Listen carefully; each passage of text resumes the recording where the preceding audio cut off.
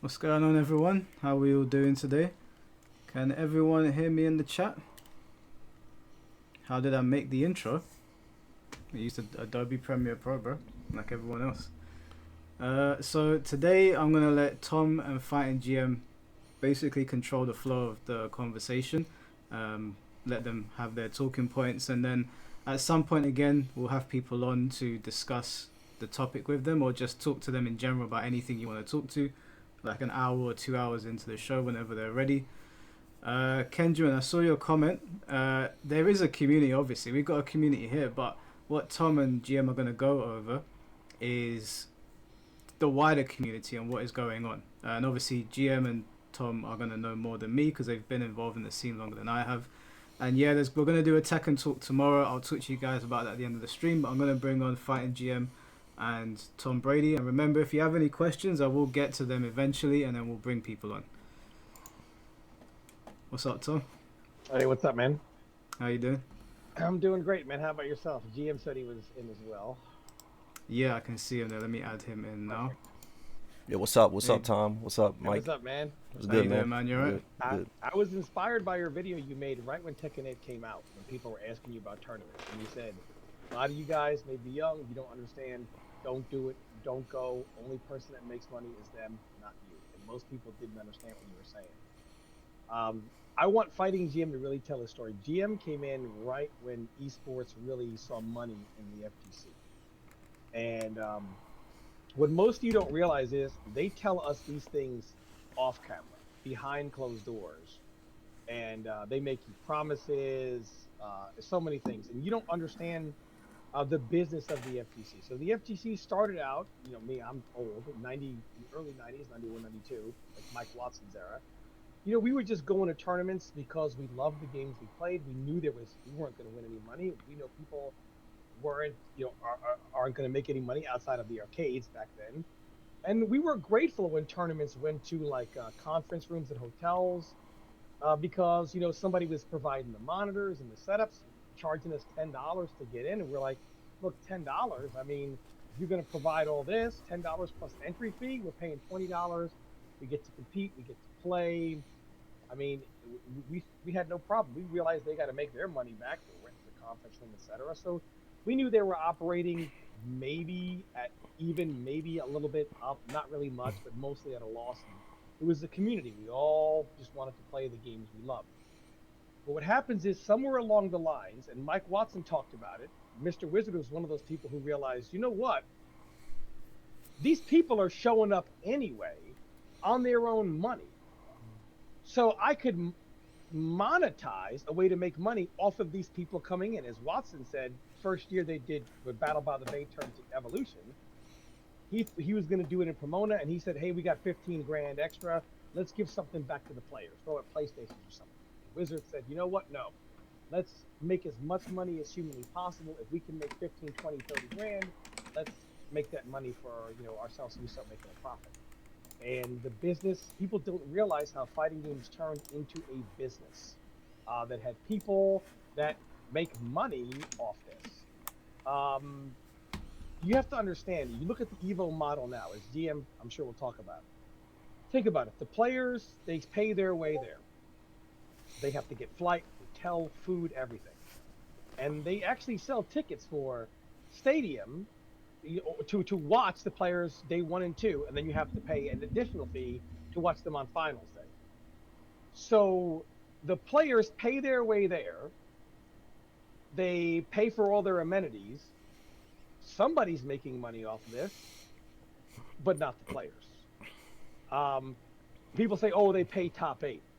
Justin Wong is a marquee name. Even if he doesn't make top 8, they still make money off that. People still travel to see that. Paying out top 8 is the bare minimum, and they pay the top 8. the bare minimum. I don't have the numbers on Evo. I don't know if Mike was able to find it, but like Mike Watson said, Evo's kind of like the Federal Reserve, and unfortunately, most fighting game players are ignorant to what that even means. No one knows who owns these private shareholders that own the Federal Reserve. It's not even federal, and they make a killing every single year. No one really knows exactly how much. No one knows who the people are that own it. With Evo, I think you can guesstimate. Last year, I think they brought in, if you look at the, what it costs to like enter, venue plus tournament, around $200, I believe it is. And if you multiply that by everyone, I think somebody said it was around 2 million. I could be wrong. I didn't do the math myself. I was just talking with someone today. But how much do they get off ad revenue? How much do they get off of sponsored dollars? How much money are they making off not just paid advertising, paying them to advertise your product, but advertising on screen?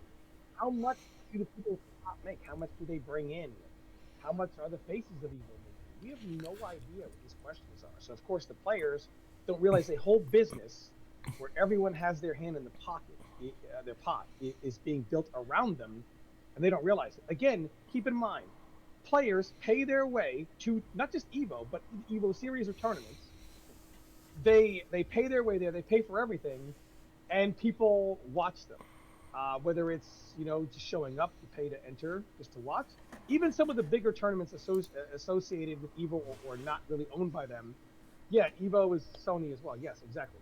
But the point is, Sony bought Evo, correct? So Evo is a money-making product. Otherwise, Sony's not going to pay $1. So players show up on their own dime, and this is monetized by somebody. So it's basically free labor. The fact that you're paying the top 8 doesn't really mean anything. And don't forget commentators. Do you realize that commentators usually make more than the people that finish like 7th, 8th place, etc.? Because those people are, you go to Evo, if you get 7th, you're already minus $2,000 when you walk in the door to get there. These commentators, they don't pay that. They don't pay their way there. And most of these commentators who, show up to tournaments, most of them wouldn't be caught dead at a tournament if their way there wasn't paid. And people will say, oh, well, NBA pays commentators. True. But they also pay the players' way there, too. The players don't got to pay their way there. This is like the NFL saying, well, you know what? We are going to make the players pay to travel and play in every single game. And the team that wins the Super Bowl, we pay the entire roster out. And they can say, look at all those people we played, the whole NFL roster. However, they made money off the other 31 teams traveling to play constantly. That's Tom, the FGC. I got a message from DFF and he said Chipotle for Evo, considering just the streaming, they paid a minimum of $2 million. Since they were the single big sponsored brand, they paid a premium to remain that way as well. So we're talking a business of millions of dollars. All these people that run Evo make 6 figures, basically. Let's not lie here. We just don't know what it is. And see, in sports, this is all public. Like World Cup, when there was debate over, men or women who should be paid more, they broke it down to, well, here's the pool of revenue the women are paid a percentage of. Same with NBA, WNBA. Here's the pool of revenue the men are paid a percentage of. What is the pool of revenue of the Evo series? Does anybody know? And Evo is global now. They just did Evo Awards. Do you really think that was done out of the charity, out of somebody's pocket? Tom, do they do that for Call of Duty and Counter-Strike and Gears of War? Do the players get paid for just being there? I believe a lot of those people get paid in general. Yeah, I like Fatality. I remember, when he was a big name back in the day, you had to pay him $5,000 just to walk in the door. And it's not even just about revenue that no one knows what it is, so the players can get paid out properly, but it's also about misappropriation of funds because we don't know how much money is coming in or who's making what. For example, I was, Siege Championship Gaming Series before MLG, whatever. CGS DOA was part of that. Then you had a commentator making $2 million. It was Fatality. Now he was a big name, but if a commentator's making $2 million, how much do you think the chairman of everything is making? And they were given so much money, well over $1 billion for like a 5-year budget. And the players the first year were making $30,000. Year 2, only franchise players were making $30,000. The rest were making 18. So you see the salary coming down, right? I assure you, the people at the top weren't making less money. The players were making less money. And then they did a thing where you sign this contract that says we can pay you nothing even after you've worked because we feel like it, and you got to sign it. You can't play. So they started season 2 early, which allowed them to not pay the people $7,500 from season 1. Some wanted to get redrafted, so they kept their mouth shut. And of course, $7,500 is a lot of money, especially in like 2007, 2008. They shorted them, but hey, here's another 18,000. You got redrafted. You guys got franchise. Here's another 30,000. The players who weren't redrafted kick rocks throughout 7,500. Too bad. And then of course that league folded after that season was over. So the players did their work, but what happened was the funds were misappropriated, and they lost all that money. Supposedly they were quote unquote building a stadium in China. Bullshit. And then they went back to like DirecTV, Mountain Dew, and said, we need more money. And they said, no, you had a 5-year contract. If the funds didn't last 5 years, not our problem. League folds. And the players didn't get paid the rest of their money. You know who did get paid all their money? Commentators, the owners, all these people that owned the whole league. I promise you, they didn't lose their money. That money got paid out to somebody, just not the players. So there's funds being misappropriated.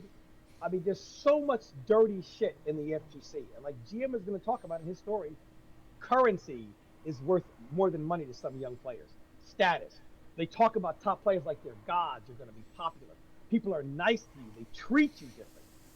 And these sponsors play on that. You're going to be famous. You win this tournament, you're going to make money. Sponsors are going to be throwing money at you. Now, they tell this to us behind the scenes. And then the FGC is like, well, who said this? Who did that? Who said that? And the FGC fights to defend it. And the FGC stays in poverty and stays broke by design, because then they don't learn about business. They don't learn about money. I mean, it is what it is, man, unfortunately. It's become a business. We all say, why isn't it like family anymore? It's not a family. It's a business. A business has been built around players because you don't have to pay for the labor. Simple as it is. And I'm sure GM will share his story. He was around from the very beginning. I remember GM when he was coming up playing Rai in grand finals, man. You know, I remember it. He came up from T5. He played in the early MLG era before there was really money in it. And T6 with Tekken Crash, everybody was racing to get sponsored. I mean, everybody was quitting their job. They're going to live the good life, etc. So, when you and Foxy had your interaction, GM, did you make a video off the back of that? Because I started watching the video that sounded like it, but I'm not sure because I didn't get to finish it. No, I didn't know about anything between Tom and Foxy. No. Oh, okay. So Yeah. you just bringing out one anyway. Yeah, I just brought out one anyway because people. I saw the topic, like a lot of people were talking about it on Twitter, and I saw it was like, since I was been in the FGC, I met Tom like maybe when I was like 14 or 15, I think. It was a long time ago I met Tom. So yeah, you were young. So I was in the FGC before the whole esports thing happened. Like, even like Twitch wasn't even a thing when I started playing. No YouTube, no Twitch, none of that. What we had was I don't know if you heard Google Video. That's where people used to upload stuff at. They used to take the little camcorders in the arcade and upload it on Google Video. And before that, in the Tekken 4 era and Tekken Tag, like I wasn't a good Tekken Tag player. GM will tell you, I was considered one of the top T4 players. Yeah. You had... You were one of the top T4 players. Dog, I told you. I was like Dracula, dog. I owned the machine. I owned the machine before Vic Castell, who owned Tekken Zaibatsu, got. I was the first person in the whole country to get the machine. And I would have players fly out, and we would play and grind. I was the first laser scraper guy. I was like, hey, man, this move is stupid. Different game. But, you know, so many people would come out, you know, Jop, Jackie Tran, Jin Kid, you know, the great Eddie Pistons down in the DFW area. So many people would come out and we would just play because you don't got to pay for your games. You know, keep in mind, it was out in the arcade for like a year plus before it even came out on PlayStation. So on PS2. But, you know, we all played, went to tournaments, you know, Clint, before he was Clint the Beast, he was just Clint, you know, and that day you had to get a VCR. People would, you know, record the tournament on a VCR tape, and they would break those up into videos, which you had to download off massive files that were usually on like Tekken Zaibatsu or wherever. That's how you got footage, even before the Google video. Yeah. So this is before internet really became the way it was. But yet GM came in right before the big esports boom. He met, I believe, Blood Red. Shout out to Blood Red, man. Always wore a suit because he said you never know when you're going to meet your future wife. Shout out to Blood Red. I respect that. Yeah, yeah. And met GM, brought GM into the scene. You went to a tournament in Battlefield Arcadia, I believe. Yep. I'm going to let GM tell a story from the beginning and the way they talk to you as you're coming up, that most of you, on the internet have no idea what gets told to players as they run their way up by people who only see dollar signs and the money they can make off of you. Yeah, so basically what Tom is saying too, like when I first started playing, I was just like a casual dude. I used to just love fighting games. I used to play all kinds of fighting games. I saw there was a tournament scene. I don't know if y'all heard it, Empire Arcadia, of course. They had the Battlefield Arcadia, and they had a whole Nintendo competition. So that was the first time I ever done any tournament thing. I was like maybe like 14 or 13. And I met all the players there. They had a little a big tournament there with a bunch of different Nintendo games and whatnot. I ended up getting top 2 in that tournament. And then, Triforce talked to me or whatever. And he told me about the whole tournament scene. A bunch of stuff I never knew. I didn't even know there was a community, He was like that. He got a team called Empire Arcadia. And they looking for players and stuff like that. So after that, I got more interested in like competitive fighting games. So I joined Tekken Zaibatsu, which was like a forum that they had back then. Yeah, I remember it. And I was interested in playing different players or whatnot. So I signed up on the forums and I met Blood Red. He was the first person out for me to play in Tekken. So I played him. He whooped my ass in Tekken 4. I've never seen somebody play like that. I didn't even know you could play a fighting game at that level, So once I met him, he told me everything. He told me about Chinatown Fair, which was arcade, that they host community tournaments. He told me about Evo. That was back in 2003. He told me about Evo and all the top players. He told me about Gym Master, Job. He told me about all of them. And he was basically, selling the dream to me. Like, he was the first person to tell me. He's like, yo, like, the way he was talking about these top players were like they movie stars, like superstars. That's literally how because I was a little kid. When you're a little kid and you hear stuff like that, you be like, oh, this guy sounds mad cool. I want to be like him. The way he was talking about, yeah, these guys are loved by everybody, They win all the tournaments. And he was just talking about how amazing they were. And in my head, I was like, yo, I want to be good like that one day, So he told me about Evo. They even had the Evo cassettes, the little VHS tapes for the Tekken 4 Grand Finals, Tekken 1 Grand Finals and whatnot. So, they don't know about that. Also at Evo, there was a time where they would sell it on DVD. So not only do players pay their whole way there, you have to sign and say you own no rights to your own match footage, and they can sell it on a DVD, and you don't get shit from it. But so it's the business, brother, business. The Mr. Wizard special. Go ahead, GM. Yeah, so basically I met Blood Red. He beat my ass, and then I started going to Chinatown Fair every single day. Now, like almost every week. That's when the arcades were like 50 cents a quarter to play. And there was a whole community of players that play. And then they started hosting tournaments every single month. And they got so big that even people from out of state started coming to our tournaments for Tekken 5. Justin Wong, he lived in New York. Ricky Ortiz used to come from Cali to come to our tournaments. Bronson Tran, he was like the Tekken 4 and 5 national champion. He used to come to CF tournaments too. So it was a really big community, and it was just $10 to enter. So it was really cheap. So even if you didn't have a lot of money, you could still enter. You just pay 10, and then you just put a quarter in the machine, and you just keep paying while you win the tournament still. So it was a big community thing, and it was really fun to play around those times. Because there was no esports involved. Nowadays, if you win a tournament, you gotta sign an IRS form. You gotta sign a contract just so you could get paid. Back then, you win an arcade tournament, they just give you the money, you go home. Now you gotta wait for cash in hand. Yeah, cash in hand. Now they give you a check, and you gotta wait like 3 or 4 months till you get the check. And if you start asking them, "Where's my money?" they just silence you. Shut up. Yep. Wait, that's it.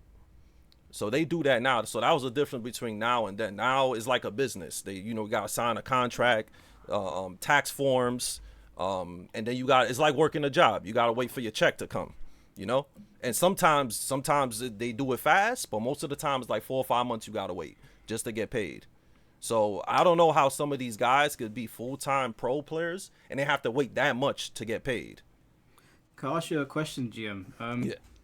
Being young at that time and being picked up by Empire Arcadia, Yeah. when you got to know them and like you were playing with them, because we used to watch you guys in the UK like playing, but I used to see you guys like sitting around in like a room with loads of TVs everywhere. And when you got closer to the players and closer to Triforce, did you start to realize that, don't want to say that like they're broke or anything, or they're not as rich as they're making out or famous, but was there any alarm bells going off, and were people still telling you that this is the road that you want to go down, these guys have all the money and all the fame? The thing with Triforce, he's really good at talking. So even if you see this stuff around him, like, them sitting on crates instead of chairs, them eating like Chef Boyardee every day and 50-cent noodles, like you see that, but when he talks to you, it's like you still believe it. Like he was really good at telling, like, because he used to be good at talking. That's how EMP used to get a lot of sponsors. He was really good at talking and making things seem like they're not, So would you say that so essentially he was selling you on a dream, and because you were like still new in the scene, you just took his word for it because it was charismatic and he was well known? Yeah, exactly. And sometimes he would show off. Like sometimes, like I'll give you an example. Like PAX East, he was able to get all of us over there. You know what I'm saying? And Triforce would give somebody the last penny he had to get him to a tournament. I mean, exactly. I'm not here to defend or talk good or bad about Triforce, but the thing is, Triforce would die for his players. Yeah, he would. That's one good thing about that. Yeah, he was ride or die for his players. So but after a while, once you see like a lot of players started leaving, and then he was very reliant on sponsors. And the rough thing about that is, if a sponsor doesn't want to mess with you no more, they don't want to mess with you no more. So if you don't got any kind of income outside of sponsors giving you money, it's not gonna go anywhere. So once a lot of players, the first team to take players out of EMP was EG, Evil Geniuses. They got Marn, they got Justin. So once they left, everybody started leaving, because EG started offering money and free travel. And Triforce, he couldn't offer free travel. He wasn't a sponsor. He was like a manager. He would try to get sponsors for you. Was there a situation of like fake it till you make it? Yeah, because the whole being a part of a team was kind of like, there was a lot at that time too. There was a lot of teams that would just offer you like a T-shirt, and that's about it. And a lot of people just wanted the status of being sponsored, but you're not really sponsored because they're not really helping you. You know what I'm saying? So yeah.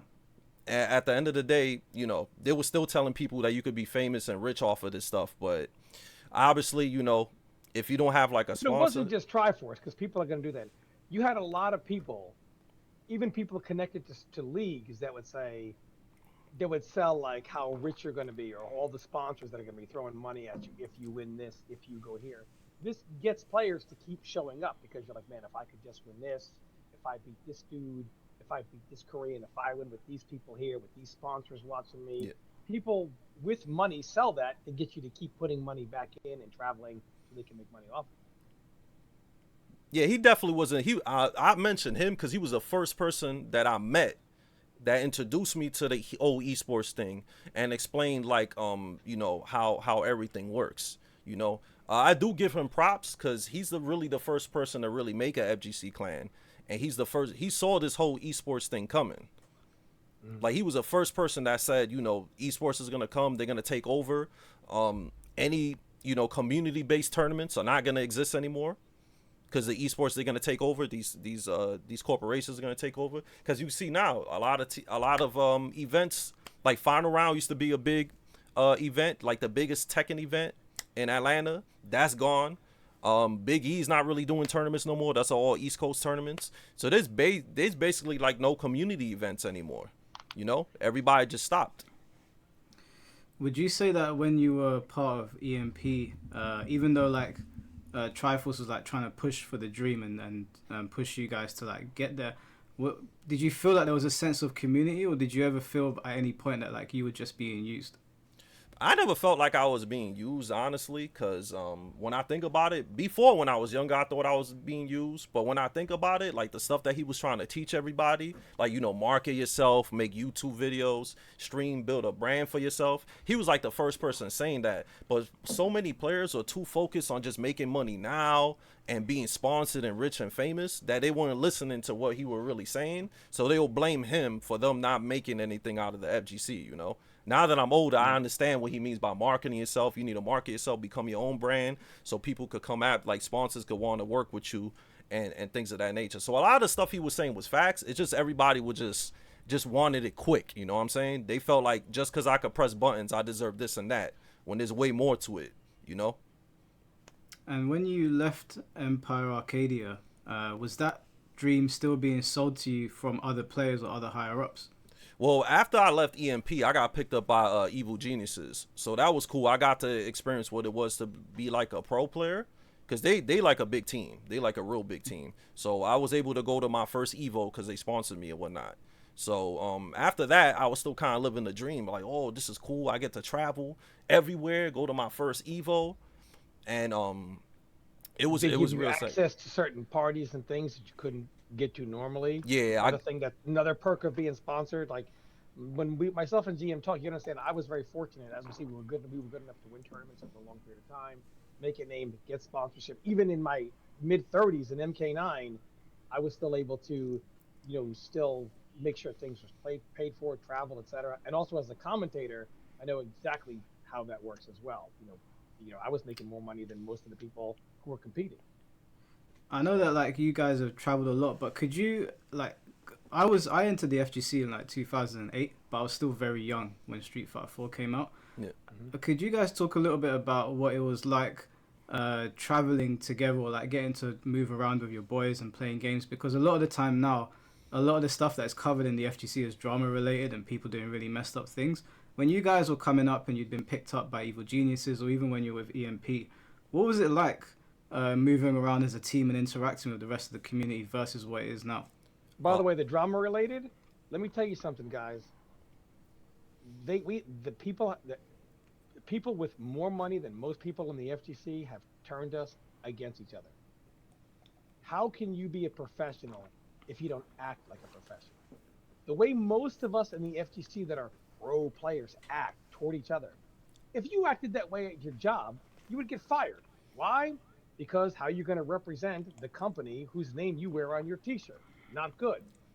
We want to be grassroots, but be paid like professionals without acting like it. The FGC is by nature extremely unprofessional. And we're kept that way. And hype and drama, that's not hype. That just allows people to pay us, like to pay you guys now, I'm retired players, like garbage, because you're not acting like professionals. If you want it to be paid like a professional, then treat it like a job, not like a hobby. FGC wants to treat it like a hobby, while other people above you get paid like it's their job, and you guys get paid like, well, thank God, you're making pennies. So, for me, it was like you were traveling. When I first started, there was no online, even GM. So sometimes for me to get the experience I need, especially in the more modern era, dog, you're living on the road like a WWE wrestler, 280 days a year, brother. And sponsors will pay for you to, live out of town at a certain location for as long as you need to get that experience that you need. When Koreans were coming to Dallas, guess what? Players from New York, they were in the DFW area. House of Goons, sponsors pay for you to play there, stay there for a while, etc., wherever that competition may be. So we had to live on the road. So what career can you possibly have for the first 20 years that fighting games existed, from like the early 90s up until 2010, 2011, 2012? Really not much. For the first 20 years of fighting games, competitive fighting games, you are, and especially the first 10 years of the more esports era, the 2000s, you're living on the road. So if you're in Korea, you have a massive advantage, right, in Tekken. So to offset that, you got to travel. He had New York. But man, if you're living in like South Dakota, get fucked. You better live on the road or you can't compete. So it was very money demanding on people, which is why these sponsors have been like, "Hey, man, I'll pay you to do this, do that," and you start thinking, "Man, I can make some money. I can do this," and because it's not really affecting you until you're much older. Because what career do you have for yourself? What are you building for yourself while you're traveling to compete and be this top player and be so well known? And status is currency in the FGC, and the sponsors and events do tempt you with that. That's what it was like for me to travel around, and I'm sure GM was very similar for most of his time competing. Yeah, when I started traveling, at least when I traveled with EMP, it was always car trips all the time. So I got used to just traveling long hours in cars, because I understood like flights and hotels were always expensive, so that we should just carpool everywhere. When I used to travel by myself, I used to just take buses, Greyhounds, Chinatown buses, and the reason why I used to do that is because one, flights and hotels are really expensive, and two, I knew if I won the tournament, I wasn't gonna win my money back. But at least if I took a bus, I could make double than what I spent, because buses were cheap. You take a Chinatown bus, it's like $60 there and back. Yep. $60 there and back. If I took a flight, I'll probably pay close to 700, maybe even more if I count the hotel with it too. So I used to just take buses everywhere. So I used to constantly just travel on buses and buses. And like Tom said, it was like being a wrestler. You ain't getting no breaks. You was always traveling. And there was tournaments almost every week. That's what was great about the old school era, the grassroots era.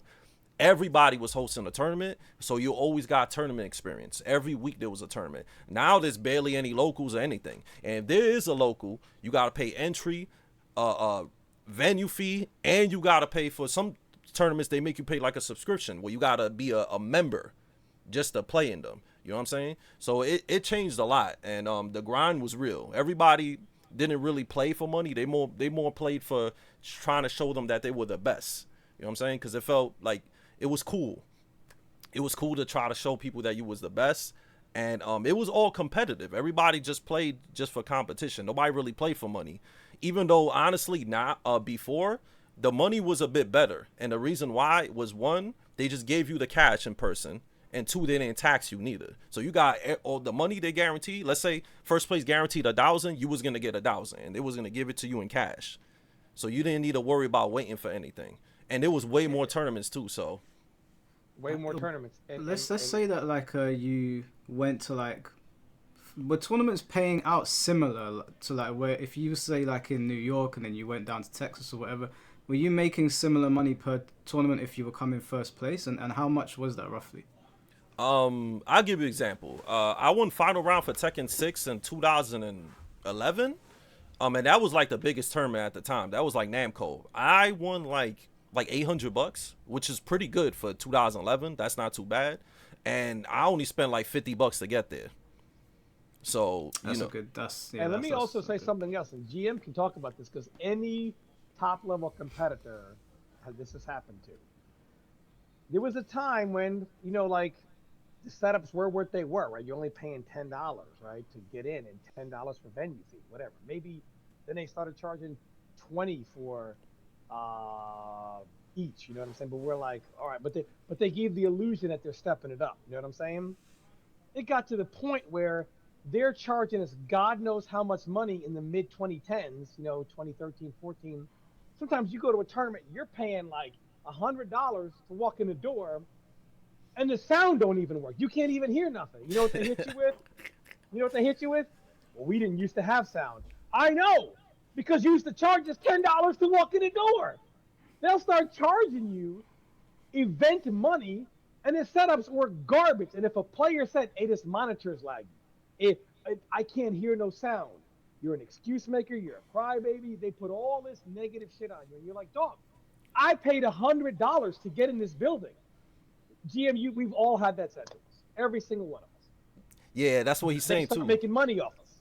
Yeah, a lot of times the setups don't even work at tournaments. You go there, there's no sound or nothing, and you complain about it. They tell you to deal with it.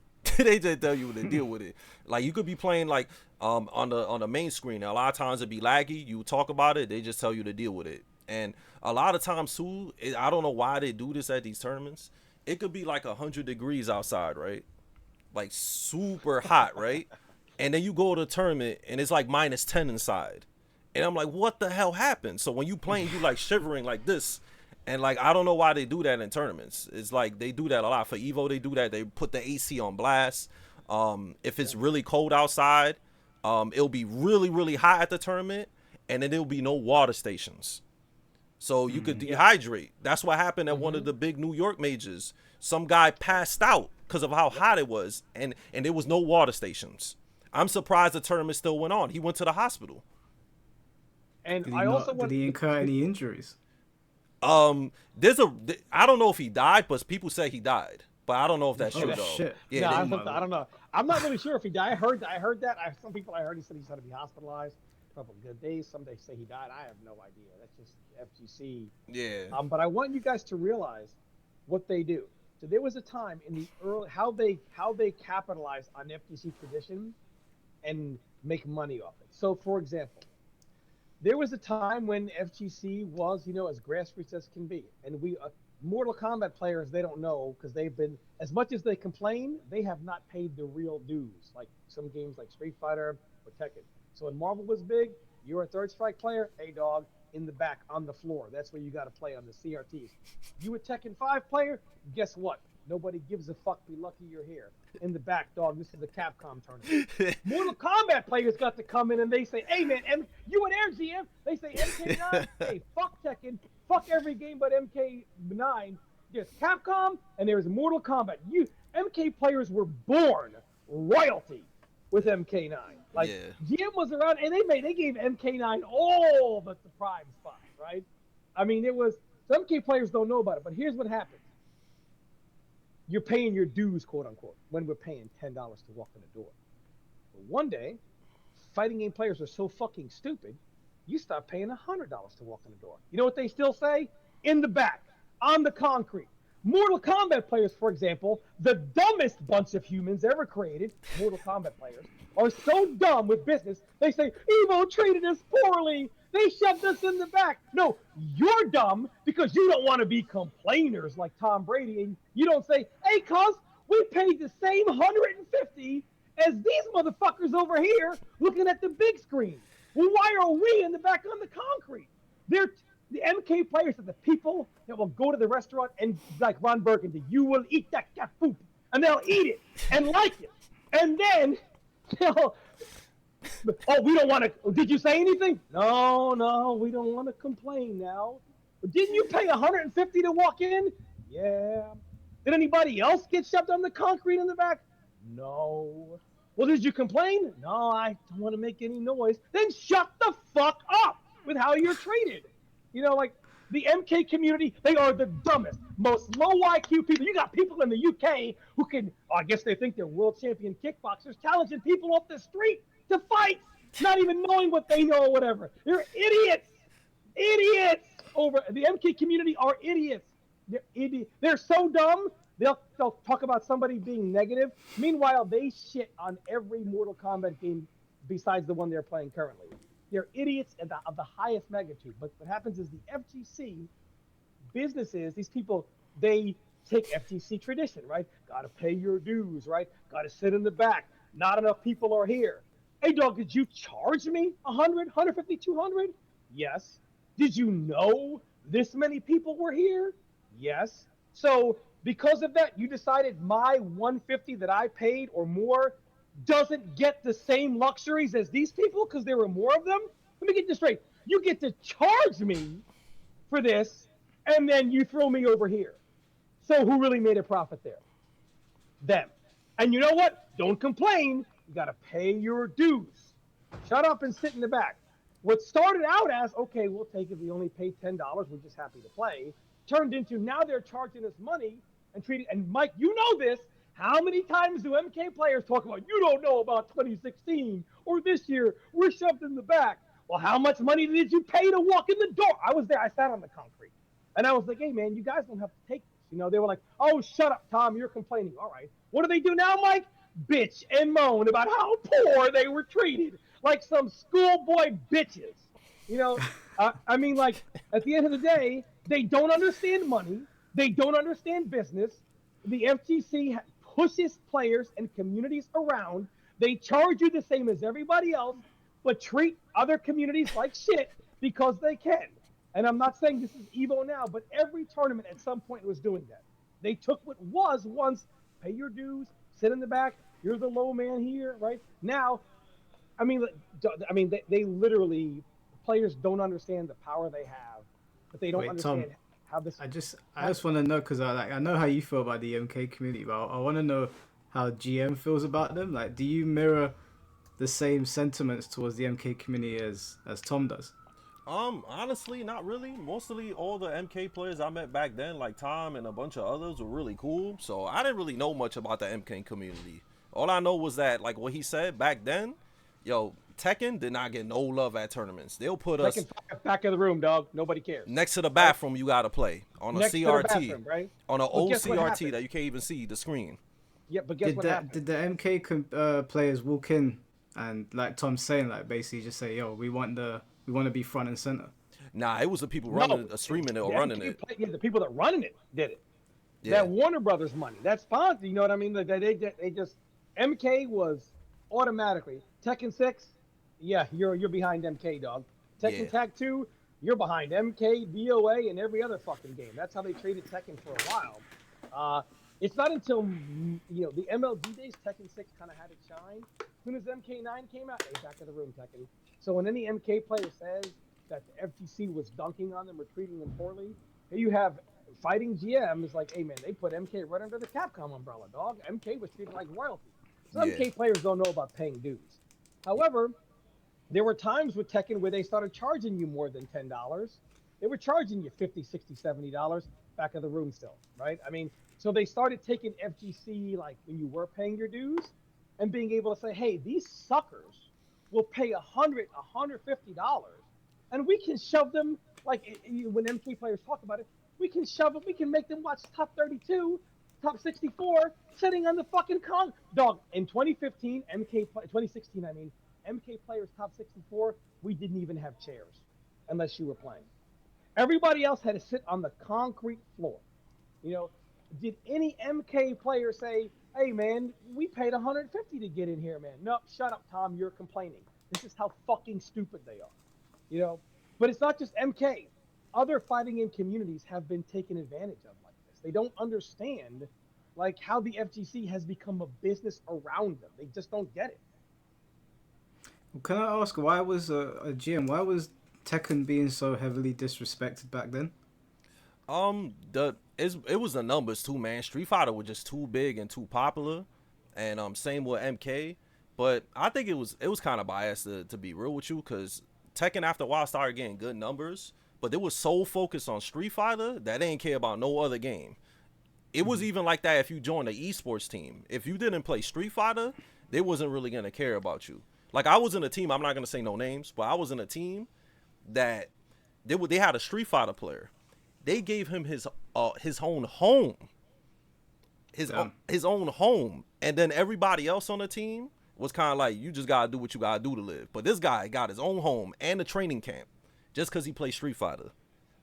I'm assuming because you said you joined Evil Geniuses. It wasn't them. It was another team after that. It was doing it was a different team. Yeah, after doing the Tag 2 era, So this definitely was biased towards, what game was more popular. You got treated differently too. If you was a top Tekken player, you probably wouldn't be able to sit at the dinner table with everybody else. You probably got to go to Arby's or something. You know what I'm saying? So that's just how it was. It's just how it was. So, and we always had to play in the back, or sometimes they wouldn't even stream out top 8s. And if they did, we only got the finals. That's it. There was tournaments that I went to that they only streamed top 2. And Street Fighter, MK, everything else got a straight top 8 streamed. And we have to deal with that for a long time. And to me, it's crazy because a lot of these same tournament organizers that were doing it, they put Tekken on a pedestal now. So it makes me think, like, are they getting paid to do this? Because back then, they showed Tekken no love. They was like, oh, you in finals? Oh, you got to go all the way back there. And then we'd be asked, yo, is Spooky streaming it? Nah, he's not. Just, go back there. And when you get to grand finals, he'll stream just the last 2 matches. That's it.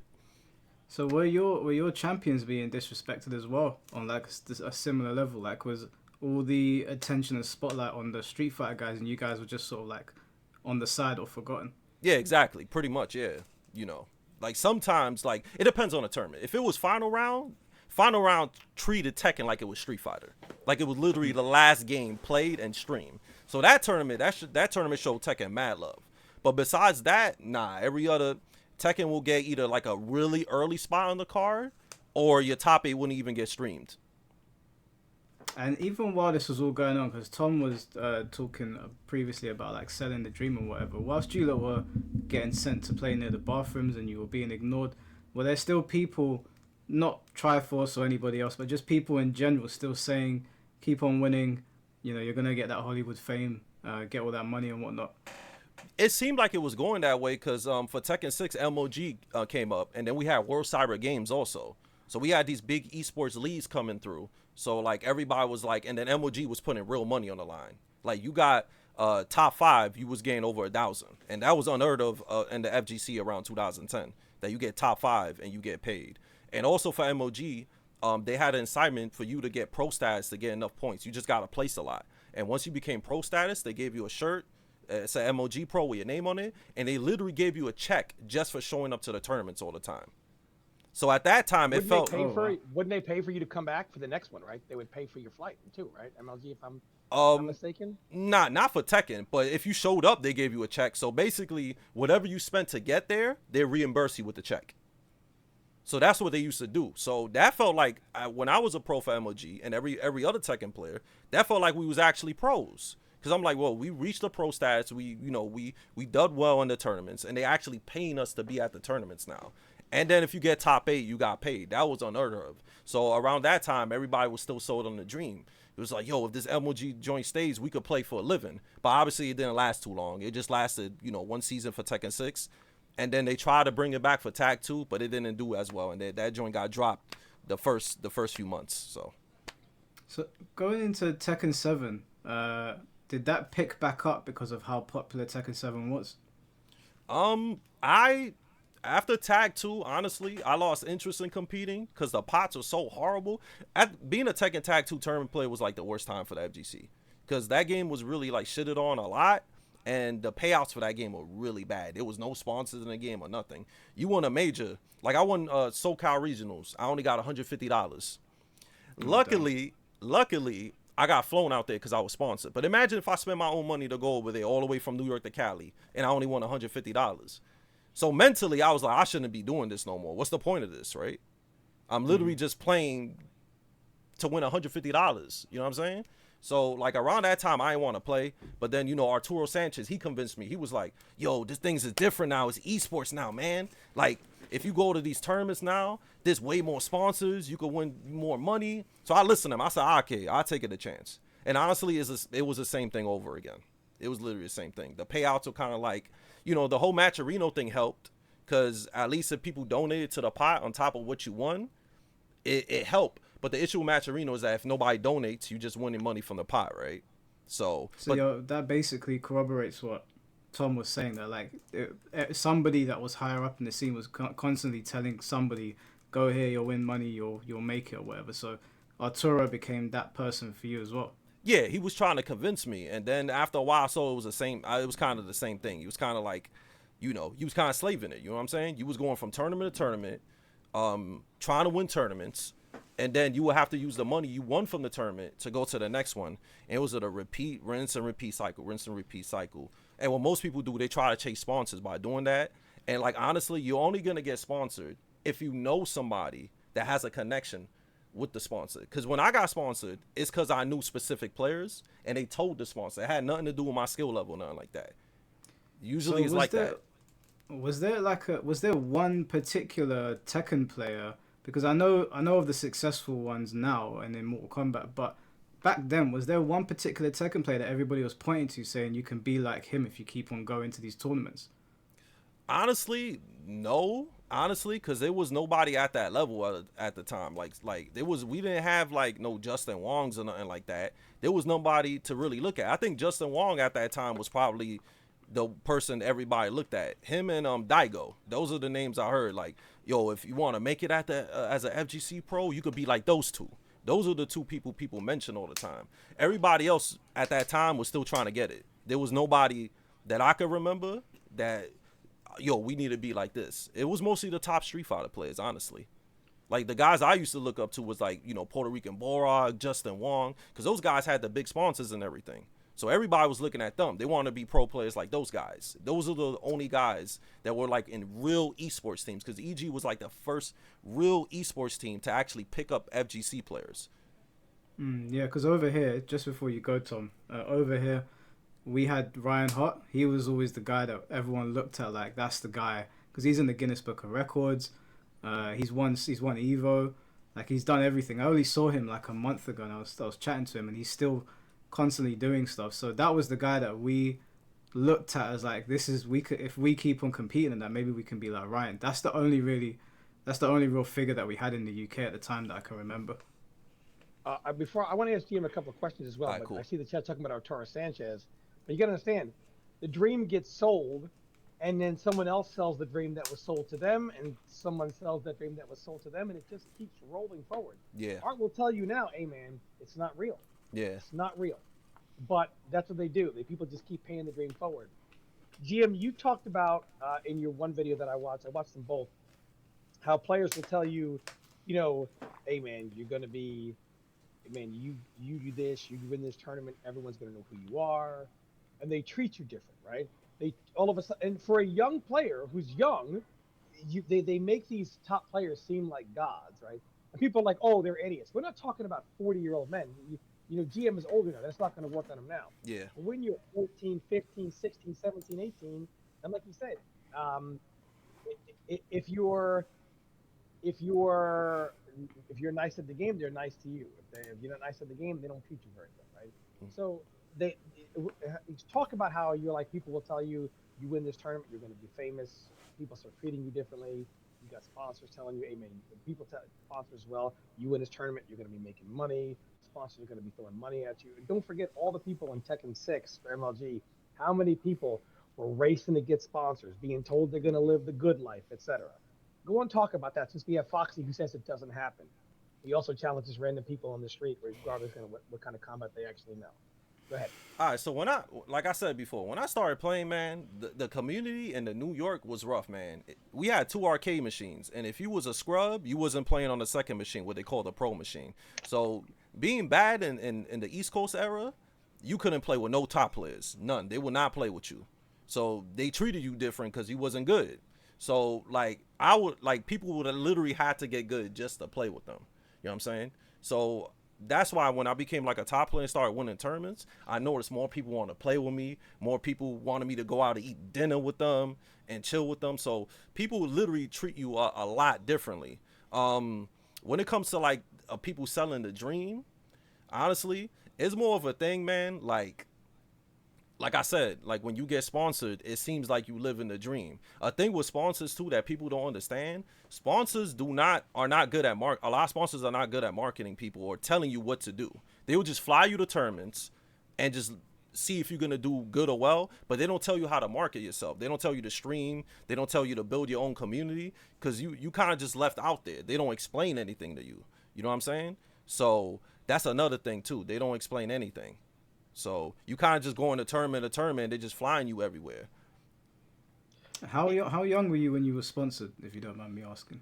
When I first got sponsored, I was, let me see, when was that? That was 2011. I was 21 when I got sponsored. So would you say that you were like quite impressionable at the time? Yeah, I was more on just trying to prove myself, and you know, I was a little bit ham too. Like, you know, I would trash talk a lot, you know what I'm saying? But it's because of the environment I came from. In the arcade era, people would just trash talk for the competition. It was nothing seriously, you know what I'm saying? So, now I learned a lot from it, because like I said, back then, just being sponsored in general, they don't teach you anything, you know what I'm saying? They don't really tell you how to market yourself, how to make money, nothing. Of course, there was players, like I said, like Triforce was the first person that told me that you could be rich and you could be a full-time gamer competing. He told everybody in EMP that. But he's not the only one. Now, right? he was the first person to say it. The first person to say it. The other people to tell me that was like real known players. Like people that were on the upper echelon, that I would talk to them at tournaments, and they would be like, yo, GM, you know, if you do this and that, you can make a living off of this stuff and stuff like that. And it was like top Street Fighter players that I used to talk to all the time that would tell me all of this stuff, you know. Do you wish that the sponsors were like they sort of like held your hand a little bit and taught you how to do certain things? Because I imagine like a lot of players, they buy into things and then they waste their time doing things that are not going to be beneficial to them. Would you, like, having gone through the process now and knowing everything that you know, do you think it's vital for the younger players that were maybe your age at the time to know these things as they come up? Yeah, I wish they would tell like, you know, the players how to market and stuff. They just kind of just fly you to the tournament and just let you decide. And then, you know, if you're not doing well or you're not getting enough recognition or people following you, they just kind of like drop you. They don't teach you anything. So I feel like a lot of people, especially now, I think it's worse now the way people sell the dream, because people see, you know, all the likes people get on Twitter. People clout chase a lot nowadays compared to before, because there was no social media before. So now people could really think you could get famous and rich just because of what they see from social media, YouTube videos, all types of stuff, right? So now it's even worse than before. So I feel like now people should like wake up to it and be like, yo, these guys, you know, there's a difference between having clout and making money. There's a big difference, because you could have clout and still be broke.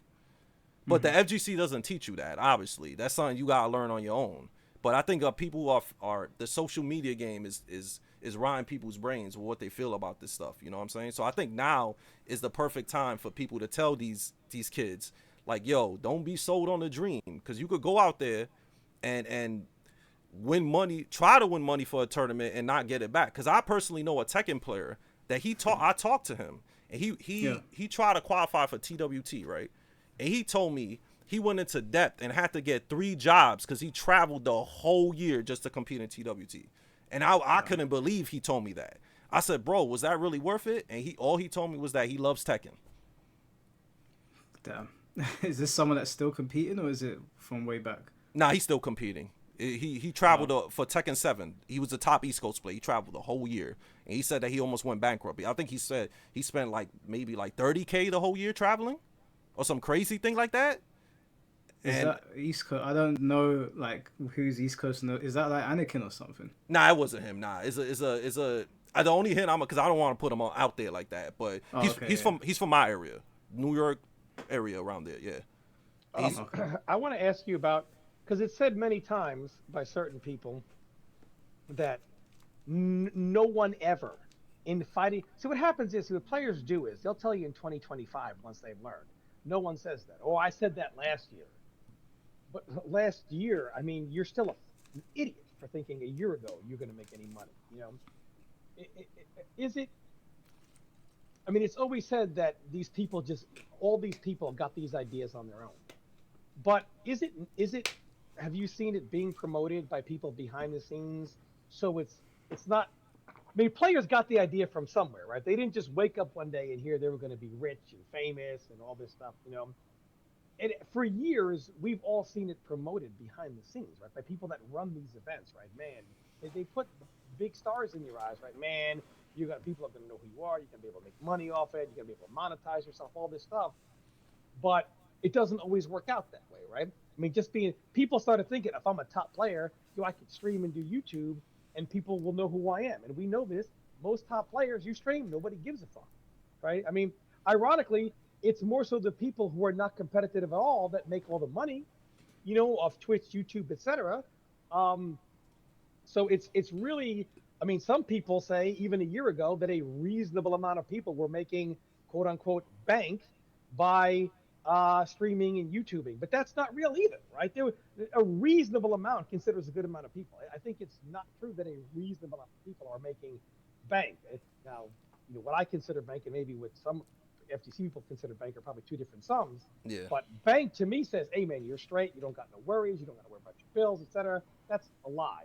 Most people that, even like you said, on the content creator grind from top players, you ain't really making that much money either. You know what I'm saying? Yeah. Like, and for you to take that and go to a tournament, well, the money you're making from content creating, etc., you're just throwing it right back, right? So there's no point in going to tournaments anymore once you. So players did get the idea from somewhere, right? And it's still being promoted in somewhat today. If you're a top player, you can still make some good bread by doing content creating. Also a lie. also a lie. You in the FGC, you can be the guy like super popular. Everyone knows who you are. You're one of the best players in the world. You stream YouTube and you're broke. In the FGC, you could be the equivalent of LeBron James, and you're cashing food stamps, dog. That's the difference between the FGC and professional athletes. So even the 1% of the FGC are broke because there's no real formula. Like GM said, I mean, even to be sponsored, you could be super nice. Like everyone, you're that good. Sponsor still won't touch you. You got to know someone and know someone and know someone. So, yeah. But I really, I don't want to go off it, but you were around this stuff, right? So talk about your time in these pro leagues, these people behind the scenes, the promises they might make to not just you, but other players. We all know people, GM, that quit their jobs, or left school, etc., left college early, etc., because they're going to be pro whatever. Talk about your experience and what you've seen through those years. Honestly, bro, like back then I used to see a couple of stuff, but it wasn't until I started streaming, making content creation, that I actually realized how much some of these commentators and the people running these events was making. So now that I look back, I'm like, bro, these guys were making triple of what we was making. And I always wondered how they got these positions and stuff like that, because a lot of guys, they come out of nowhere and you just see them commentating. It makes sense for some people, like Rip and Ryan Hart, they competed before, so it makes sense. Sure. It makes sense to see them there. So there is some money in some of that. Yeah, but then I also heard, because people used to tell me everything. Once I started hearing how much money these commentators was making, I said, bro, what's the point of playing, bro? If these guys are making like 15K, 20K just to commentate one tournament. Like, that's crazy. Have you heard of those stories of people making that kind of money for commentating? Yes, I've heard like 8K, 7K just for one tournament. And do people say like, hey, once you get to this point, you can transition into commentary and make bread? Has that conversation been had with you, or? Not necessarily, because people gatekeep in the FGC. So if they're making a lot of money doing something, they're not gonna tell you how to do it. They really not. So like a lot of the stuff is just like hearsay, okay, somebody would just come to me and be like, yo, this guy's making that much, or somebody that commentate might tell me, like years later after he stops commentating. But people gatekeep. They're not going to tell you how to make money in the FGC. A lot of stuff I learned was literally way after that I stopped going to events. That, this guy used to make this type of amount of money. But people ain't going to tell you how much money they're making or nothing like that, honestly. Have there been players and sponsors of these players who talk about how much money they're making from being sponsored, and you see players kind of say, well, I want that?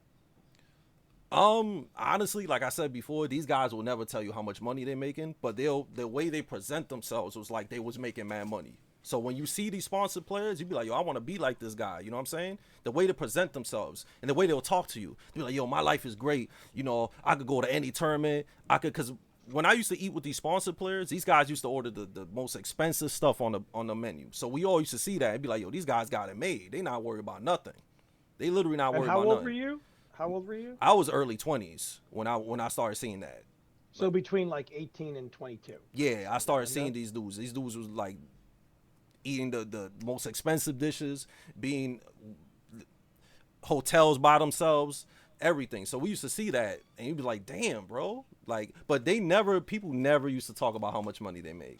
None. Are you talking about the competitors or the commentators? Oh, the competitors for sure. The commentators, I didn't know how much they were making till I started making content. And then people started telling me, yo, you know how much commentators? Because as you know, recently, a lot of players, they've been grinding to get commentary spots. Like last year, there was literally drama over people not getting picked for commentating jobs and then fighting, oh, they didn't pick me because of this and that. And I was like, why are they so mad about not commentating a tournament? And they realized how much money they making. It's like, okay, that's why they mad. You making 10K off of one tournament, and the guy that's winning the tournament is paid for, so you're not even in the hole. Like if you're a competitor, you go to a tournament, sometimes you're already in the hole $1,000 minimum. Right? Yeah, exactly. Yeah. You're a commentator, you're getting paid, and you don't have that negative to offset. Yeah, they get paid to get there. They get their fights, everything paid for, and they make money for commentating the event. So I could see why most people just want to be commentators now, because nowadays, like what Tom said, even if you a successful FGC content creator, you're not making enough to also do your daily life stuff plus go to tournaments. Because if you go to every single tournament with the money you making off of content, you basically just making content to go to tournaments. At the end of the day, in the hole. Yeah, exactly. Or you in the hole, pretty much. So would you say that because the commentators are getting paid so much, and like you said, there was that controversy of who's getting to commentate and whatnot. We've had it here as well in the UK. I don't want to like throw anyone's names under the bus because I know they've moved past it, but it happened with in the Street Fighter section as well. I got sent a bunch of like screenshots about some real snaky stuff that was going on, which I don't even know if it got back to all of the commentators or players. But do you think that the amount of money that is being offered to the commentators is what is contributing to this like more cliquey nature that we have in the FGC now rather than community based?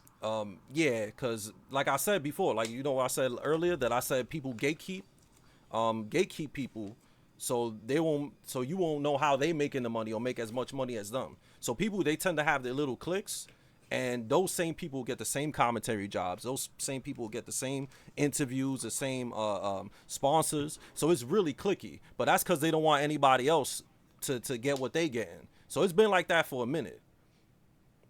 Right. Yeah, no, 100%. GM, let me ask you a question.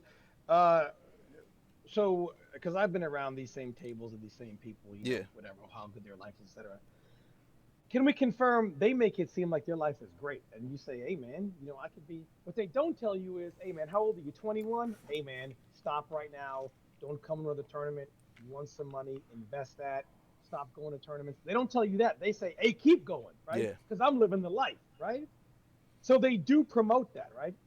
All the time. It's always promoted. People may say, well, who didn't say it on Twitter? Just because someone doesn't say it on Twitter, they don't. While we're there, they're promoting, they're living the life of luxury, right? And then none of them are saying, don't do this, right? None of them are saying, hey, man, you do what I do, in 10 years, you're going to be broke. And we know none of those players that were selling that, ain't none of them rolling in money right now, right?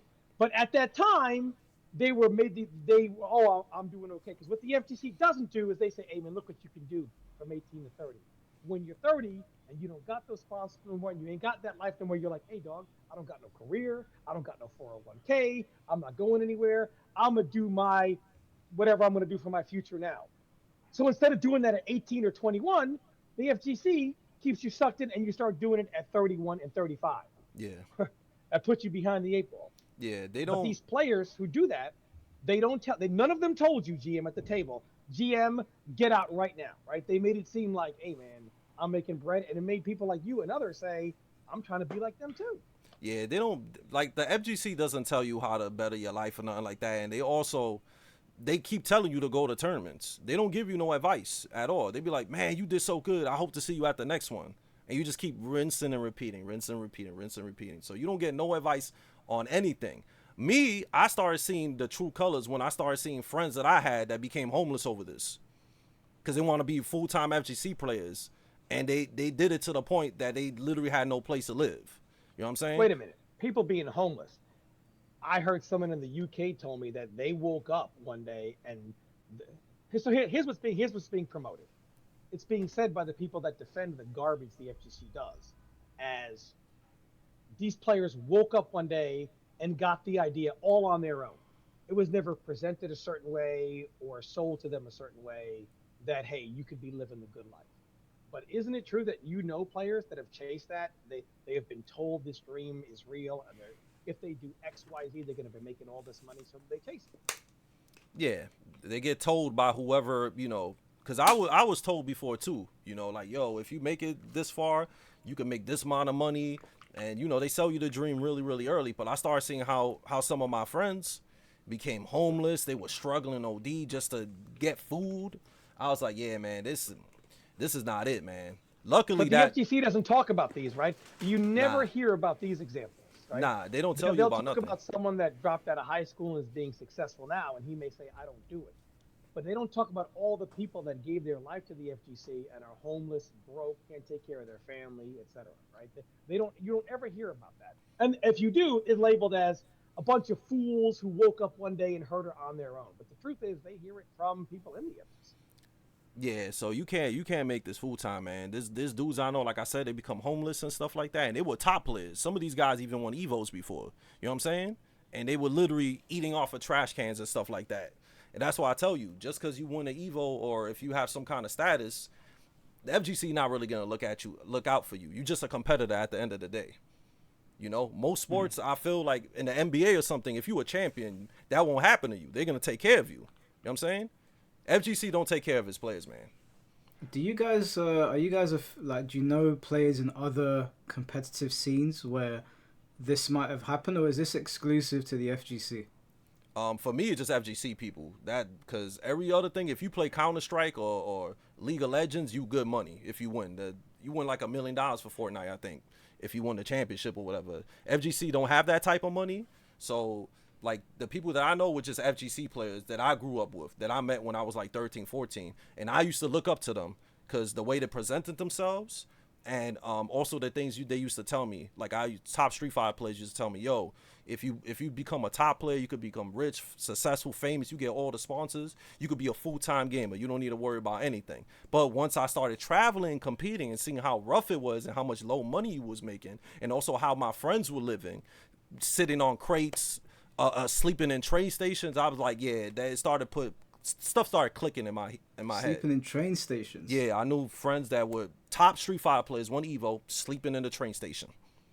Wow. But you know, I told these guys yesterday, I was at the Pokemon European Championships 2 days ago, and they had the junior bracket, and I asked one of the guys working there, what was first place get? And he said £25,000, and second place got 15,000, I think, and then it sort of trickled down through the top. I think they do like top 4 there or something, I'm top 8, but that was just for like people that are like 10 to like 13 years old. And that was, I asked him, so is that like the standard payout at Pokemon tournaments? And he sort of like scoffed at me. He said, no, of course not. And I was like, I thought he was saying, oh, is this the most you can get? And he was like, do you play Pokemon? Like it was almost like he was like, are you being serious now? This is a chump change to these guys. So when I heard that, I turned to my friend and I was like, I've been playing the wrong game, bro. These 10-year-olds are making 25k at a tournament for just playing Pokemon. If you take a popular game, the 3 major fighting games out right now, sales-wise, are like Street Fighter, Tekken, Mortal Kombat, right? If you take their total sales over the last several years, it doesn't equal what some of these games sell in a day. I mean, the money just isn't in the FGC. The money in the FGC isn't being a player; it's in being on the business side of the FGC. The business side of the FGC, they get paid. As the players, because you're just free entertainment for someone else to make money off of. Even commentators, there are tournaments to where the commentator makes more than someone who. Mike, can you look up what 7th place got at the Pro Series? The demigod event for Mortal Kombat. We just had a pro event. So What's it called? The Mortal Kombat, the NRS Pro Cup, Season 2. They have the payouts for demigod events. Like, what do you get for 7th place? Sure, Liquid Media will probably have it. Guys in the chat, do you guys know what it is? If you get 7th place at yesterday's tournament, for example, or whatever it was, over the weekend, the NRS. I'll look it up while you guys are talking. Yeah, the NRS Pro Tour. So you keep in mind to go out to a tournament like this, you are already in the red. You know what I'm saying? So to make it out there for something like this, you're in the hole. Let's say $1,000, $1,500. It's expensive to travel. You're not making much money back. As a commentator, you're already ahead of the players who are getting like 7th place, because that $1,500 or $2,000 you have to pay for everything, it's already taken care of. Plus what they're going to pay you to commentate.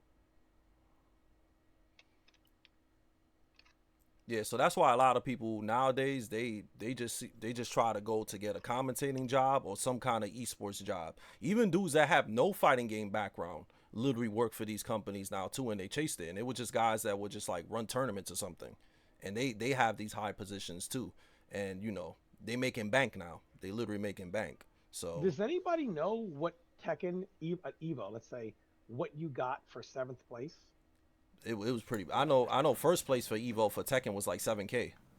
What was it for 7th place? 7th must have been like last year's Evo. Like, I'm just gonna let me see. Look, you guys got to realize, man, and even the chats like, wait, Tom, whatever. Tom, yeah. Was this demigod event Viennale? No, it was the Mexican tournament yesterday in Mexico. Well, I mean, all of them seem to have similar. So first, it said for this one, which took place this year, was $5,000. Seventh place got $200. So NRS Pro. Hold that on. is exactly the same as Gamescom, and that is exactly the same for Combo Breaker. So I'm just want to look up. I want to look it up. I just want to be sure that Yeah, 700 for Tekken 8 for 8th place at Evo. okay, 700, right? Yeah. So Pig of the Hut broke down what it cost this year. I think I tagged you with it, Mike, right? To flight to Evo, hotel, entry fee, venue fee, etc. Right? You're like $1,800. oh yeah, If you're a let me find that. competitor, you're already in the whole $1,800. Even if you win $700, you're now in the hole between $1,000 and $1,100. You follow me? The commentators that did Tekken made more money than the person who made 7th place. The commentators, I just want to make sure that I got the NRS. Does anyone in the chat have the link to the NRS Pro Comp Season 2 information? So yeah, this is Pig of the Hut breaking it down. So Evo 2025, one game plus two finals tickets is $300. Flight is $600 from Atlanta to Vegas. Hotel is $875. Total comes to $1,800, and haven't gotten any gear, eaten or had a drink yet. But the games have massive prize pot bonuses, right? Curious, what place in each game to hit $2,500 to $3,000 to break even? Yeah, so it looks like you take a massive hit. So you have these commentators who are seen, like say MK, as pillars of the MK community, right? Not a single fucking one of them would be caught dead at an event. Maybe Aquaman. Ketchup and mustard as well, I would say, maybe. But I would say even for those three, there are some events they probably still wouldn't even go to. They were at the Pokemon thing as well. I saw them there. Yeah, those three are probably the only ones that I think I can think of. The rest of them, they wouldn't be caught dead. They wouldn't be caught dead. So why is it someone should travel to Mexico to win? And again, let me try. I want to find the exact payout information. What was the actual name of the event though? It was the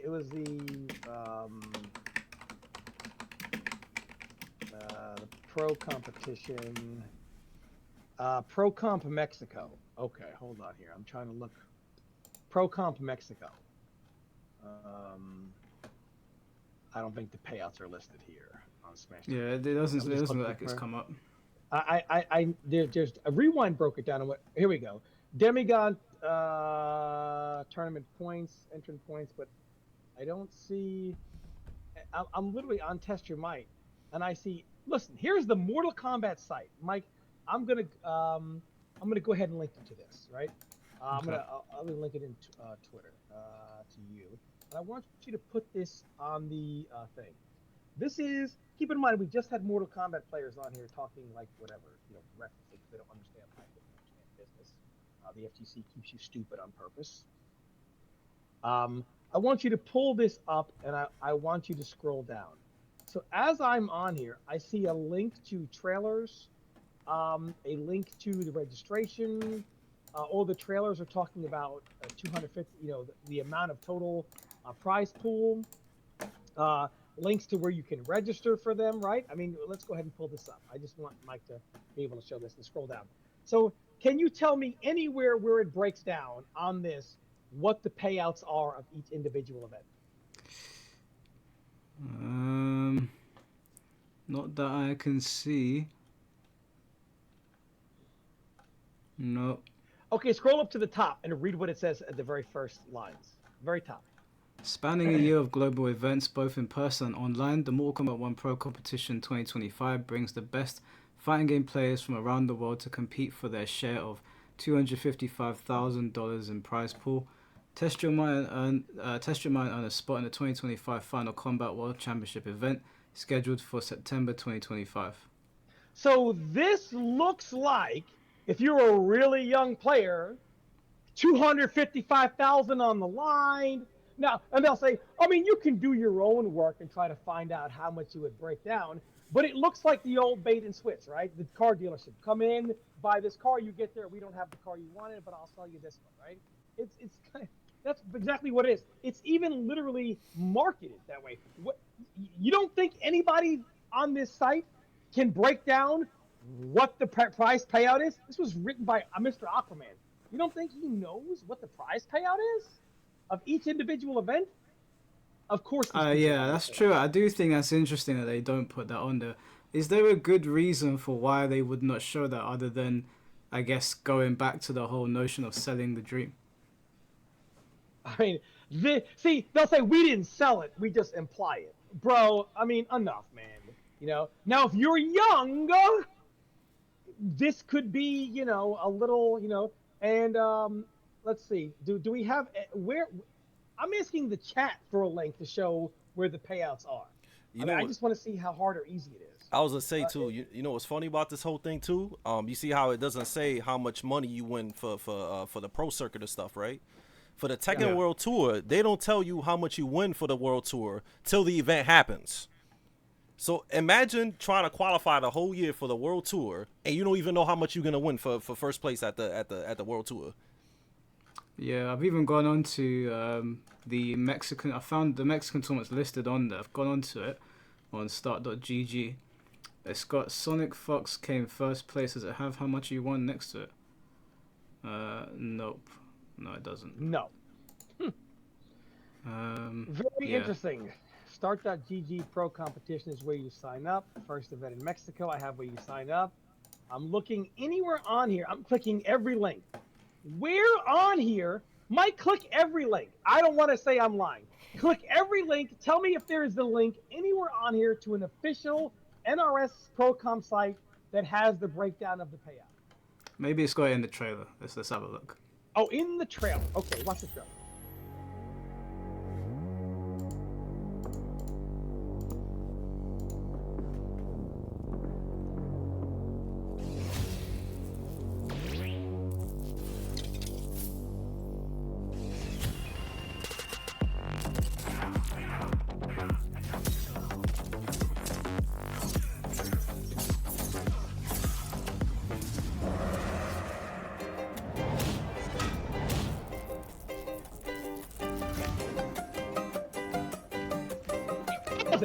Bienvenidos a la Pro Competición 2025, esta vez en Ciudad de México, tierra llena de cultura, gente de gran corazón, convicción, auténticos guerreros, y no pueden faltar los tacos. Buenísimo, manito.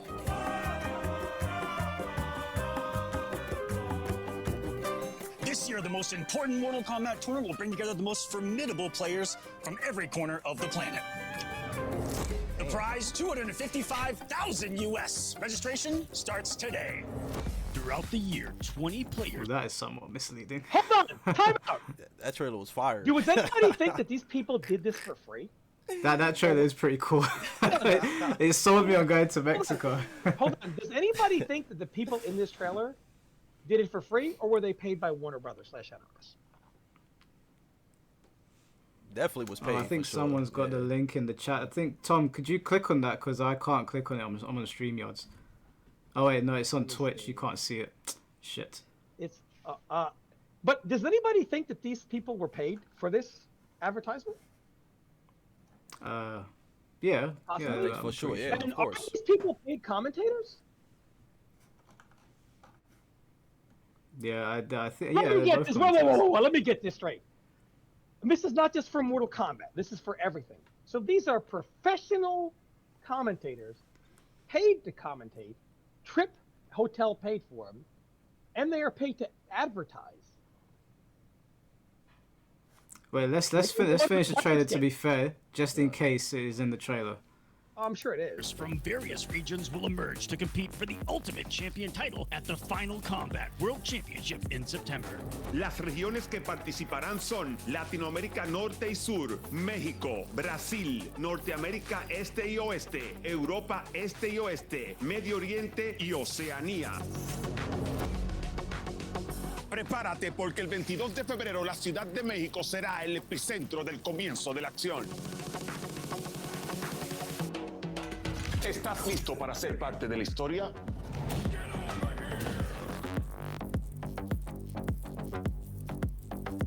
I guess not. Guess not.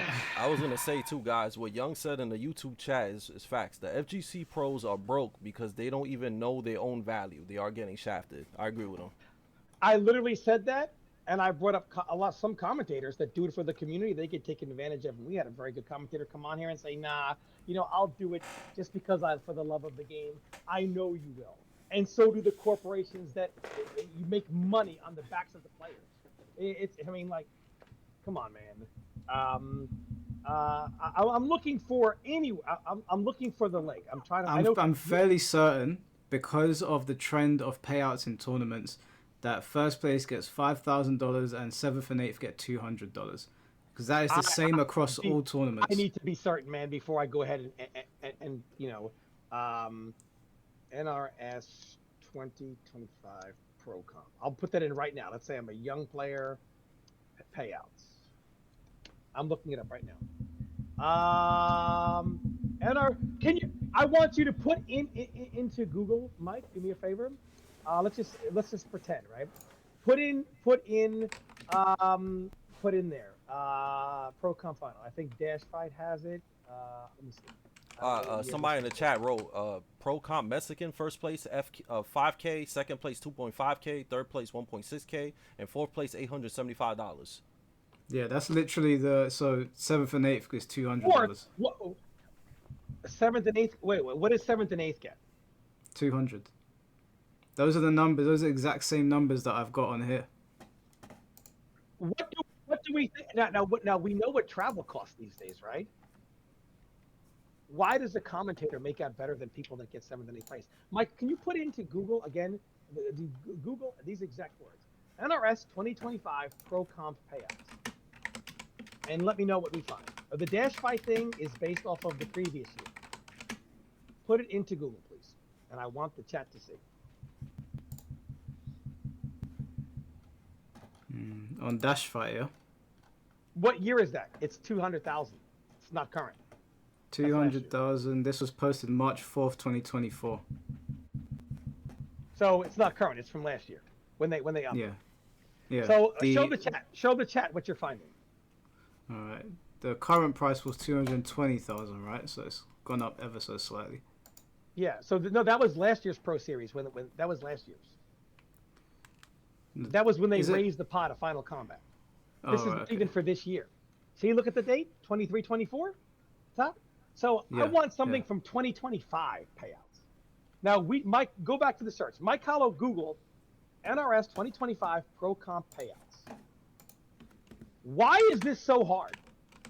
It should be right there. It should be on the videos. It should be on the site. Okay, so it says $255,000 is the prize pool.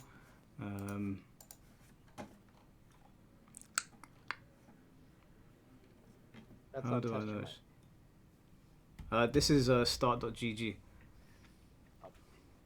This has got the most information. It's got a breakdown here, but it doesn't have anything to do with the money.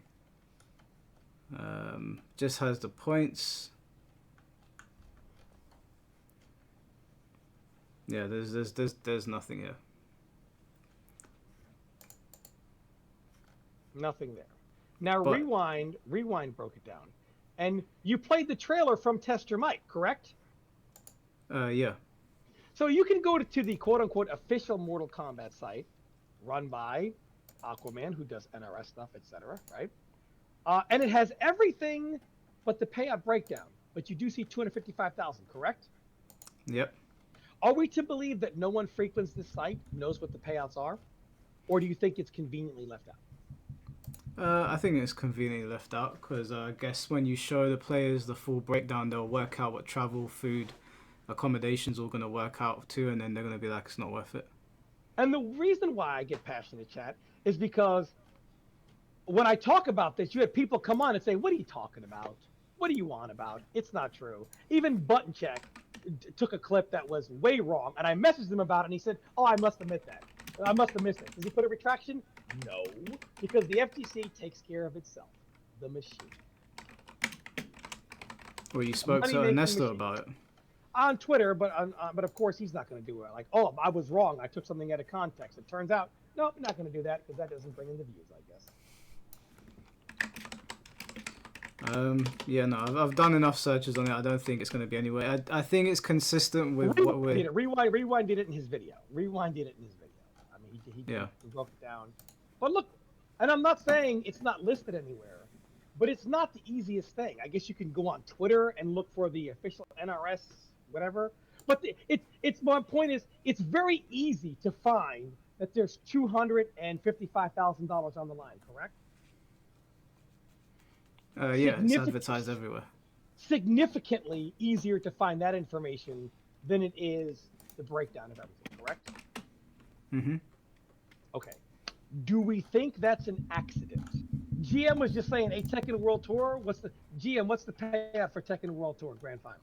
I think the prize is $100K, but I think first place gets like $50K. But they don't tell you that till like a day before the finals. So the whole year you don't even know how much you're making.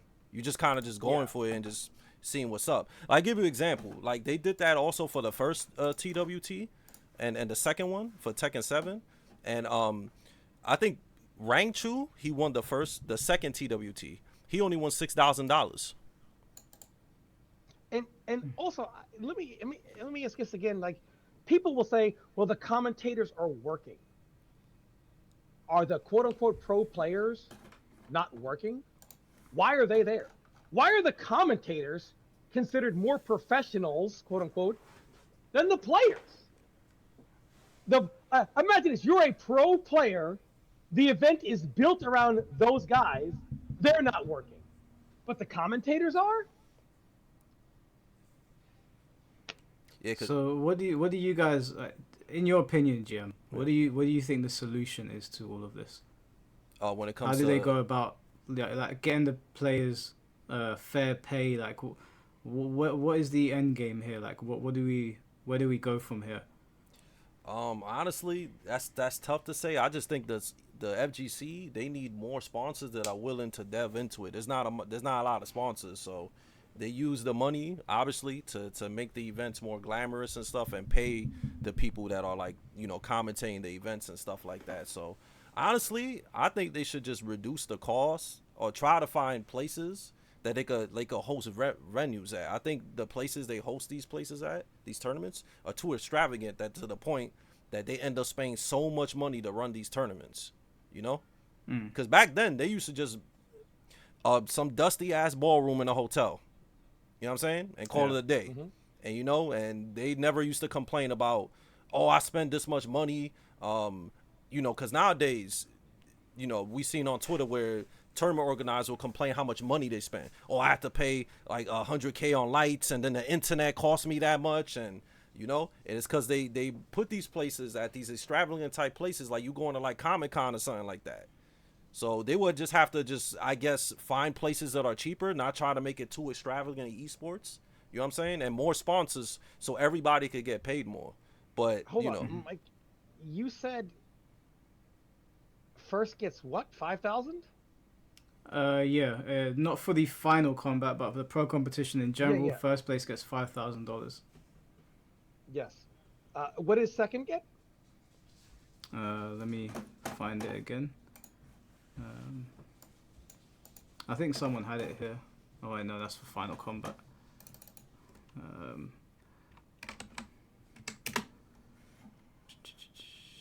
Liquid Media. So for combo, so they're all the same. So they're all the same across all of them. Combo Breaker, it was $5,000. Second place, $2,250. Third place, $1,000. Fourth place, $650. Fifth and sixth, $250. Seventh and eighth, $200. Can you tell me third place one more time? $1,000. Okay, and that's for every game, right? This is for Mortal Kombat. Okay, Mortal Kombat. Okay, Mortal Kombat. Let's just start with Mortal Kombat. I'll find the other ones whilst you're talking. Yeah, Mortal Kombat. If you are third place, your third place we already know you're going to spend at least $1,000 to $1,500 just to get there, hotel, everything, etc. Right? Entry fee, venue fee, and then you got to pay for your food, etc. So you're spending a minimum $1,500 on that trip. You get third place, you only get $1,000. You're in the hole $500. You could be a commentator who is only commentating maybe one pool, not even really like a main commentator. So not even like a real pro commentator, quote unquote, like one of the bigger ones. And you already made more money because your trip is paid for, your hotel, your flight paid for, and you get a small salary. How can I'm not trying to insult commentators, but we all know there's the primetime commentators, and there are the people that are trying to get to that spot that are kind of like, your commentators on the corner of Know Your World Boulevard and Jabroni Drive. No disrespect to them. Why the fuck should that person make out better than a person that got third? In what world? Do you wanna know the difference between? So obviously, Combo Breaker hasn't happened yet for 2025. So this is listed because I guess that's what the pro competition is going to be paying this year. But last year for Tekken 8, first place got $9,382. Second place got $5,361, and third place got $3,127. Do we know what the rest of the top 8 got? Fourth is 1,787. Fifth and sixth got 893, and seventh and eighth got 446. So half of the top 8 is in the negative just for showing up. Yeah, basically, I guess. How many commentators are in the negative for being there? 0. Why? Yeah. Now, I understand you have the more premier big-time commentators, right? But every commentator works out better than pretty much half of the top 8. Why? And these commentators, say in Mortal Kombat, oh, you got to support the game, you got to love the game. Shut the fuck up. You wouldn't be caught dead at any of these things if it wasn't for your stuff being paid at all. By the way, a lot of commentators, this GM, they do it because they were never anything as players, and they do it for the clout also. And you know that as much as me.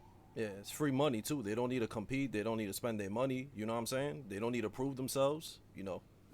A lot easier than just, trying to prove to yourself that you a pro or whatnot. And also, sports commentators make more than the players. Okay, in the NBA, which player in the NBA is paid, doesn't make any money at all? You give me a player in the NBA right now that has to travel to a game, and just to get to that game and play, he's in the negative off that going to that one game. I'll wait, Chad.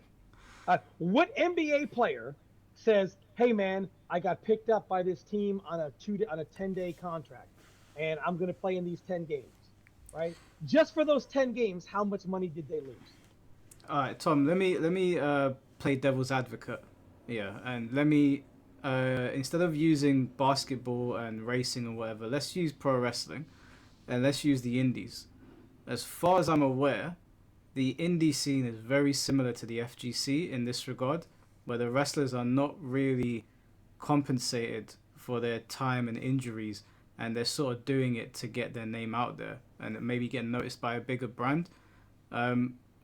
Do you see the comparison then, and what would you say to that, where the indie wrestlers are? Like, I've got Progress Wrestling very close to here in Camden, and I know a lot of them, at least when I was going there, they weren't making a lot of money. They were hurting themselves with very low pay without knowing if they were ever going to make it big time. The indie scene would be like the FGC, but that would be like your local circuit, right?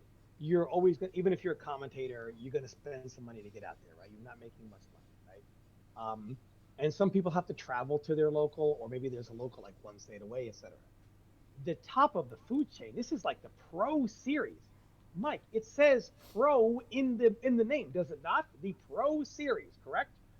Mm-hmm. The pro series finale of a game is akin to the Super Bowl of that game, correct? EVO is considered the Super Bowl of fighting games, correct? Yeah, here they call it the WrestleMania of fighting games a lot. EVO is called the WrestleMania of fighting games. If you make it to WrestleMania, is that compared to someone on the indie circuit? No. So what the FGC says is, we want to make money off the FGC, like we're in the pros, but we expect you guys to be whatever, like you're in the indie circuit, correct? That's what it sounds like to me, or am I wrong? Yeah, I guess because it is a totally different industry. I'm just trying to draw the closest comparison that I can think of. My only thing with this year is that like I'm like a very solution orientated person. So what I'm trying to figure out is that like the wrestlers kind of know where the promised land is, and a lot of them accept that they probably won't get there. But how do the players get from point A to what you guys are talking about right now? Whereas in they're getting paid as much as the commentators, they're compensated for their time. They don't necessarily have sponsors, but they're not being hung out to dry with all of the expenses. I think honestly, bro, like I think more players should speak up on these issues and talk about it. That's one thing. They need to speak up and tell people what they're going through, how much money they're spending, and how much they're getting back. And also, FGC players need to know their value. They need to be better at marketing themselves and also be better at creating a community for themselves. Because ain't nobody going to want to sponsor you or mess with you if you don't have any kind of following. The FGC doesn't teach you how to do that. So they just got to build themselves more. And then, because in the FGC, there's nobody that's like a superstar to the point that a sponsor is going to want to jump in, like a big sponsor, like a McDonald's or some crazy sponsor like that. So we need more people to bring more excitement to the FGC. But the only way that's going to do it is if these players step their game up. You know what I'm saying? Like build a bigger audience and be more vocal about things and express themselves more and stuff like that. That's the only way, honestly. And it can't be if you express yourself and you're an entertainer in the FGC. If you don't like the direction of a game, you're blacklisted in silence. Yeah, that's a problem. People say, too. "Oh well, oh well, he should have just gone along." That's another. I mean, like players are incentivized to shut up and keep their head down. Or am I wrong, Gia? Yeah, they're right, because you get canceled if you say something that they don't like. If you say something about a game, or some of these people too are paid by these companies, so that's why they always positive, even though they don't like the game. You know what I'm saying? So I think people just need to speak up and be more real and build themselves more, so then the FGC could be at a better place. I want to give another example where the FGC kind of whatever. Do you remember when Punk said, "I won Evo and I made less money than when I got second," correct? Yeah. And it was said like, well, Punk doesn't know the year he got second, there were just more entrants, correct? That's what people said, right? Now, I watched Evo last year, and even though they paid out less for first place in Street Fighter, the premier game, for winning than they did for getting second like a year prior, or 1 or 2 years prior, whatever it was, I noticed that Evo, they announced a huge expansion to the Evo circuit. Or was I wrong, Mike, right? Evo France, Evo, all these different Evo locations around the world, correct? Yeah. Now they have the Evo Awards, right? Do we really think Evo went through a massive expansion because they were making less money? So hold on a minute. Oh, there was just less people there. So they make it seem like less money was brought in. No, Evo didn't bring in less money, right? So again, the people up here, they didn't make less. But they say, oh, look, players, see, not as many people showed up, so you make less. Hold on a minute. You don't have a show without us. So Evo gets to go through rapid expansion, make more money than ever. Players, you got to make less money than like a year ago because there were less people. It's a business. And players, like even Punk spoke up. People were like, less players. These businesses literally bonk the FGC over the head, and they don't know enough about how the world works. Also, you are not incentivized to talk about it, because if you do, you get chats going, boring, talk about the game, right? And then the players are like, if you speak up about this stuff, you are blacklisted, you're canceled, etc. You can't have that. So everything in the FGC is designed to keep everybody shut the fuck up. The people, you guys in the chat, power to the people. Well, the people go, oh my God, this is so boring. Who cares? Of course. Meanwhile, you guys keep getting your fucking pockets picked, and the players always lose. Do you guys think that sponsors would be more? I was going to ask, just for ask this question, Jim, are you okay taking questions from people in the stream? Yeah, I'm fine. Because usually about 2 hours in, we start inviting people on to ask you guys questions. Yeah, sure. Why not? All right. So whilst I'm getting people in here, I wanted to ask you guys: do you think fighting games would benefit more from switching to a team-based format? So rather than Evo being a thing where, like, say it's fightinggm versus Tom Brady in the finals, if it was a team of 5 versus a team of 5. Because whenever I watch Counter Strike or Gears of War, any of these games, it seems like it's like they play for a series throughout the year, and they're all sponsored. And they have their own teams and their own houses or whatever that they play together, and then they get to a point where it's like invitation only, or they'll work their way towards getting to a particular event. Like I went to a Counter-Strike event here in the UK, and it was just for 2 teams, and it went on the whole day. Do you think that it would be easier for players to make money that way rather than being a single entity? Tekken Crash did that, didn't they, Gene? Yeah, and MOG had team tournaments too, and it was really fun. And everybody got paid at the end of the day. So yeah, I think it's a good idea. Yeah, more team tournaments, and also shows that there's more unity in the community like that by having different teams and stuff like that. It'll be better like that instead of just everybody just out there for themselves and stuff like that. So yeah, I think it's a good idea.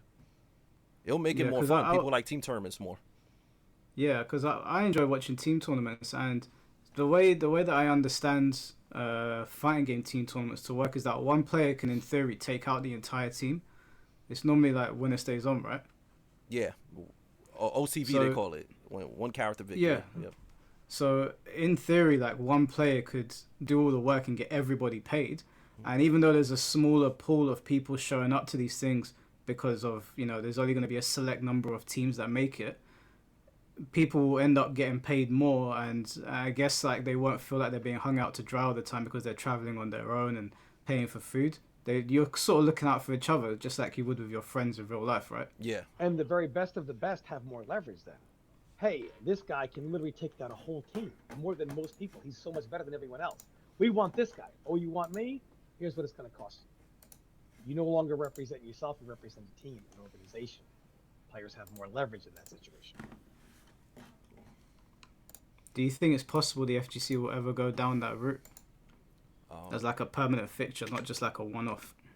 The FGC needs a rebuild where, for one, everything has to be transparent. Everyone needs to know what everybody's making. Commentators, the faces of leagues, the people behind the scenes of these leagues, total profit margin these leagues make.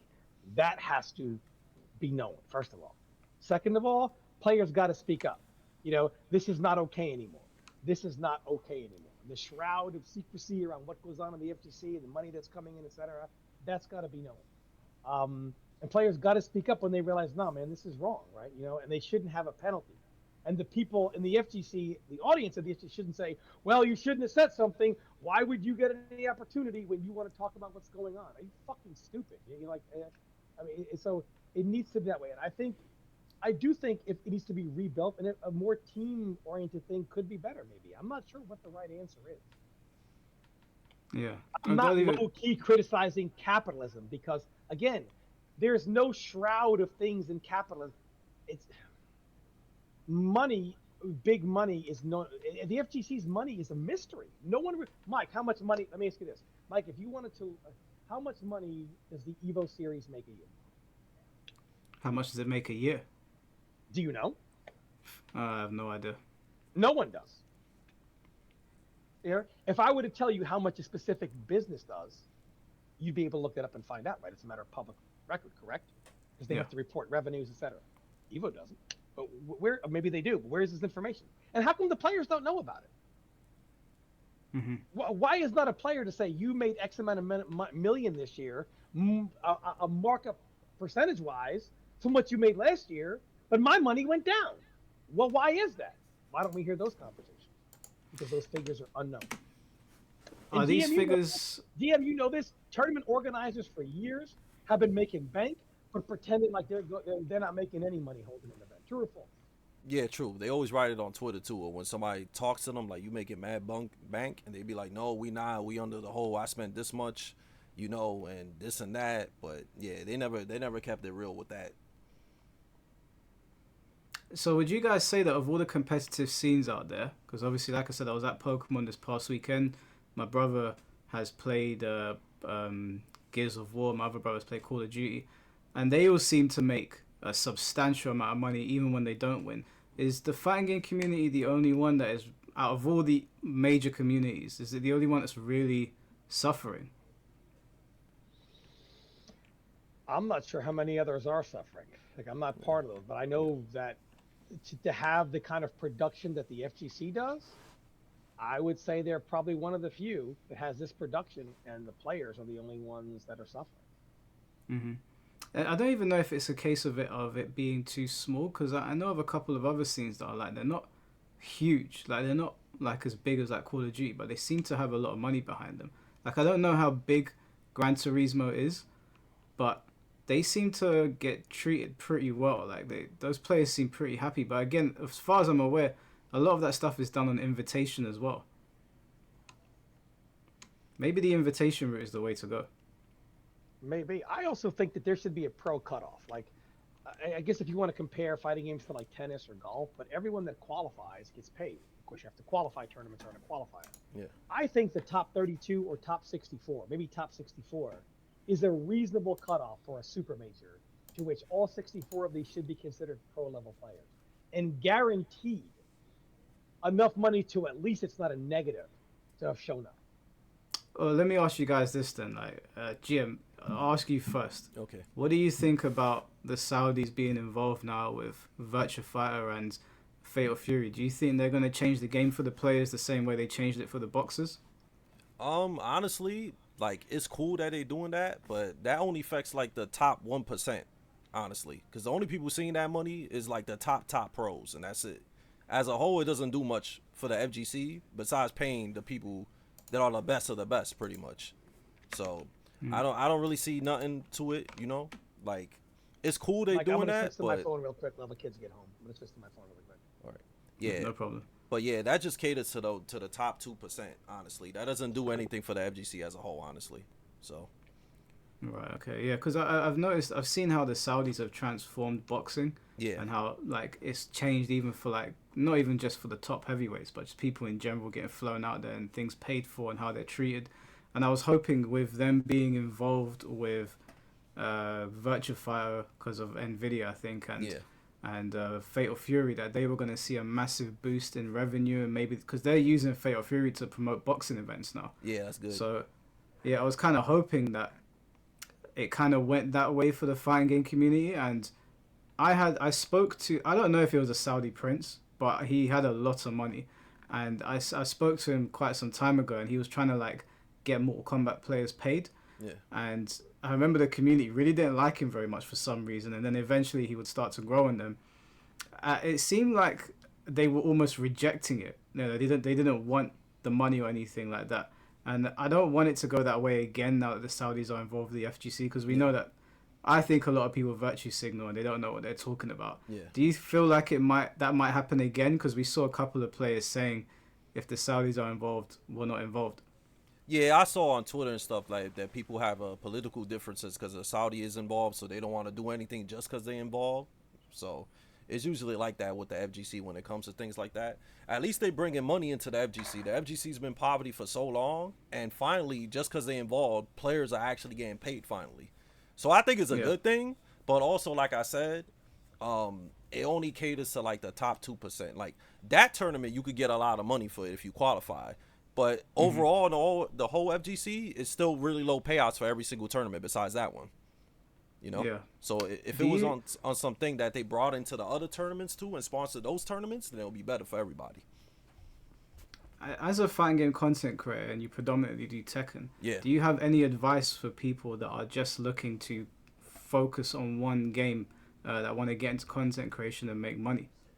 My advice, honestly, is you have to make a name for yourself somehow. You know, the easiest thing, well, it's not the easiest, but, you know, you could go to tournaments and try to get known through tournaments, because a lot of people that make content or used to be pro players or still pro players, so they enter a lot of online tournaments or enter IRL tournaments to make a name for yourselves. But obviously you're gonna have to have some kind of money to do that, at least the you know, traveling, stuff like that. But since online tournaments exist, you could just enter a bunch of online tournaments and get some clout for it. It will help too if you're really good at editing, you know, editing and making videos and stuff like that, because there's a lot of guys that get big over videos by having like great editing and great thumbnails and stuff. So I would just suggest to get known somehow from some platform, either YouTube, TikTok, Instagram, any kind of platform, and just work from there. You know, the FGC is really niche, so it's kind of hard to get views in the FGC because one, there's not a lot of eyes in it, and two, there's too many people trying the same stuff. So try something different. Like what you're doing. What you're doing is way different than what anybody else is doing with the interviews, getting different people to speak their opinions and stuff like that. So more stuff like that, more different stuff instead of the same. I'm just gonna react to this. I'm gonna react to this pro player. So more different stuff. Yeah, I think that's the advice I gave people last time when they were asking me that. Like, just look at what everyone else is doing and maybe tweak it a little bit, or just go in a different direction, or just do something. Because I like talking, and in my personal life, I've had to do a lot of like talking with people. Yeah. Just in like work life. So whenever I see, like, for example, I saw everyone reacting to Anna, and I saw everyone like doing the trailer reaction, like, oh my god, it's Anna, and I was like, I'm not putting up a video like that. What I'll do is and if you want to join tomorrow, you can. You're more than welcome. We're going to do like a big community-wide panel, and everyone's going to get on and say their piece. But usually, like, I'll try to do something different from, even if it's like a big story that I want to cover and everybody else's, I'll try and add maybe extra 20 minutes of like my own thoughts that are separate from everybody else's. And it's been working so far, but sometimes people will ask me to cover things, and I'm like, everybody's already spoken about it. There's not really much point in doing it again. Yeah, that makes sense. Yeah, because everybody does the same kind of content, and everybody reacts the same way to stuff. So I feel you on that. Yeah. Well, I've got the first caller here. If you're okay to take questions from people. Okay. All right. So we've got Kid Thunder. Kid Thunder, can you hear us? Yeah, I can hear you. Can you hear me? All right. Yeah, we can hear you, bro. Go for it. Okay, cool. So actually, I just have one quick. Well, first question. For Mike, for everybody, are any of you guys going to Evo this year? No. No. Hell no. Actually, do you know what? Tell a lie. I might go to Evo France because from the UK it takes about half an hour to get there, but I will not be in Vegas. Is that reflective of like the state of fighting games, or is it just how far Vegas is? Yeah, I mean, to get to Vegas, it's going to cost me an arm and a leg. I've got weddings coming up this year. I've got to go to Australia. I've got to go back to Japan. So, like, I'm not going to go to Vegas for Evo. I probably will go one day, but I've been to Evo Japan now. I'd like to go to Evo France. I don't have an interest in going to Evo Vegas right now, I'll be honest with you. Yeah. I feel that. Okay, so here's the next question. Kind of going off of what Tom has been talking about, where it kind of sounds like fighting game companies, like where is the money going if they're not paying the players? Are they pocketing it, or is it all just going to the commentators? Because I just saw this tweet that said Warner Bros. Is canceling like all of their games except for Batman and Mortal Kombat, but they're not paying like the pro players. Where the hell is the money going? Also, by the way, there were also tournaments to where not only were the players free labor, some of the people that were running brackets, GM, you know this, they were volunteers. True or false? Yes. I mean, somebody was making money. I think in terms of like when you're talking about games being cancelled and them only doing Mortal Kombat and Batman, and where's the money? I think different divisions get allocated a different amount of money, and I don't think the decisions of one department necessarily affects the other. Although I'm not entirely certain. I don't know if it would reflect on what's happening on the tournament side of things. Also, you have to remember that Warner Brothers put out movies as well and whatnot, and if something is failing in one area, they might put that money into another department. I don't think tournament players and the FGC is going to be very high on that priority list. Okay, so dang, well that sucks. So this pro comp, who is it for then, in your guys' opinion? Like, who's benefiting from this? GM, do you want to answer it? Oh, pro comp for MK or just games in general? I mean, honestly, I would say MK and Tekken. The Tekken prize pool sounded lower than I'd imagined for how big Tekken is, but I don't play Tekken too much, so mainly just Mortal Kombat, I guess. All right. I think most of the costs either it goes to the commentators and the production of the event. That's where all the money goes. I don't think a lot of money actually goes to the players. I think the money that goes into the pot is literally what the people pay to get in, like the $10 to get in the tournament. And sometimes if a sponsor the event, they might put a pot bonus, but that's about it. It's a complicated question because, for one, if it's a pro series done by the studio, for example, well, they made money in general off the game, right? So they're reinvesting some of those profits. And there's profit margins, which, if anybody knows anything about that, you could say that cuts into their profitability, which it does. That's above the FGC player, what they understand of the world right now. But let's just say that let's just try to simplify it as simple as possible, and it's never this simple. They're reinvesting some of their profits back into the tournament, the quote-unquote pro series, holding the events, paying commentators. But you got to understand, they get sponsors too. Like, for example, ESL, when MKX was on ESL, the whole league was funded by Microsoft for the right to have the Xbox, the system for the first 2 years of the Pro Series. And then the year 3, they moved on to PlayStation. So sometimes, like in that example, you've got an outside sponsor. I don't know the minutia of the NRS Pro Series. Is it on Sony PlayStation? Does Sony pay any money to have that happen? Are there any other sponsors that are in there? Are they actually reinvesting their profit, or are there an external sponsor that's getting their products, like their system being the main console being played? Advertisers. I mean, there's a lot of minutia that goes to where the money's coming from. We don't know where it is. It's that way by nature in the FGC. No one ever knows who the money's coming from, who's getting paid what. Is it from the studio's pocket? Is it from an advertiser? Is it from a sponsor? Nobody really knows.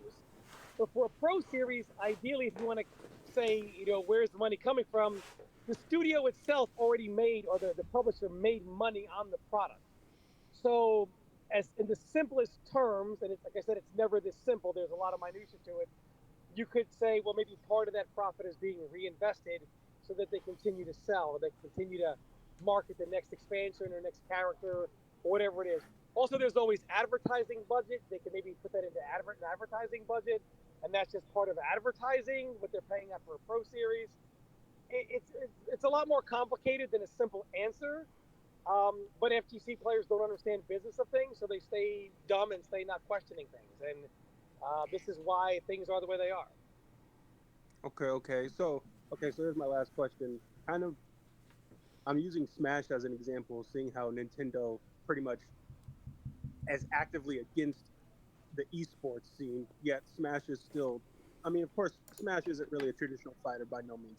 It's more than that for sure. But do you guys think, even if you go back to Street Fighter 4 era, when fighting game tournaments were just more low-key grassroots, and esports was kind of a meme, that's what fighting games needs, all this spotlight's just not good, because it just seems like there's so much drama, and it just seems it's been crazy since Street Fighter 5 has come out, I feel. So I guess the question is, do you feel like they just need to cancel esports, and they just need to make the fighting game? If people want to run tournaments, let them do it on their own. The studios don't need to be so involved. Would that be healthier? Don't know if cancelling esports is the right way to go. There's probably a healthy middle ground, because there are players that get paid. I think it's just the way it's presented, which is the main problem that I think Tom and GM have, the way people talk about it. Yeah, I think if people were a bit more honest and they just told people what it really was, and just have a good time, you're probably not going to make a lot of money. You'll make a lot of memories, and you'll make a lot of friends, but you ain't going to make a lot of money. You're probably going to be in the hole. I think if they were just honest about it, and what Tom made us pull up that trailer, and it said 255,000 prize pot, but they said a chance to win 255,000. That is massively misleading, and we're all adults, so we'll hear that and be like, red flags will be raised. But I can imagine being a stupid kid. I mean, that's how fake news got so popular originally. There'll be headlines and people wouldn't bother opening the article. They just start spreading it everywhere. and then you open the article and they expand on what they mean, and everyone's like, oh, okay, and they just spreaded something around. It's already caught fire. So I don't know if canceling esports is the right way to go about it. That probably wouldn't be good either. I just think they should be a bit more upfront with what they're incentivizing players to get into.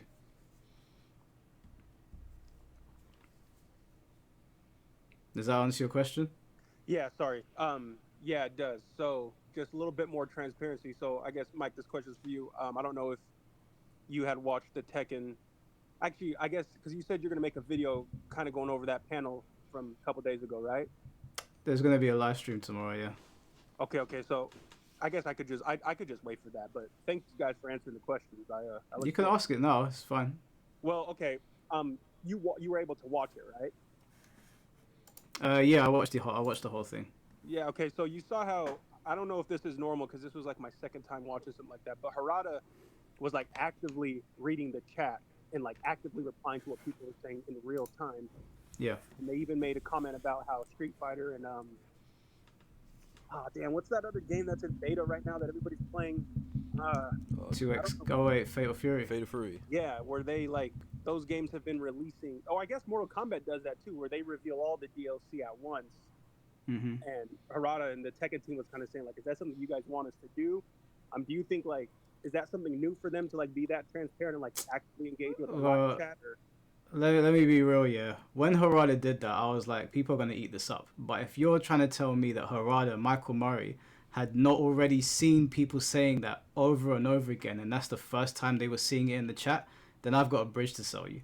I know what they were doing there. They already knew that people were getting pissed off about it, but they've probably already finalized things with the higher-ups and they can't do anything. But to save face, they'll come on stream and be like, oh, we're reading the chat and we can see that you really don't like that only Anna's been revealed. I wasn't bored yesterday. Like, I knew what Harada and them lot were doing. I appreciate the effort because I understand they probably have executives to answer to and they can't make out like maybe they are tired of it. But Harada's very tuned in with online. This whole with the online world, this whole where it's like, oh, we're old men and we didn't realize, that's all bullshit. I don't believe that for 1 second. Okay. Well, that's news to me. That's interesting then. Damn. So it's just classic corporate shit, no matter where you are in the world, I guess. Huh. Yeah, but at least, you know, the Tekken guys, they try. Like they made it look like they really wanted to communicate with the chat, and at least the chat is active with the Tekken guys. With Mortal Kombat, they disabled the chat, which I really don't appreciate. So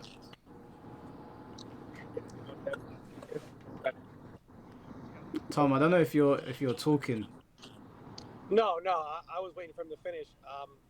I don't know what GM's feelings are, but I don't think esports needs to be canceled. I think there needs to be more transparency.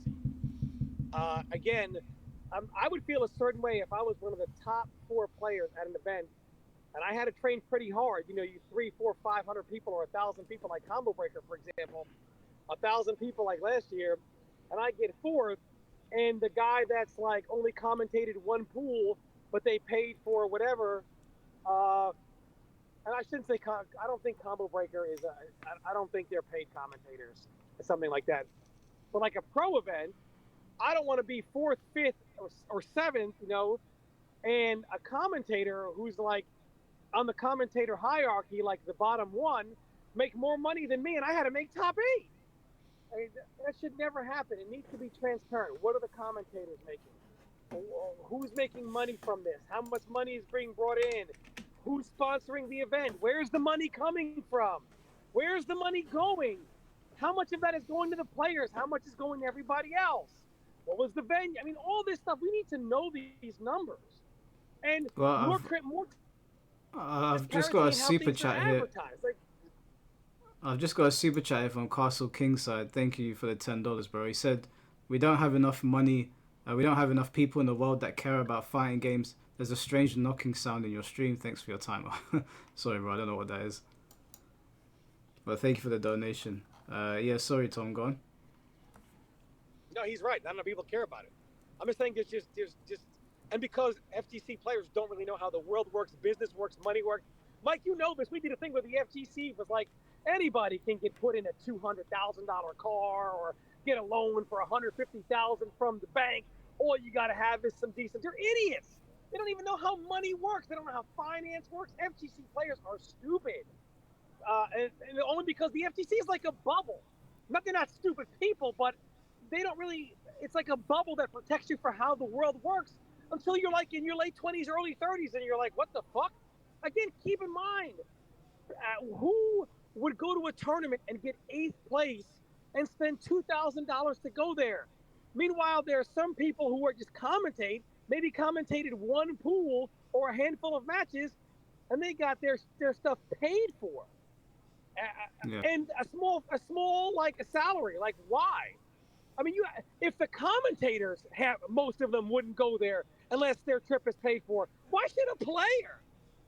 Oh, players are 1099. Commentators are working for it. What commentator has a contract with Warner Brothers or WB? A lot of times they're paid by event basis. Even a commentator, most commentators are as much of a 1099 as a player. You guys just don't realize that. Even when I commentated for AMLG, I was a 1099, same as any player was. I mean, it's just the truth. Players are as much as 1099s as most commentators. Yet people in the chats are going, oh, commentators are employees. They're a 1099. They are an independent contractor in most cases.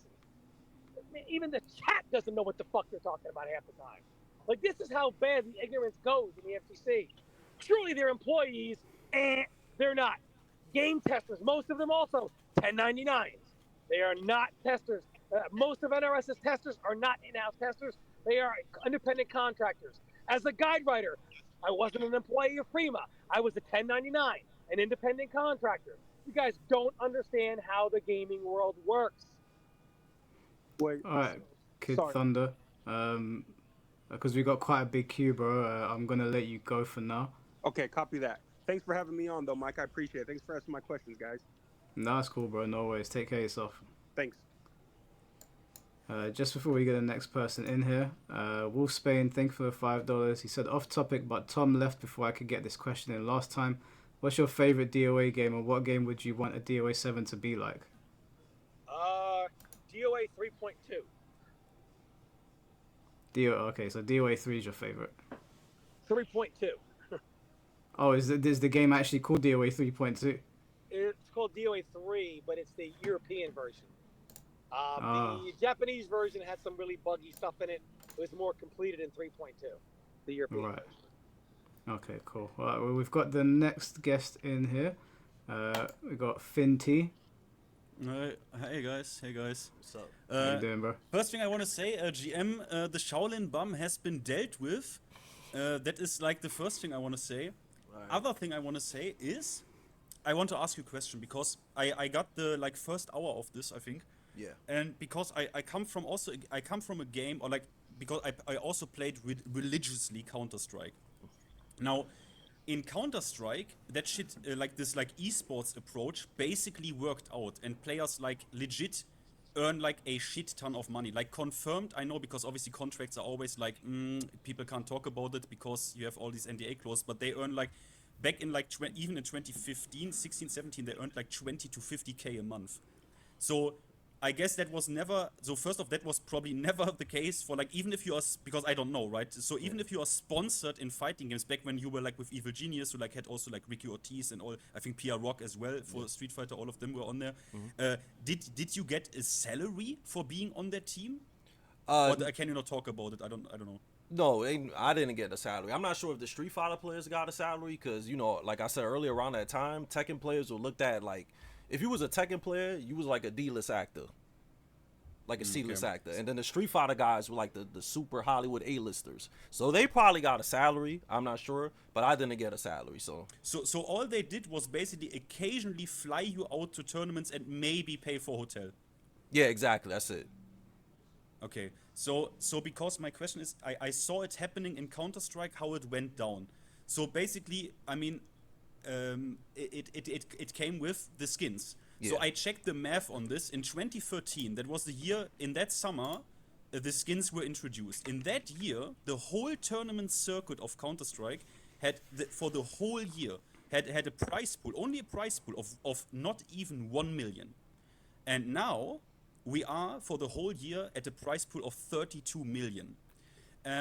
But what has happened is that when I checked this, it was basically the same that like people are, or like what to some degree already has happened, what you described. Yeah. What has happened is that prize money, back in 2013, this 1 million was sprinkled across a shit ton of events. Like there were a lot of shit going on.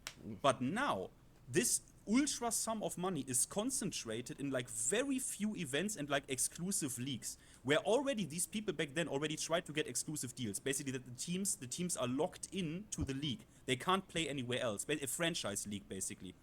So my question is, and the side effect of this is, by the way, if you go to the most popular Counter-Strike site, which is like HLTV, if you go on there, the first thing that is popping into your face is betting sites. Because that is also a big component of it, that people bet on this. So my question is like, would you want this? Like, is that like, let's say the players can literally get to the point where they get basically paid like almost like superstars, right? Like 40,000, 50,000 a month or more, plus tournament payouts, that is not included. Would you like that? And would you be willing to pay the price of like that commercialization of things? Would you like that, this vision? Honestly, man, like I said before, like we used to have there was a lot of locals, a lot of tournaments, you know, that were just made by people that were passionate about the community. Once esports came in, I don't know if y'all heard about this, but a lot of the guys that will run these tournaments, that they run themselves, they will butt heads with the esports people coming in. And they were trying to work something together, but it didn't work out. And then the grassroots tournaments don't exist anymore, and the esports tournaments only exist now. Yeah. And that kind of killed the FGC a lot, because now the only tournaments we got is the big three. That's it: CEO, Combo Breaker, and Evo. That's it. And I guess the finals. So there's not a lot of stuff. I felt like if they would actually work together, it would have been better, because they're gonna, you know, whatever pots or big bonuses they got, or the sponsors they got, they could spread it to the whole community. You know what I'm saying? Mm-hmm. So more people have more opportunities to play and to grind. And now you can't even grind unless you fly like 10 hours away to play. So if they sprinkled everything, like you said, to everything, it'll be better for the community. But now we don't really have anything besides the majors. Yeah. And now Evo is like going with the like franchising approach, right? Like we're doing Evo France, we are doing Evo Japan, we are doing Evo Vegas. So, and obviously what follows with that is the inevitable that suddenly you have Chipotle looking in your face. And I mean, is it just a natural thing that is like not avoidable? Or like in Counter-Strike, what the skins did is like they brought millions of players in. Like suddenly the player base was so huge that interest was there. Yeah. Like, can the developers maybe achieve this without, like, what is your take? Can they make fighting games more popular? And also then, obviously, the question is without dumbing them down. Do you think that is something they can achieve? They could. Like, I think Capcom is, like, the best at marketing stuff. You know what I'm saying? They got, like, Lil Wayne for the Street Fighter commercial. You know, they got the little collabs with Ninja Turtles, Spy Family. I feel like if more developers did stuff like that, more people would be into fighting games. So... Yeah, I think they just also, if you don't know, they had Spy X Family titles and Baki titles. Like they have them in the game. Like that's also super sick. Yeah. So maybe Tekken should maybe also think about doing that. Yeah, they should do stuff like that, or get somebody like an influencer. Like I'll give you an example. Like Namco tried that with Tekken Tag 2, where they made the music video. They had Snoop Dogg. Mm-hmm. The issue with that is that's when Snoop Dogg transitioned into being Snoop Lion. He was doing the reggae music. So at that time, he wasn't really that popular. Mm-hmm. So by them doing that, I heard they spend most of the budget in the game was literally to pay him to do the music video. Yeah, I remember. I mean, but you're right. Even I think Magic the Gathering, they did that with Danny Trejo, and they had like some commercial with Danny for this. So yeah, you're right. It can actually work out. That was a pretty popular trailer. So yeah, but. So you would like it? The ideal vision is like, because I mean I also saw it. I looked at Raef, and Raef was traveling 5,000 kilometers from Saudi Arabia to versus fighting. He got top 8, and he literally went home with $500. Like, are you clowning me? Yeah, that's like, crazy. That is ridiculous. Yeah. So, but at the end, it's so difficult because if you get more players in there, and with fighting games they can play, right? Because with CS it was also a barrier that you had to find a team, right? And all the big setups. But in fighting games, everyone can participate, and at some point it's difficult to like achieve this like ideal, because you also then need space for all those players. But so maybe we have not seen it yet. Maybe the fighting games can make this resurgence. You think that like it can like become way bigger than it is now without sacrificing like the also it's controversial topic right now with like dumbing down fighting games, right? Is that something do you think they have to do it, or they can do it other like in another way without dumbing them down to make it more popular through marketing? You think that is possible? They could definitely, like I said, they could get more popular people and influencers to play it. The thing with it is that with Tekken they did it, with the whole Sage Jam Slam, they got a lot of real popular people to play it. True. They just didn't stick to it for that long, so it was kind of like a one-off type thing. But they got more people, like more popular people to play these fighting games, then yeah. And also when it comes to dumbing down, I think it's important, man. Like everybody that I've known that was casual, they literally be like they don't play certain fighting games because it's too hard. So if you make it feel like anybody could win, or anybody has a chance, more people are going to play more fighting games and not just drop them, so dumbing it down is important because it's going to get way more people to play. That's why there's way more people that play fighting games now than they did before. They just need to market stuff better and try to get more influencers or popular people to play these fighting games, and also more merchandise. Like you see how they did with the Super Mario, right? They made a movie, Sonic 2. True, yeah. So if they do stuff like that, the Tekken Netflix thing was a step in the right direction. But they got to keep doing stuff like that, man, to get more people into fighting games. All right. Let me ask you just a counter question to that, or just to point something out. Why is it that a game like Path of Exile, their community champions the game being difficult and very like hard to get to a high level, or even the Dark Souls community, even people playing Ninja Gaiden, like there's a quite a large portion of gamers, and I feel like the landscape is changing in a way where people are wanting more challenges. Do you think that fighting games becoming easier has come at a wrong time when people seem to be clamoring more for the hardcore games? It's horrible. Is that is it for Tom, for GM? Anyone that wants to answer. It's horrible. Tom, answer. It's horrible. Here's why. Making things more accessible. Tennis could say, hey, if you were allowed to hit the tennis ball out of the stadium and it counts as a point, would more people take up tennis? But you know what happened? All the players would go from the stands to the field, correct? And people aren't paying money to watch tennis or to have it marketed. They're just showing up to play. I mean, the sport would go into the crapper the easier they make it. I think the harder you make something, the better. First of all, to be a pro fighting game player, there needs to be a cutoff. In order for people to market players as something that's taking skill and they're the elite of the elite, it can't be something seen as anybody can do it. You mentioned gambling. Doug, does anybody want to gamble on Tekken 8 as it is? Mike Hollow made a video and he was like, he lost his whole bar to chip damage. Like, who is going to gamble on that? Nobody. Vegas ain't touching that. Ain't nobody touching that. The easier you make things, the more accessible you make things, the less people are going to want to gamble on it, because I don't know. I can't predict the outcome. Anybody can play it. Anybody can upset anybody. The more you do it, people are going to say, well, what scrubs are beating the top players? Well, that was never the case ever when the games are hard or easier, right? But to allow more people in, it should be focused on, no, these are the top 64 or 128 or 300 players in the world. You, my friend, you're not one of them. You go in the stands, you buy their products, right? You do all that. You want to go to a grassroots event to show that maybe you're one of those people? Sure, do that. Get your name out there that way, But when you become one of the pros, there's got to be a cutoff where not everybody can be a professional, right? The way it is right now, it's just as they're going more accessibility, it's just a problem. And by the way, casuals, they don't like it either. Casuals, well, it's more accessible. A casual will get into it. But a casual, no matter how hard or how easy, will play it for a little bit and quit it and move on to the next thing. No matter how hard or easy it is. That is what I because this Mike is obviously correct in for some reason Souls did this, and in single player games it works, but so that is really weird. But in fighting games, people don't I don't know what it is. For a casual, it doesn't matter if it's difficult or not, because they are not. Most casuals don't even learn the game in the first place, so it doesn't matter how hard or easy it is what they are supposed to learn. They are not doing it in the first place.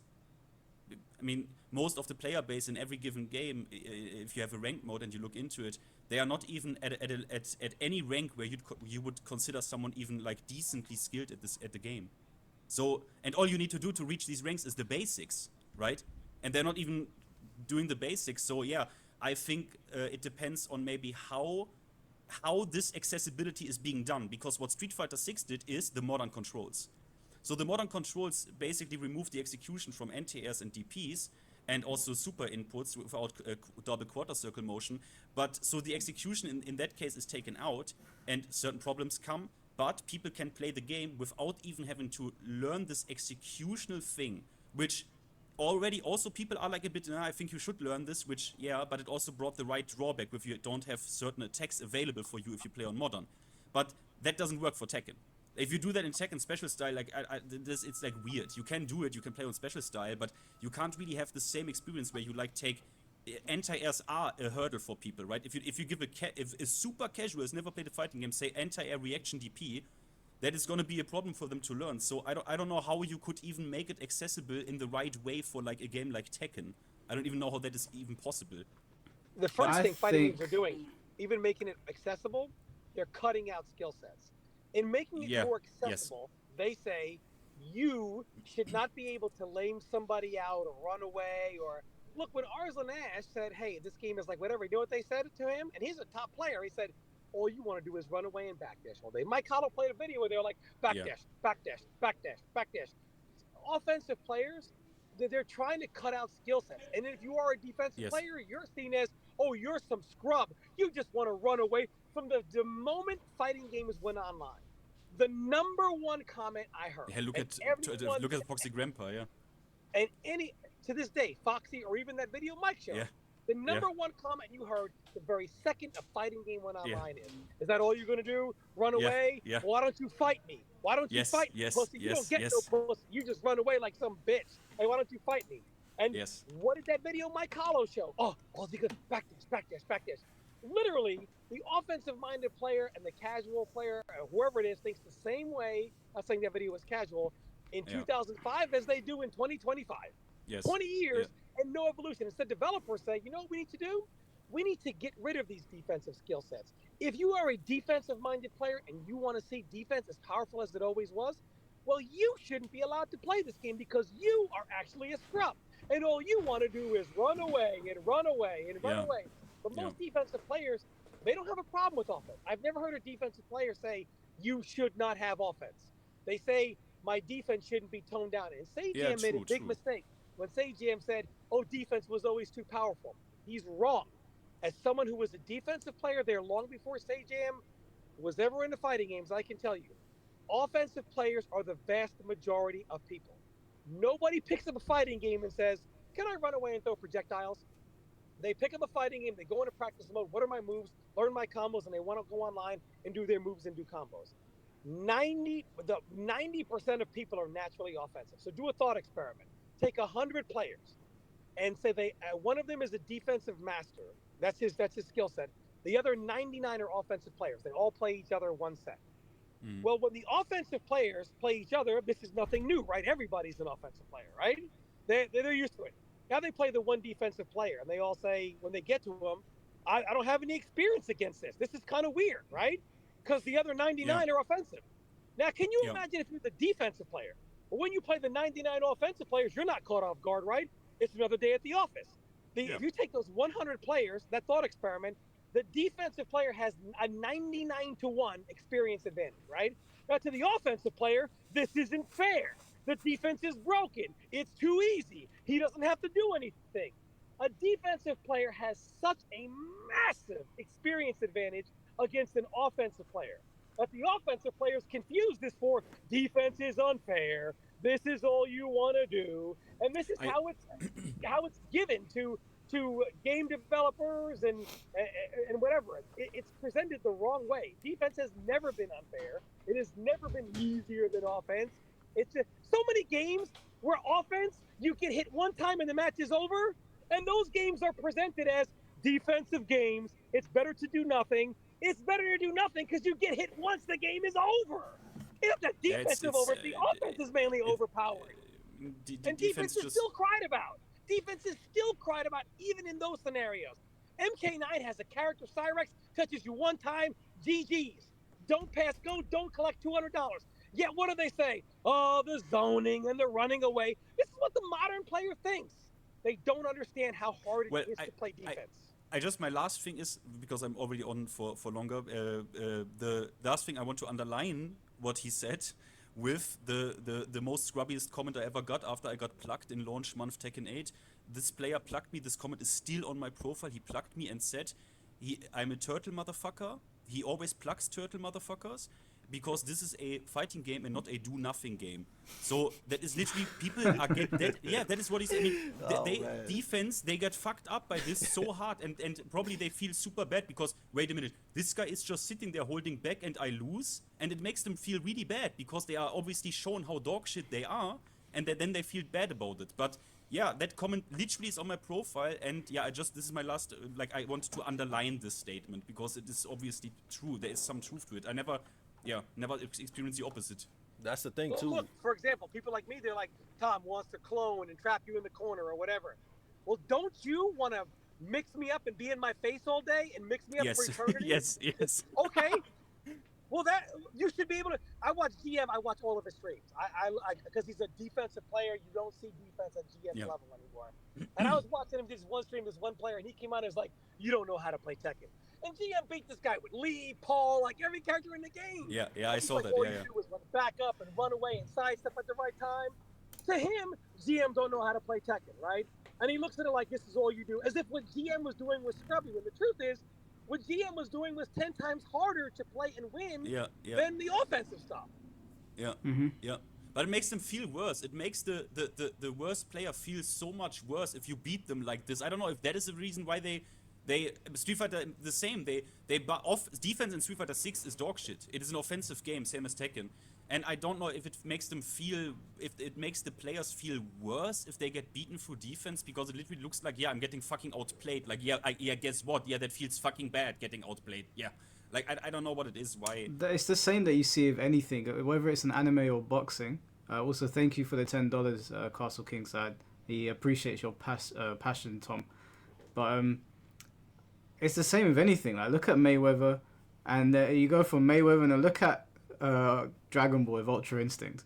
Like, people that can't hit somebody else get extremely frustrated. Yeah, it feels they're like, fight me.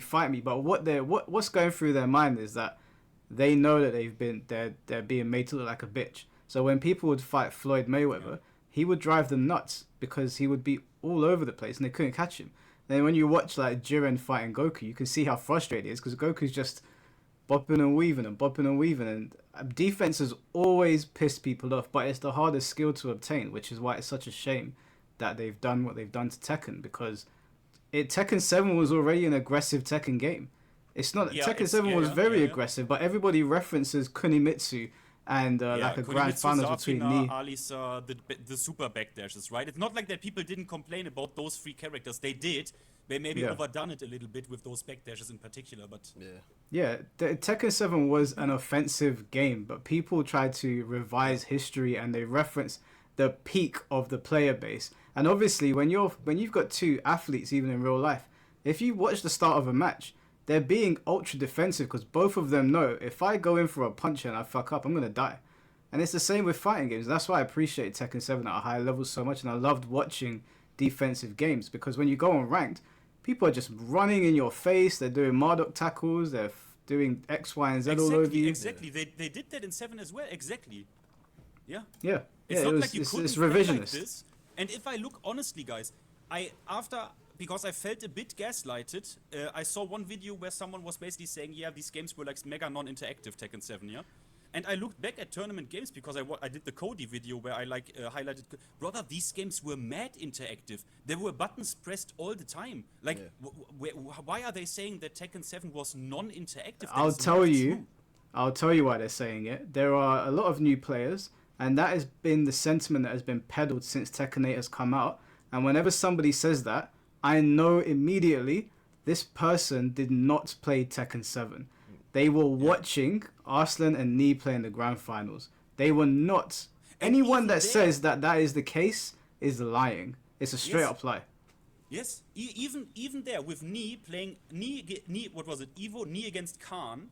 I think when Nee was on Feng, brother, he pressed a lot, like, because Feng is a poking character. He poked him, like, he pressed so many because he poked him down, right? He was controlling him the whole time with back 4 and always only taking risk when he had to. But there were many buttons pressed when people cherry picked these matches of Tekken 7. When only back there, I get really fucking angry because I watched so many tournaments, top 8, end pools, everything. These matches were interactive as shit. Well, you can look. GM's an expert at the game, so you can corroborate what I'm saying. When Nee was using that style with Feng Wei, where he was jabbing you and then running away, and then jabbing you, that's not easy to do. Like, That's not at a easy, high yeah. level, to not be hit and just beat somebody with jabs. Yeah. In your opinion, would you say that's much harder than just going in and pressing buttons on somebody? It's a lot harder. Plus, a lot of people try to play like D and try to implement that play style, and it doesn't work out for them. You know, because that style, that's just like basic moves. He was using like 3 moves, and he was bopping the dude just using 3 moves, and that was just like straight up fundamentals, which you know, I Nee's been tried playing it. since Tag 1. So, you know. Yeah, I tried it. I saw Nee doing it. I was like, wow, I want to play like that. I got absolutely destroyed because Nee it's obviously hard. knows where to block, where to sidestep, When to when to press buttons. I'm not on his level, so I think when people see that, they're like, oh, why isn't he fighting? But really, what he's doing, he's doing a lot Yes, more than what everybody else is doing. Yeah, exactly. Yeah. That's the And thing Nee- too. I was gonna say about I was talking about Tekken 8 and how they made it scrubby and easier. Like there's a good and a bad to that, right? Like the good is that more people, the good is more people's gonna play it, but the bad is that it's gonna be harder for pro players because now the average Johnny Donuts could probably beat you now, just because they made the game so accessible with guard breaks, armor moves, rage arts, heat. So it's a double-edged sword. And also, like I was saying about T7 too, where people were just saying this game was a super big defensive game and stuff like that, and nobody was really going aggressive and stuff like that. Nah, that game, you had to, you were forced to eat a lot of 50-50s in that game, man. Like a lot. There was a lot of Obviously, situations. most of the times on hit, but you had to work for the hit. But yeah, then you had to guess. But You had to guess a lot. It is like if people. Okay, last thing I want to say, because if people wanna honestly, fuck it, bro. I make advertisement. Go on fucking fightinggm's YouTube channel and watch the first to 10 against Arslan Ash, and then come back to my face and tell me that shit is not interactive, and I will spit in your face if you tell me that is not interactive. Because it is. I mean, there is nothing to say about it. Go to his channel, watch that shit. It's first to 10 against Arslan, and I think he's first on Kunimitsu, then he switches to Geese. Yeah, that is prime shit. That is prime Arslan Ash, and convince you. I mean, and again, Nee is so beautiful to watch, or it was so beautiful to watch because Nee was always known for that he takes characters and he doesn't play the character, but he plays Nee with that character. Like he goes to Paul, to Steve, to Feng, and he tries to play, like he plays Nee's playstyle with the character, which is always so impressive that he can do this. Not many people are able to do this. Yeah. That Alright, is- Finn, well, I'm going to get the next person in here because I we've want got to quite point a out while bit you of a line. while you get that next person in, I want to point out one more thing. Mike Hollow did a video. I highly recommend you guys watching it, talking about what happened with the Kuma situation and saying this is just an example of the problem. And he brings up so many comments of people saying like, well, he should have hit a button here. He could have done this. He could have done that. And if he's going to block all day and can't get opened up, he should be punished for blocking. Like, this is how the offensive player thinks. I activate my powerful mode, and I'm doing out safe launchers and mix, and you're block, and I can't open you up. Well, you know what? I should take 75% of your life for you blocking. This is how the offensive player thinks, because they're like, well, if you're going to block everything, no fair. You should have to force to be opened up by pressing buttons, or if you block everything and guess right, I got to take 75% of your health to make it fair. Yeah, I do. Before we introduce Will to the stream, I do want to point out that what Kuma did to Joker's Feng Wei was one of, like, as a Tekken player, I don't know about UGM, but I got secondhand embarrassment watching that shit. That was awful. Like, that was actually embarrassing as a Tekken player. Yeah, Kuma's a strange character because, like, the way I feel about him is a little bit different than other people. Like, I think, like, when he's in heat, that's when he becomes OD. But without heat, he's not that great. but that character is just a walk-in knowledge check. So if you don't fight Kuma players all the time, he's gonna cook you like that, and it seems like you can't do anything. But Yeah. like Sometimes the best thing to do is if you're not sure, block it, right? If you're yeah, not but you sure, can't do that because you get chipped up, and he got guard Can't breaks. block. So, And it's rough, that's man. the point. Guys, I don't mean to raise my voice, man, but I get passionate about this because these are the same subjects that go on for years and years and years, but it's just fallen on deaf ears, and it's just now finally starting to be understood. So I just get passionate about it. One last thing too about the Kuma thing, I feel like I don't think any gimmick character should be top tier. I think if you're a gimmick character that relies on tricks and stuff like that, you should not be top tier because that's like the balances that they ask, but they gimmicky. They could get you if you don't know what you're doing. But if they gimmicky and they could still bop you even if you know what they're doing, like what the hell? What kind of balance is that? Yeah. All right. Well, we're gonna. Will, can you hear us? Yeah, absolutely. Yeah, go for it, bro. Also, sorry, just before you go, Will, someone asked where's Frame Whisperer. I invited him to come on tomorrow's stream, so hopefully he'll be there tomorrow. Go on, Will. Yeah, I have been listening to the conversation about the status of the FGC as far as like the tournaments and things of that nature.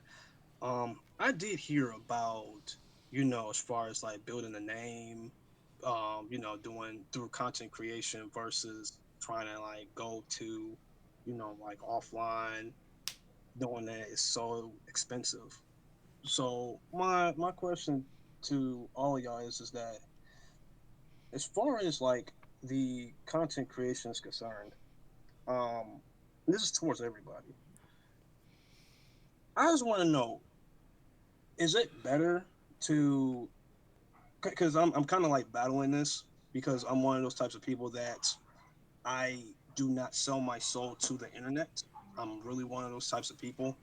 And what I mean by selling your soul, I'm saying that I am not one of those people because I've been around it for a while now. So is it better to sit up here and just say like, screw it, use meta, get your name out there like that, or do it the organic way and just show them that you really care about the game?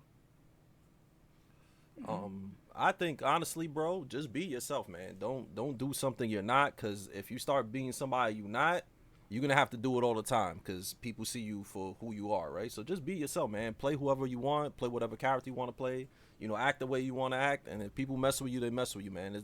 That's the best way to get known, is being genuine, because if you sell your soul, people will see that after a while.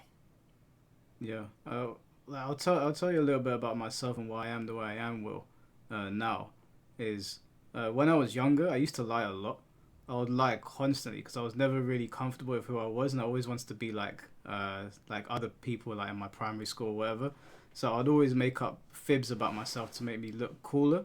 And then I remember like I got to about, I think it was like maybe 20, I can't remember, somewhere in my mid-20s, and I listened to this podcast by Jordan Peterson, and he said that telling the truth is way more fun because you're going to go on a much more wild adventure rather than lying, because if you lie, then eventually you'll get found out and everyone will turn on you. And secondly, you can't keep it up. It's not who you are. You're looking in the mirror, that's not who you are. And like when I say I was lying a lot when I was a kid, I'd be like, when someone comes into school and they're like, oh, did you watch Godzilla? And you're like, yeah, I saw that. You haven't seen it. You didn't have money to go watch it. Or have you got that new game? Yeah, I've got that game. Or like, have you done this? Have you done that? How many girls have you been with? Blah, blah. And guys inflate their numbers. Dumb shit like that. And then I watched that Jordan Peterson thing, and he was like, just tell the truth and be authentic. And it is way more fun just telling the truth, because sometimes people hate you for it. And you just laugh at it. And then you'll attract people that are like you, like-minded. So I think everybody goes through that. Most of the guys that I grew up with, I know that they were chatting shit about loads of things as well.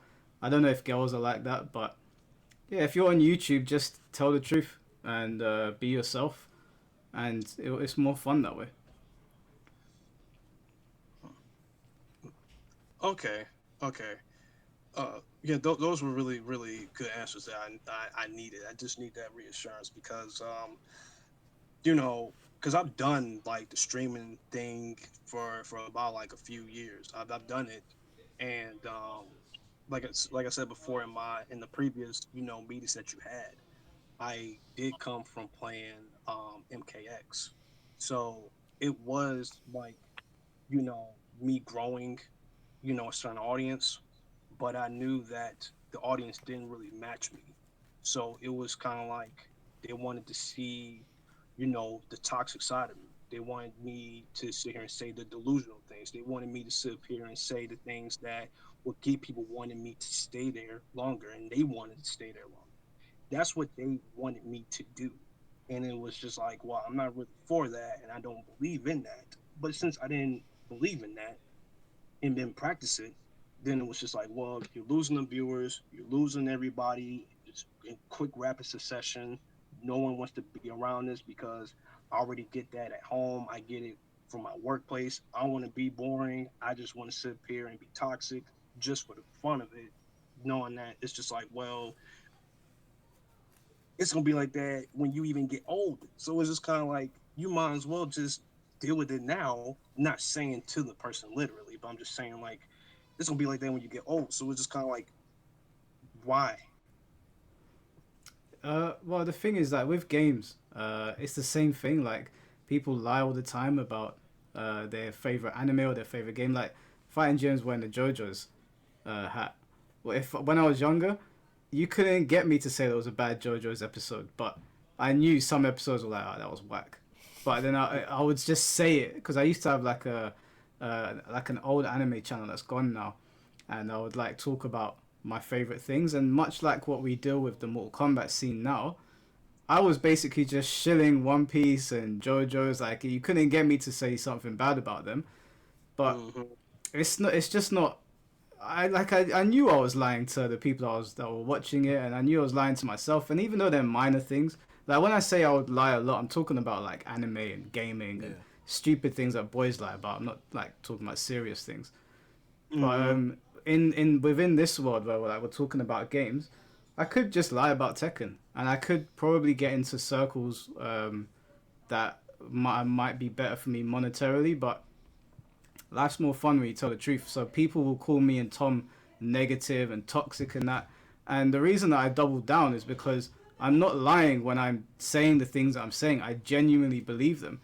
The other day they released the T1000 and Madame Bo trailer, and I was like, yeah, he actually looks kind of cool. Like I saw Cabal's animations, I was like, they really reusing animations on a guest character, but I was like, he looks cool. The fatality looked cool. I wasn't expecting Madame Bo. I said cool, but Mm-hmm. what people started saying to me was like, "Ah, oh, don't try to jump on it now, Mike. It's too late."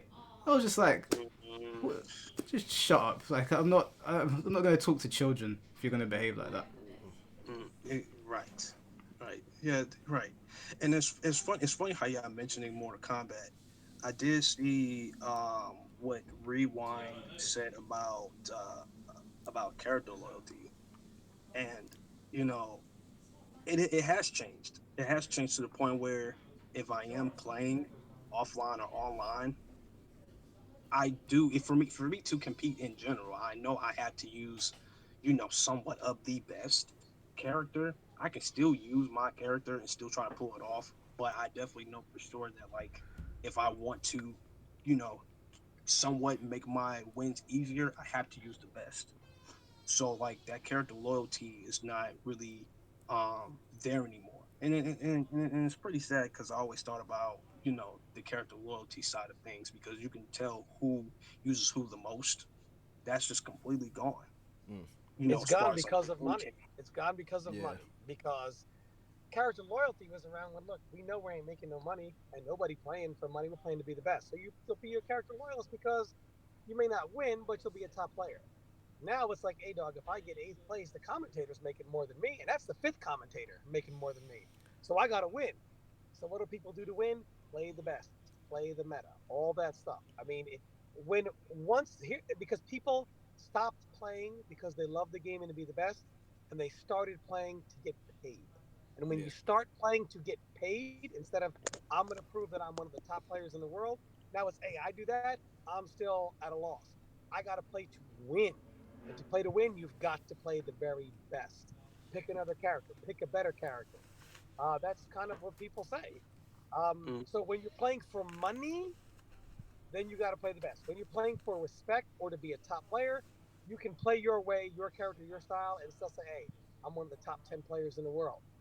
But when you have to play to say, I have to be the number one or number two player in the world, the number three player, you got to start playing what those players do, which is the best stuff in the game. And if you're playing for passion, you can play your character. If you're playing to win, you can still try to play your character. But if you're playing to win money, you got to go with the meta. Period. Yeah, basically what he said, man. It depends, man. If you just playing for fun or just to make content, play whoever you like.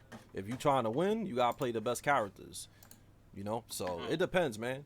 It depends how good your character is, cause your main character could be like mid tier. You could still win with a mid tier. You just gotta work way harder than everybody else. So it depends, man. Like your skill set might work better with the mid tier character than the top tier character. Exactly. You know what I'm saying? If you use like the worst character in the game, then you kind of assed out. And but you know, if you play somebody that's like mid tier or a little bit upper, you have good chances. So I would just say play whoever you want, man. That's what I would say, man. And because sometimes, a lot of times, like a character might be top tier, but you might not click with that character. You'll be bad with them.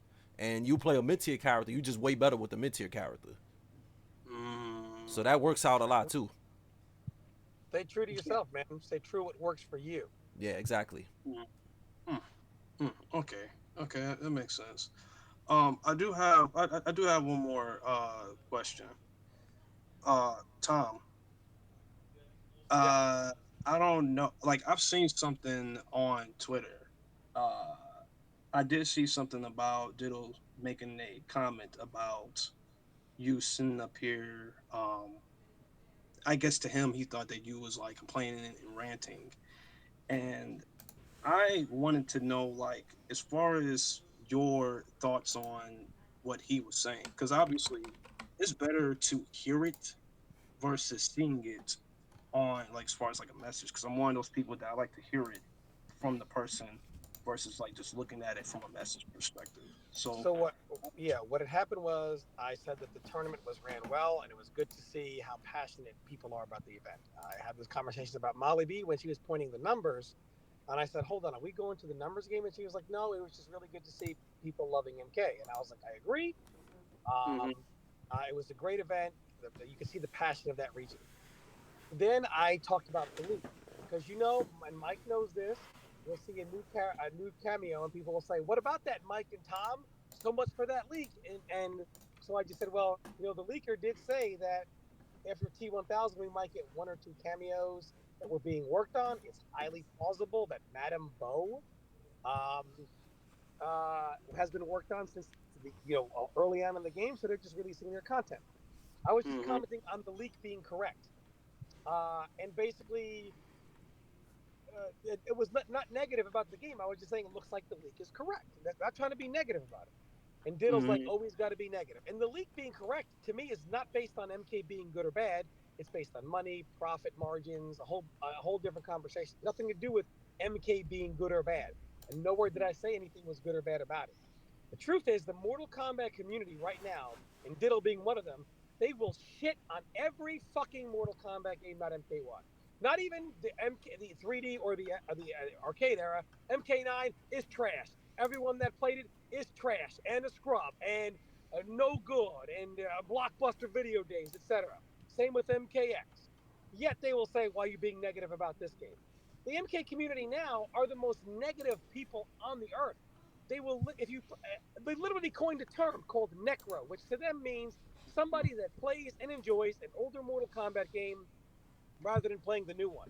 It's done in a negative way. Can't cut it. Living in the past. Can't play the current game.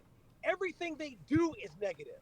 And then if God forbid you say anything but glaze their current game, well, why is all the negativity? They live and breathe negativity themselves. Biggest hypocrites ever. mm. Oh, okay, okay. I I don't know if I have time to fit one more question in because, like I said, I've been around here for a minute. Meaning, like I had my fair share of tournaments, I had my fair share of playing and people's events. I have my fair share of doing it. Obviously, I'm more of an underground, type of player. So I'm not really like known like that. But just for you speaking passionately about it, Tom, I was wondering. I was wondering. So, do you think, especially during that, time frame of, Diddle just, saying whatever? Do you think that he's just like there's no like hope of trying to convince him? Like, yeah, he Diddle? made up his mind. Yeah, like he, I do consider Diddle a friend, but he sees one side of the coin. He came on here and said, "Tom, we know you're a hater. You're all negative." I had to make Mike Hollow pull up like 5 or 10 pages of nothing but positive MK11 videos, and then he says, "Well, you deleted some of the negative ones, some negative ones." And I'm like, "Listen, if you want to say my MK11 content was 45 or 40% positive and 65% negative, sure, but they ignore the positive stuff and only talk about the negative, like as if we never say anything good about the game. So even though I just made a positive comment, they don't count that, and they only count a comment that I made as being negative. mm, okay, yeah, that's unfortunate because when I saw it, one thing that came to my mind was like there has to be something much deeper than this for this to constantly keep happening, and this is why I sit here and said that about selling your soul to the internet because it Yeah. seems like you can sit Look up here. my chats with Molly B also, and you'll see I had a positive thing. Look up my replies, and you'll see it. There's a positive reply to Molly that it was good. The Mhm. tournament was ran well. It was good to see the passion of that region. But also keep in mind, Diddle has on many occasions said things like, if we just want to use single Diddle out here, it's not a Diddle thing. It's an everyone. You know, I'll say I don't like the game and give legit reasons. And you know this, Mike. This gets said. Tom is just mad because he's not winning. If Sub Zero was number one, he'd say the game was great, or he's grifting for views, or it's always some shot at me and why I feel the way I do. And then say, "Oh, Tom, I was trolling," I think we're etc. getting an echo. I don't know who that's coming from. Oh, I Oh, think it's okay. coming from Will. Yeah, Is it coming from me? If it's coming from me, I do apologize. I don't, yeah, but either way, man, it's just yeah. I'm not negative about the game. I want things to change. And I Yeah. know that if we keep pretending that nothing is wrong, I know we had a great tournament, but if we take our eyes off of, like, I would literally say for the first time we've got NRS on the ropes as like, no, this is not okay. This is not okay. And if we go back to saying, oh, actually, kumbaya, everything's okay, we're gonna get another shit product. And it's not The, being the thing negative. is, It's like Tom. you've got to dig your heels in. The thing is, Tom, and I don't mean this arrogantly, but there's 610 people watching right now. I know that there's somebody that probably thinks that me and you are overly negative, but every single time since that game has come out in 2023, I've told somebody to come on here and tell me exactly what I am saying that is wrong, and all they'll say is you're being hateful. Okay, explain to me what I've said that is incorrect, and every single time it is the same outcome. So, oh, okay, I see where you're coming from, or no, I don't want to talk on stream, or some sort of like straw man that has nothing to do with the argument. So at this point, whether it's Dittle or whoever, I'm not trying to hear it. I mean, Dittle was welcome to come on here, and last time he came on here, I asked him, you might think that you might not like what we're saying, but am I wrong? And he said, no, not necessarily. So I ain't trying to hear all this, oh, every time we see you, Tom, every time we hear you, Mike, you're hating. Hate, like, I've invited you on here, all of you, 100 times to say your piece. Even when I've been critical of Tekken 8 and I get the people going, oh, you're a Tekken hater, Mike. I'll invite them to come on and be like, explain to me what I said that was wrong. And every single time it's the same response. So I ain't trying to hear it, man. It's just people on Twitter talking shit. Same shit as always. Will, did you have any other questions? Yeah, yeah. Can y'all still hear the echo? I just want to make sure. We Y'all won't can. know until... Oh, yeah, I can hear it. Okay. Well, I just want to say this last thing, and then I'll be finished. Um, yeah, the reason why I was asking those questions because I do see the shift of how, everything is being, you know, like everything is happening as far as, um, people's communication, people's way of articulating, and not really listening to everything that needs to be said in a way where we can all understand it. And like Tom just said, as far as, oh, well, Tom is a hater, things of that nature, which is just kind of like, you have to have a conversation with them to understand. All right. He Yeah. can sit there and speak very loudly, right? That doesn't mean that he's mad at you. He's just trying to sit here and speak. So it's just like, whenever I hear things like, well, he's a hater, it's just kind of like, dude, he's just speaking facts, because we are really going through tough times right now, especially. Dude, look at this comment. Look at this comment. This is from Naylor Makoto. Mike, you have to realize people are not forced to help you understand a vision on the platform you are trying to make a bucks from. You're not obligated to. Sorry, Will, could you mute your mic for a second? It's just echoing. You're not obligated to, Naleb. Will, could you mute your mic, please? Thank you. You're not obligated to, but you don't have a salient point to make against me. So you don't have to, but you are sitting in the chat talking right now, and there's a lot of people that yap a lot, and it's fine. Like I tell the mods all the time, anyone is welcome here to talk, but you won't come on here because I'll cook you, and you know that. No disrespect, but you don't have a salient point to make against me, and I can bet you everything in your bank account that if you were to come on here and try to make a point against me on Mortal Kombat or Tekken, I'll cook you for it. Okay, so you're not obligated to help me build my platform, correct? But if you're going to show up to a stream and talk, you should have something to back it up with, and you don't. So also, we'll keep if it I was moving. saying the MK1's the greatest game ever, and like this, very animated, they would say, "Oh man, you gotta love Tom, he's passionate." But because I want change and I'm trying to help force it, they say, "Oh, he's just an angry old man." See how they put a negative connotation on everything when what you're doing is trying to affect change for the greater good, for the game to grow. I want to ask GM, like, do you get people coming to your streams? Like, obviously, people will disagree with things that you're saying, but like, do you get heavy pushback from people? And then, like, when you try to talk to them, it's just like, oh, you're hating or you're talking shit or whatever it is. Yeah, nowadays, like, there be people that ask me for coaching, and I ask them, because a lot of people are pretty soft with things nowadays. I ask them, do you want me to be nice to you or you want me to be real to you? And they say be real with me, and then I give them advice, and they take it as me shitting on them or talking shit to them, and they get upset by it. So that happens a lot. Or like, because I made some fraud videos, right, of like God of Destructions that play like First Dance, and a lot of people were mad about that, and I had to explain, like, my philosophy is this: if this guy's max rank like me, that means he's a sweat just like me. So we are like on the even. We both max rank, because not a lot of players are max rank.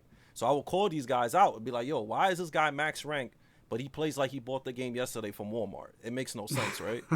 So I call that out, and people call me toxic over that. Oh, why are you doing that? You're bullying. It's like, how am I bullying somebody that's the same rank as me? That makes no sense, right?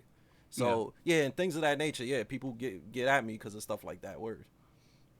Yeah, I mean, even this comment here, like he said, where is it?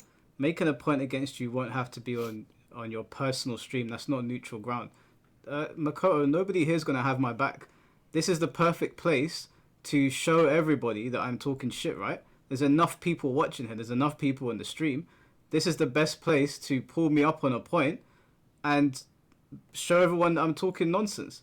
Whether it's about Mortal Kombat or anything else, this is the best place to do it. We're better than to go onto somebody's platform who will tell the other guests to not get involved and say what you have to say and see if there's any pushback. This is a nonsense talking point. I've gone onto other platforms that are much bigger than mine to push back against what people are saying. So I don't know what you're talking about. Anyways, Will, we have to get the next person on here, bro. Sorry to keep you there while I was ranting. No, it's all good. I had all my questions that I wanted to ask, and y'all answered every last one of them. So I do thank y'all for having me. No worries, bro. Well, thanks for being on. Yep. Peace out. Before I bring the next person on, this is the best place to come on here and say something to me. And I've got, like I said, I went on Hypnotic Stream. The guy's almost got 100,000 subscribers. So it's not really neutral ground, is it? But at the end of the day, it's just me and him talking. Nobody else was getting involved. So if people have pushback for me or Tom, if you have pushback for Tom or GM or me, I'm not going to say anything. I let people come in here and argue their piece. Finn had an argument with some guy on stream the other day, and I didn't say a word. They had their argument, and then the guy went about his business, and we went back to playing Tekken. So, if you have some sort of point to make against me, instead of just being on Twitter all the time and saying things behind the keyboard where you can probably look up your answer on Wikipedia or copy and paste it from somebody else, now is the perfect time to do it. We're live in front of everyone. So when you muster up the courage, or anybody else, you're more than welcome to. Until then, I will invite DFF on here. DFF, can you hear us? Yeah, can you guys hear me okay? Yeah, I can hear you, bro. Go for it. What's good, DFF? So I did want to just make a comparison because a lot of what I hear in FGC is I don't know what I'm talking about when I talk about Evo and how things don't make sense. So I actually want to use an actual example to kind of give people, you know, my viewpoint, if that's okay, real quick. Yeah. So before COVID, I helped book a musical act named Lil Wayne for a local casino. This casino was in a region that did not have a lot of people, etc. And the cost to book him was $1.2 million. Now, the thing is, when let's say a casino books an act, right? They already have people paying rent to be vendors inside, like stores, restaurants, etc. And they, for different events of that caliber, they have to put out ads in a local paper, local television, newspapers, radio, etc.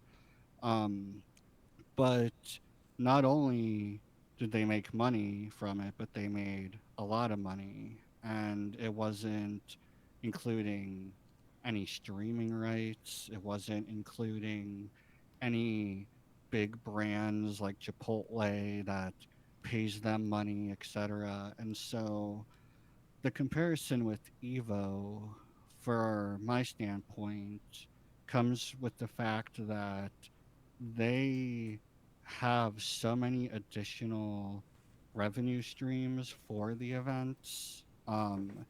With a lot of casinos, especially with a lot of places in Vegas, if you're booking things, for example, you do get free rooms, free all these other things, and it it breaks my heart seeing a lot of people when I spoke out about this, basically asking how does this make sense where you have volunteers or people that quote unquote aren't volunteers but maybe making $50 for 3 days worth of 12, 16-hour shifts with doing brackets.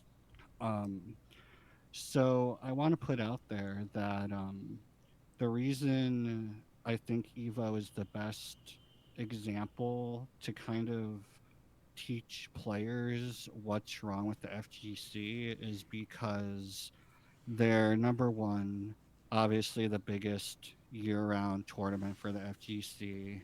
Number two, they have so many things going for them, which regionals do not. That includes partnerships and whatnot. But also, one of the arguments I hear is, oh, like Sony this, Sony that, when it comes to purchasing Evo. But without Sony, they could have still gotten a Chipotle partnership, um, which again, they made at least $2 million, if not more, for the exclusive brand right because they were the only brand. But, again, you also have the vendors that pay a premium to be there because you're guaranteed certain amount of people just being there specifically that like FGC or anime, etc. So there's a premium attached to that, which you can see even with Comic Con, for example, in every city. There's always a premium attached for vendors buying these things. And so I think for players, they need to start stepping up and asking the hard questions of why are the prize pools so low if there is so much revenue coming in. It does not make sense on paper, and I want to at least let everyone know, player wise, that at a certain point it's not you, and in this moment the low prize pools aren't because of you. It's something else. So I don't want anyone to blame themselves in this circumstance. It's really not on them. It's just the way the structure is, hopefully is right now. Um, but hopefully it'll change in the future.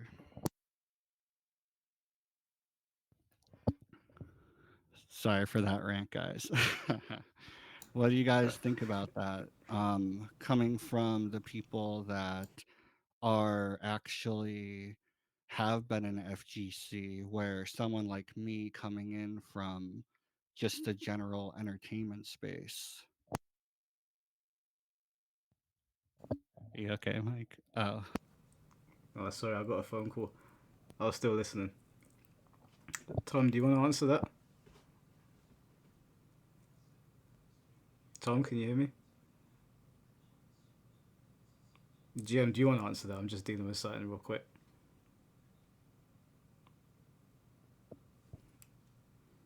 Wait, what has happened? Why can't I hear anyone? Okay, what about now? You can hear me now? Oh, okay, yeah, I can Yeah. hear. Yeah, Evo is his own entity, so everything they do is going to be separate than everything else that happens in the FGC, you know? So yeah, it's just a shame to see that when TOs are being questioned, and especially because I'm under Pulse Esports, so I talk a lot with players that are trying to get signed, trying to get basic funding, and a lot of the time the question is, "Hey, we know we're good, but why are we not getting funded? We know that we can place top 16. Why are we not getting funded?" And again, a lot of it comes back to low prize pools and just the structure of the FGC when it comes to in-person tournaments just being so ass backwards, to put it lightly. yeah, that's just, you know. Oh, Tom is back? Okay, cool. Yeah. Can you guys hear me now? Yeah. Yeah. Yeah. What? Well, Diff, I wouldn't. It's not the player's fault this is happening, but the FGC has had a way of capitalizing on the ignorance of players. They again, they don't know how business works, don't know how the world works. Payouts are low. You're a pro FGC player. Even at the peak, you're not really making, Omega money, outside of maybe a couple of outliers. And I mean, literally a couple, 2 to 3 players, maybe. And even that, you're still not. I mean, how much money are they really making? I mean, if they're not smart with their money right now, they're certainly not making enough to survive from like 50 until retirement or whatever. But it's capitalizing on that. And I think the FGC has taught people have to not ask those questions. Be happy with what you get. Uh, don't complain. Don't say this. Don't say that. Don't question. And people that do question these things get shut down. Look, I questioned it, and Mike brought 2 people on, and they called me an idiot. That I'm making it up. Um, who says this? Who does this? So the FGC kind of defends its own. So that's why it happens, because they're allowed to get away with it. Even you just doing simple math, and you're like, man, there are millions of dollars in this. Why are payouts so low? And where is that money going? And who's making what? Nobody knows.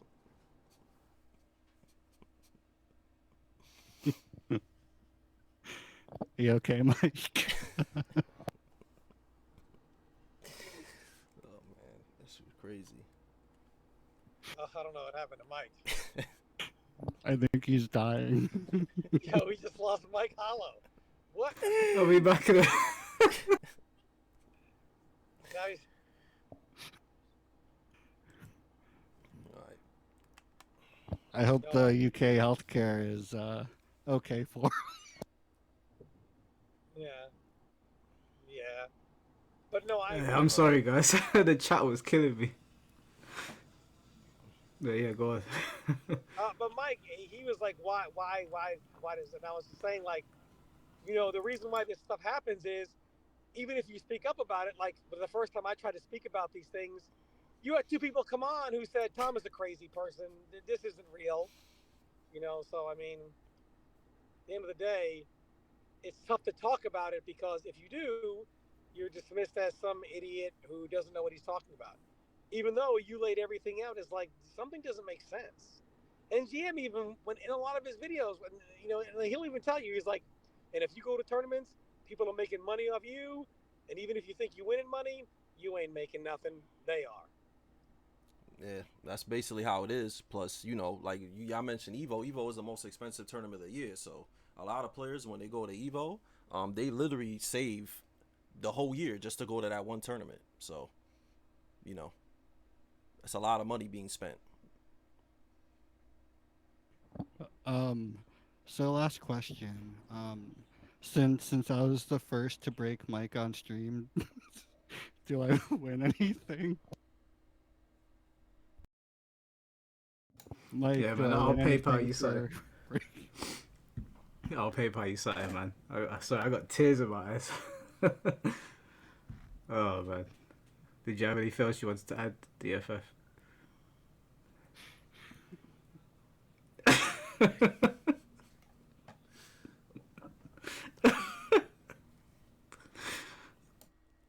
Sorry, I gotta mute. I'm laughing. Oh man.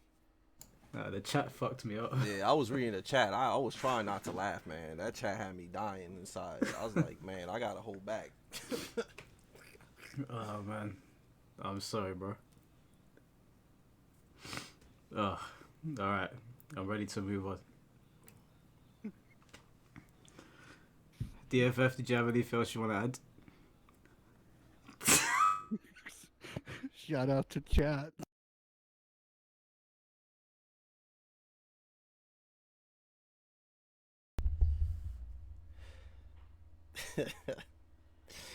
Yo, that's crazy, man. Yeah, that's mad crazy.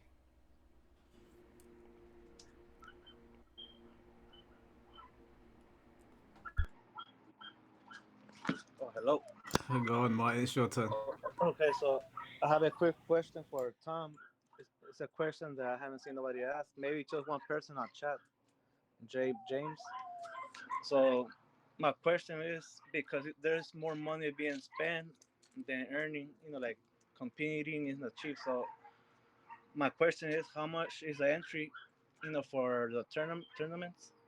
Because I have competed in jiu-jitsu, for example, and it ranges from $40. You know, like at your local tournament and like 130, even 140 at the bigger tournaments.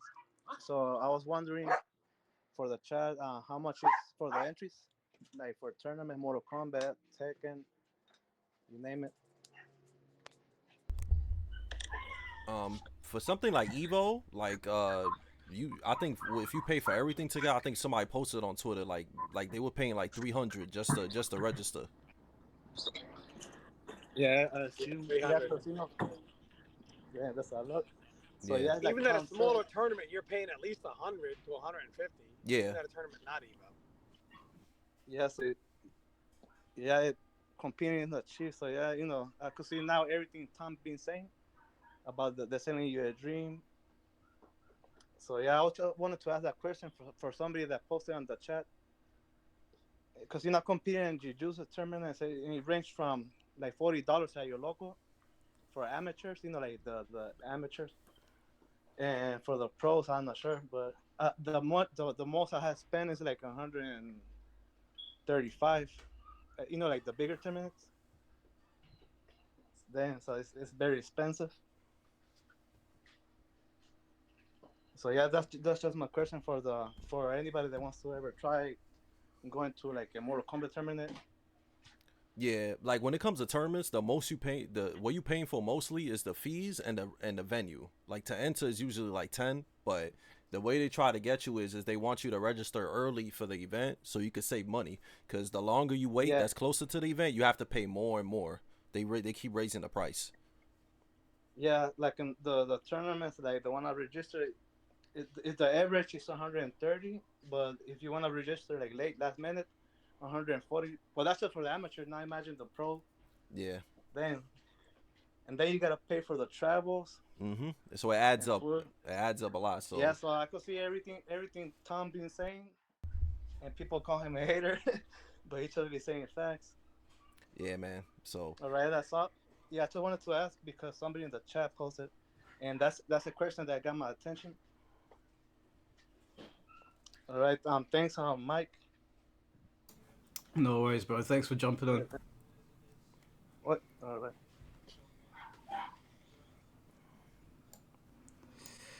All right, I think that's all the callers. Sorry about that, guys. Like the chat was just the chat killed me. Like yeah. I hate all of you. I hate all of you, man. It was just an endless stream of jokes, and they finally broke me. Did you guys have anything else you wanted to cover today? Oh, I just want to say that. Look, I just want to thank GM for coming on. To be a legendary figure in a game like Tekken, who's had legends going back to Tag 1, like Jang Su, etc. For GM to be a name in that just tells you how good he really is, because there are few and far between of players that actually get to that status. And this is someone who worked very hard to a point where if he was like a professional athlete or something like that, put in that same work, he'd be a multi-millionaire. Instead, he's sitting there saying, it ain't worth it, man. If you're going to do it, stream, YouTube, compete online, don't waste your money because it's going to someone else's pocket and it ain't coming to yours. And, I know there are people that are going to say, when I pull up the NRS Pro Series, oh, there is a site for you to find it. Of course, there is absolutely a site for you to find. It's not the hardest thing to do. But if you notice, when you go on the main site for Mortal Kombat, run by commentators, etc., or other people that are involved in the Pro Series, nowhere on there is it broken down to what your payout is. Nowhere on there is a link to a site that breaks down what the payouts are. In the trailer for the tournament, didn't show you a link to what the payouts were. And if you search online, it's still not as easily accessible as it is to show 255 on the line. It is 100% intentionally done that way and marketed that way. Don't be a fool. Question everything. Do your own research, and Well, Tom, just know the truth. We've actually got a commentator that's just jumped on the call. He wants to speak, if that's okay with you two. All right. Yeah. Okay, go ahead. And just for that, I've got a $5 donation here. Thank you, bro. Sup, Mike and Brady. Yo, fightinggm. This is K. Taylor. Crazy times compared to back then. Glad you found your foot in streaming content. Peace. Yeah, what's up, man? Long time, man. Thank you, man. I hope you're doing good, brother. Is that somebody you used to play Tekken with? Yeah, somebody I met a long time ago. Yeah, through competing and stuff. So it's cool. It's cool to see a familiar name. Oh, okay, awesome. All right, well, we'll bring in C4. C4, can you hear us? 1 2 1 2. Yeah, can you hear me? Yeah, we can hear you, bro. First of all, am I going to get a refund on my super chat? Did you put a super chat in? I'm sorry, I was laughing for like a good. Oh, I missed quite a few. My bad. What was so funny? Oh, dude. Do you know, if I start talking about it, I'm gonna break down. You're gonna have to watch it back. Before I was going to ask the question, I wanted to GM and Tom Brady and yourself. With I haven't seen it, so I could be misinformed. But the DFF kind of breakdown of the Evo stuff, did it have the outgoings, like how much the venue cost, how much you had to pay for chairs, how much you had paid for equipment, or was it only money brought in from Evo? We don't actually know all the money that's brought in. We don't actually even know all the revenue sources. And we also don't even know what they spent. It's all a question mark. So like I said, I wish there was something more concrete instead of in generalities. You know what I mean? But it should be listed somewhere, and it shouldn't be this hard to find out what it is. So what did the DFF tweet show about Evo? What was the? Oh, DFF was just breaking down like they have many revenue streams, all of which probably play at or similar to what Chipotle plays for exclusivity. Also, you have vendors that get to go there, like when you go to Comic-Con, they do pay a premium to be there. That Evo has many revenue streams that are unreported that we don't know what they are.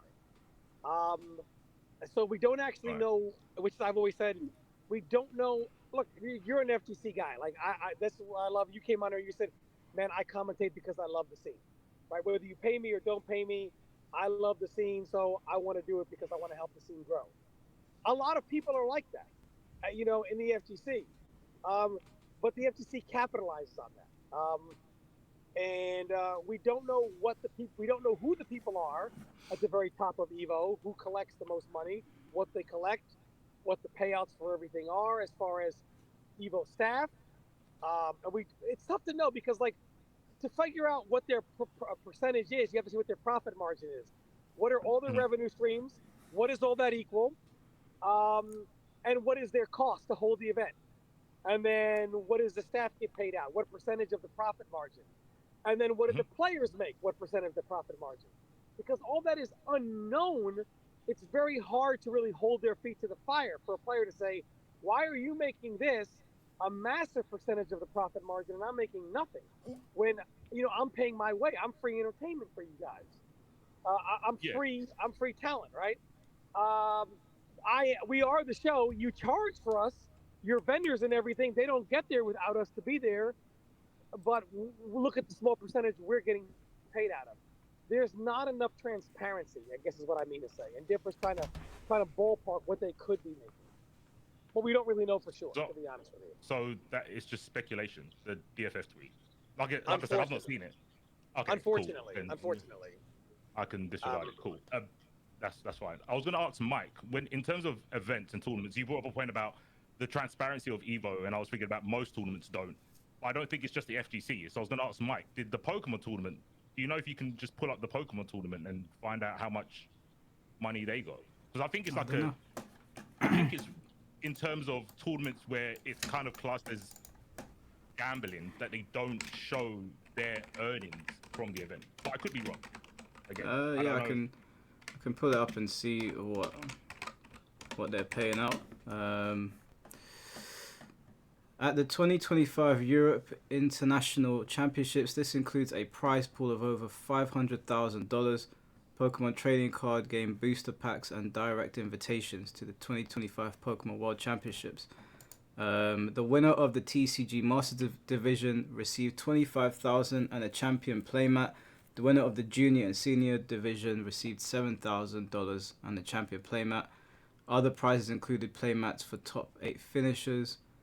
Don't know if it says what the top 8 breakdown is, or if it's just first and second place they get paid. Could you find out how much the organizers of the event made?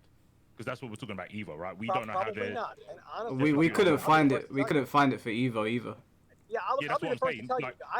GM has been to tournaments that I've held with Gin Master, and I think we charged $20 at the door, $20 for venue fee, for entry fee, which was seemed reasonable for that time. GM took a $60 bus to get there. It's like, hey, the players are there. But the truth is, I think we each, myself and Gin Master, each pocketed like $1,000 from that event, even after our costs were covered and the players were paid out. And a lot of times I would use that money to pay for, and people will tell you, I have paid for players' flights. So my profit, I can't speak for everyone, I think Gin Master did as well. We would try to fly people in or bring people in that needed help. But there are many tournaments that don't do that.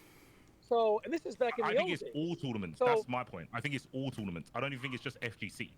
So unless someone knows a tournament where the tournament organizers show their revenue, their profits, their margins, just saying Evo does it doesn't mean anything. No, I'm saying they all do it. I'm just using Evo as an example. Okay.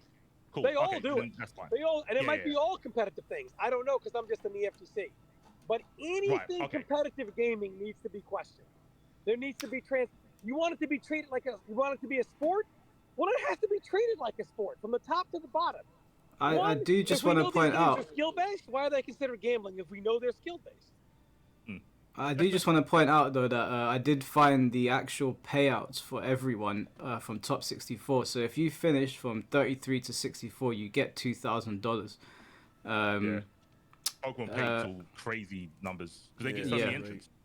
Even if you finish 17th to 32, you get $3,000. 9 to 16, 5,000. 5 to 8, 7,000. 3 to 4, 10. Second place 50, first place 25. And the juniors get paid all the way up until 17 to 32. So they get $750 as a junior for just finishing 32nd place. Even Pokemon Go has comparable playouts, Pokemon Go, to what we're seeing in the... No, actually, no, I think this is a little bit higher. Top place is $5,000. Second is $3,000. Third is second. Third is $2,000. Fourth is $1,500. And you get paid $400 all the way up until finishing 25th place. Even Pokemon Unite, team award 20k, individual award 4k. That game is dead as well, by the way. That's the dead game, and they're still getting crazy numbers. Yeah, Pokemon. Pokemon's killing it. Yeah. So my question is something that was talked about near the start of the stream about the kind of discrepancy that people had about commentators getting paid more than players. I Not don't paid really more, understand. but it depends on the event. Like, not for like, I don't think like a combo breaker, I don't think they pay their people to come out. But like for an Evo or a Pro Series event, they would. But you know this, you are, as a commentator, you're not staff, you're a 1099 and you're paid as a 1099. Am I? Have you seen my checks? What do you mean? No, what I mean is a lot of commentators are 1099s. Like you so are. Do you mean like? I don't know if that's like. I could be ignorant. Is that any like American slang for something, or are you saying That I'm means worth it means you're an 10.99? independent contractor being contracted to commentate. Right. And tax how? purposes, right? Like you don't work for Evo, you are an independent contractor contracted by them to commentate, to render your services. What's the difference with that to self-employed, or is that just your version of being self-employed? That's what. No, what I mean is, here's why I brought that up, because people were saying, like when I brought up the NRS Pro Series, I said, well, somebody gets $250 for top 8 for 8th place, and they had to probably spend $1,500 to get there. So you get a commentator, not even the main ones, even, and I hate to use the word second and third tier for commentators because I don't want to demean anyone's skills. But you know what I mean. You have the main guys that are going to commentate. But don't be scared to use that. Some commentators aren't as good as others. That's fine. Yeah, I mean, but just in having their travel paid for, they're not operating at a loss, right? And they're getting paid a little bit. And I was saying, people were saying, well, their staff, of course they're paid. They're company employees. They're paid, whereas the players are independent contractors. And I'm like, no, even the commentators are independent contractors. Okay, so can we dig into that then? I don't see that because I have to sign a contract for some events, not all of them, but some events you have to sign a contract. But your contract, you are not an employee of them. You are a contracted worker. You are an independent contractor that operates outside of the scope. You are, I don't know how it is over there. Over here in America, you would be considered an independent contractor. So basically, you don't work for them directly. However, you are contracted to them for your services. So you are your own business, but you are under contract with them to render your services. You are not a company employee. You are a contracted employee, an independently contracted employee to render your services. So Mike, that is basically like self-employed, right? Like on our side of the pond, that's basically self-employed, right? You would say. So like if you work in construction, more or less, the construction site would ask, we need someone to do scaffolding. So they would hire a scaffolding firm and they would be self-employed working on that site, right? Yeah, and that's you what you're are saying, a commentator, so you have a contract with them to commentate, but you are not a direct employee of them. You are contracted by them. That's cool. I guess my next question would be then, what if we're using comparisons to the work, like the workplace, what's the player? What's a fighting game player? Because they can't be self-employed. they're also They don't sign any 1099s. contracts or anything. No, but they're But independent they- contractors. How? A commentator and a player can't be both the same thing if we're using the When workplace they, as when a a player, comparison. They don't sign a contract. When a player makes a top place, they do, and a lot of times have to sign something to get paid out. They are still an independent contractor. Well, then they're getting paid after the fact. Commentators get paid before the fact, so it's still not the same. That's There has to be there has to be a difference between a player and a commentator in terms of how they're getting paid. Well, they're not getting paid out of the pocket, right, of the yeah, but this of the is my tournament point. organizers. This is where it's not fair. A player going to a tournament is still an independent contractor. He just doesn't have a contract, but he No, is I still disagree. an independent. Invitational, I agree with you, but not for a tournament. Okay. I mean, if anyone else wants to say anything, if it's invitational, I agree with Tom, because you're inviting those players, and those players they will get the same treatment a commentator does in terms of travel and accommodation. How is the But if you're going to commentator any tournament, how is that the same? So let me get this straight. The players are not there to work, but the commentators are? For the tournament organizer, yes, the commentators are. The players aren't going to work for the tournament organizer. No. Unless it's invitational. It's still their job. Bro, if you're a pro player, it is your job to play. So it's still their job. Wait, just to make sure we're on the same page here, Tom, are you talking about players that are signed to pro teams rather than just like me showing up? If you go to the pro series, right? What are the players there to do? Have fun, or are they there to compete? If it's a pro series, play. Okay. Well, the players that are at a professional tournament, I guess they would be considered professional players. If they're professional players, their job is to play. Hence, when they are there playing, they are working still. They're just not getting paid for it. So when casuals enter that tournament, are they professionals as well? Are they working? Are the 0-2 as working? And Mike, as I said, where are the casuals? Nice swerve. Sports in the stands. Where do you draw the distinction? But the top 8 players, are they casuals or are they professional players? People that are getting paid. No, we're talking about players. We didn't say anything about the top 8 players. We're talking about players in general. I want to chime in quick on something. But go ahead. Yeah, go on, Jim. My opinion, like everybody has a different opinion what a pro is and what not. My opinion of a pro is somebody that's on an esports team and is also on a salary. If you're not on a salary, then you're not a pro. You're just somebody that goes to tournaments and has fun. Because you're not getting paid to do it. Agree. That's a professional. So then you would say, it's a bit harsh, but 95% of players are just casuals then? Yes. Okay, cool. Yeah. That's fair. I also kind of go with pro, you're getting a salary. It's easier to do that in other esports, because in fighting games, you're talking about such a small minority, there's hardly any point of calling them pros, right? But yeah, I think salary, like a wage, is what you'd call a pro. Yeah, it's important to distinguish that because, you know, as many people know on this channel, there's a guy that I regularly beef with called Fate, and he'll call everyone only pros. Yeah, that's fine. Like, give him his content. It's all good, man. We love Fate around here. But he calls them only pros, right? Like he's referred to me as an only pro, and obviously I'm not a pro. I was at some point I was at high level at Soul Calibur and Injustice, but I was not a pro. I was just a good player going to tournaments. So it's what I agree with FightInggm's definition of it. Like if I was getting paid and if I was getting flown out, and that was what I was contracted to do, then I'm a professional player. I'm doing it professionally. Let me ask you this.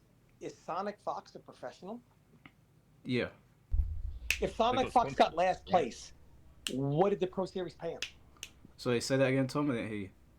If Sonic Fox got last, what did he get paid from the Pro Series? If we agree he was there to work, do his job, what did he get paid? He gets paid from the sponsor. It doesn't matter about the tournament. That's why it's the pro. Hold on. He's still there to work. Is he not? Yes, and he's going to get paid by his sponsors.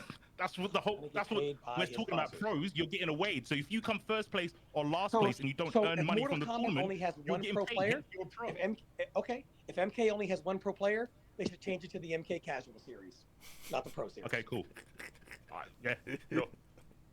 I don't know what you win the semantical argument, but the point we're talking about is a pro player doesn't need to win. That's the The job is to, as a sponsor player, your job is more than just winning. But you're talking about the wage part or how much they earn from winning. But we've established the pro player doesn't have to win because their sponsors giving them a wage. That's why it's a job. Pro athletes, do they get paid by sponsors or do they get paid because when they play, they're there to work? Say that again, sorry? I think I missed Pro it. athletes, are they paid by sponsors mainly or are they paid by... Why we don't need a comparison here? Why are we making comparisons? We can just talk about the reality of the fact of these players. We've got examples. We don't need comparisons. So the players that are going to a tournament that are a professional player, as in you make your livelihood from fighting games, they are going to a tournament for fun, not to work. No, they're going because it's probably part of their contract from their sponsor, which is going to pay them for going to the tournament. How many people were sponsored to go to the NRS Pro Series? I don't know. One? What two does it matter? tops? They're all they're still there to work. Look, I'm telling you right now, brother, when I was a quote-unquote pro player, which is a joke to say, when I go to a tournament, bro, that's still, like, I'm not going there for shits and giggles. Like, yeah, I believe you put in work. You definitely put in work. But if we use your definition, then 0-2 is also putting in work, and they're working. 0-2 is working. I guess if you're a pop monster and you pay for your entry, then yeah, you're doing your part and you're working. Let me ask you this. The Pro Series, what is the product? These questions are so nebulous. What is the product of the Pro Series? An event? Yeah. I guess. What are they streaming? An event. What are they An event. streaming? An event. Okay. Without the players and just the commentators, do they have an event? Without the players and the commentators, do they have an event? No, Not really. Just the commentators. No players show up. Only commentators. Do they have an event? No, but it's a So it's the a free event. Hold on. thing, The right? event is No. marketed. You're not going to do that because without the production, you also don't have an event, right? You can have the players and the commentators. But without production, you don't have an event. If you don't have a venue, you also don't have an event. We can pick out any part of the whole structure of an event and say, well, if these things aren't here, you don't have an event. Yes. Players are not there, we don't have an event. Production's not there, we don't have an event. You sound like a corporate. We are the most disposable part. Yes. You sound to me like a corporate shill. Because you say the commentators and what do you mean? I just said we're the most disposable part. Okay, you are so ideologically tunnel vision, bro. What do you mean? I literally just said that. Hold on. What you are saying is basically that the players are the most disposable part. The problem is the commentators are. Because without the commentators, you can still run the tournament and you still have production. It's going to be a shit viewing experience, but it can still run without commentators. Okay, we are the most disposable part. But yes. you just agreed you need all of it to put on that show, correct? You need the players, the commentators, the staff, everything to make it all run, correct? To be a product. Yes. Okay. To be good, yes. Yet the only people that are considered amateurs are the players. You need them just as much as they need you and the other staff. Because you can get casual players. You can get bums that go 0-2 and they're still part of the tournament. If we're not talking about an invitational, yes. I mean, again, you wouldn't call a pro unless you're calling 0-2 as pros. Then yes, you just have. Let's just take Evo. Let's just take Evo, cause Evo, they are selling. Why we keep moving? No. Why we keep moving? Why do you keep moving to throw me off of the point I'm making? It doesn't matter if it's Mortal Kombat tournament or Evo. The point so the players aren't there to work. So according to you, everyone at a tournament is there to work but the players. You sound like a corporate shill, man. You don't give a fuck about the players. So stay where you are. I'm like a corporate shill when I said we're the most disposable part of the tournament. Make that make sense? You get paid, and yet you guys make out better than. You can't just hear the question. You make out better than him. Monologuing. Answer the question. If you're saying I'm a shill, how can I be a shill when in the whole sentence I said we as commentators are the most disposable part of an event? Okay. Make it make sense, please. Okay. Let's take a tournament. Let's take a pro tournament. He's not answering the question. Moderator up there. You make him answer the question, please. That's crazy. Am I twerking mentally? Like, how can I be a shill if I said we're the least important? Okay, I'll tell you because you still take that check.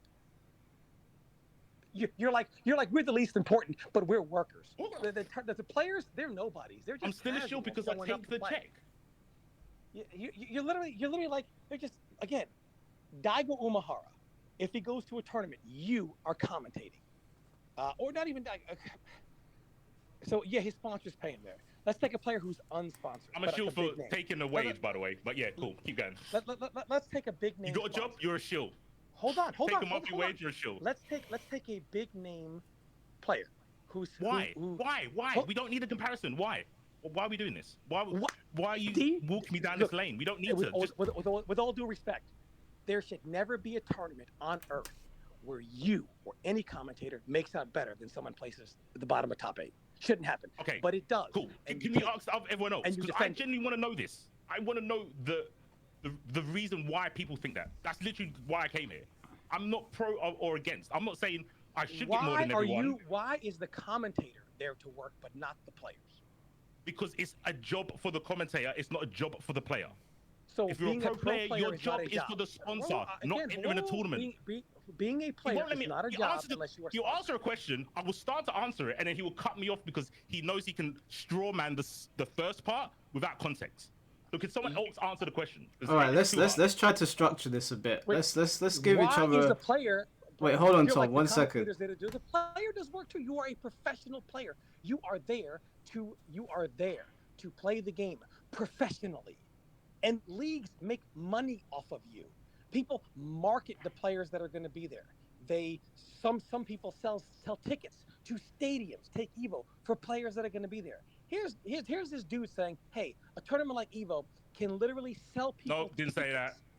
I didn't say that. I already didn't say that. Wait, guys, hold on 1 sec. Let's lay out our arguments.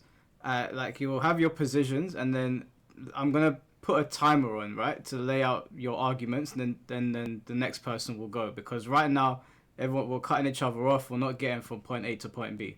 So Tom, lay out your argument, and then C4 can respond to it, and then he can lay out his counterpoints if he wants. Most commentators are some of the least skilled human beings on the planet Earth.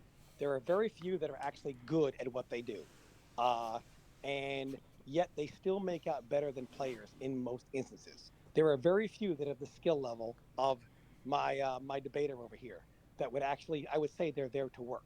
A commentator by default is just considered an employee, no matter how good or bad they are. But a player who legitimately is one of the best players in the world, he's not there to work. He's just there to show up and lose his money and whatever. These events are held on the backs of the players. The players are why these events are happening. They are every much as a professional at work as anyone else. You can't start charging, and this happens in games. If my debater over here says it doesn't happen, then I don't know what world he's living in.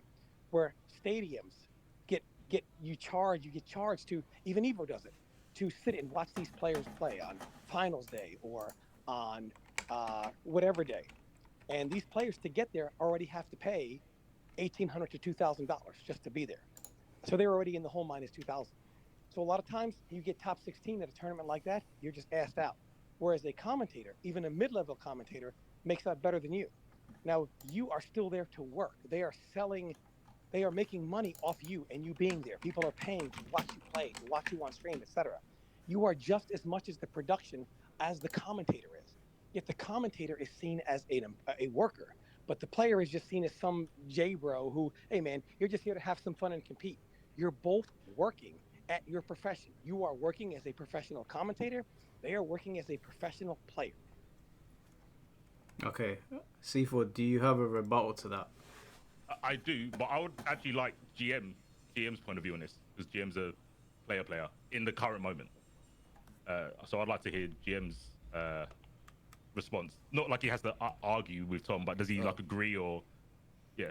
Honestly, man, like I said before, if you go into tournaments and you just going, you going for fun. You're not sponsored. You're not a pro. I think for be a pro, you have to be on a salary, because you literally just playing. Most people go to tournaments. They go there in hopes that they could get to that position of being a pro and being on a salary. You know, I think it's different than somebody that already works at the event is working the event. You're working the event. The guy going to the tournament, he's hoping that he could get something out of it. You know what I'm saying? So there's a big difference in all of that. You know, there's a big difference between I'm going there, I'm getting paid to play, and I have guaranteed money by playing because of my sponsors paying for me, rather than somebody that's using their own money to go to the tournament in hopes that it could become a pro. You know? Like somebody that works the event, like a commentator, you already getting paid to play the event because you work in the event. So that's just how I see it. Before you go, I just want to have a rebuttal to that. Not that I disagree with GM, but this is where the system is flawed and a massive cover-up. Because people could just say, "Oh, well, that player is not sponsored." So here we have a situation where 1% of 1% of 1%, people are considered quote unquote sponsored pro players. And so the FGC can still make money on the back of 99.999999999% of players and say, "Oh, they're not pros, man. They're not here to work. Only this one player out of 1,000, he's here to work." But the FGC still makes money on everyone that's there. So it's like you are part of the product. You are, even back when Evo was selling DVDs. Well, they were not pro players, but they're selling DVDs of you. But you're not a pro player. You're not there to work. The commentators are there to work. But the DVD they're selling of you in your matches, no, you're not there to work. You're just on a DVD they're selling.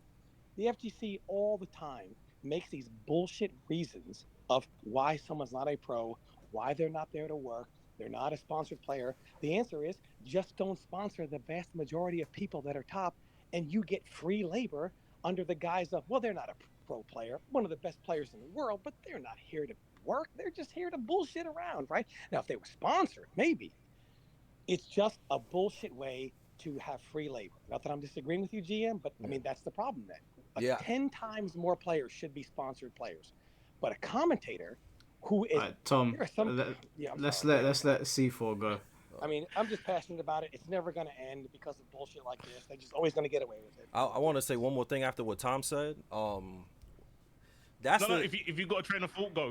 Yeah, that's the issue with the FGC. What you're saying, like you see, like how somebody could be a top player and not sponsored and go to the tournament, and they kind of just working there for free, and then the stream is making revenue from the hype matches they putting off by being top players and performing well. That's a big issue. I agree with it. Like that, like it's mostly just like a 1% of players that could be really considered professionals because they're the ones getting paid. So they could be top players that go to tournaments and don't get paid outside of the revenue that they made from winning the tournament or placing. So it would be way better if more people, were sponsored and stuff like that. But that's one of the things is that players need to wake up and see what's really going on. If people more wake up, it's not just 1%, not just 1%. It take the 1% because everyone will say that's the 1% of everything.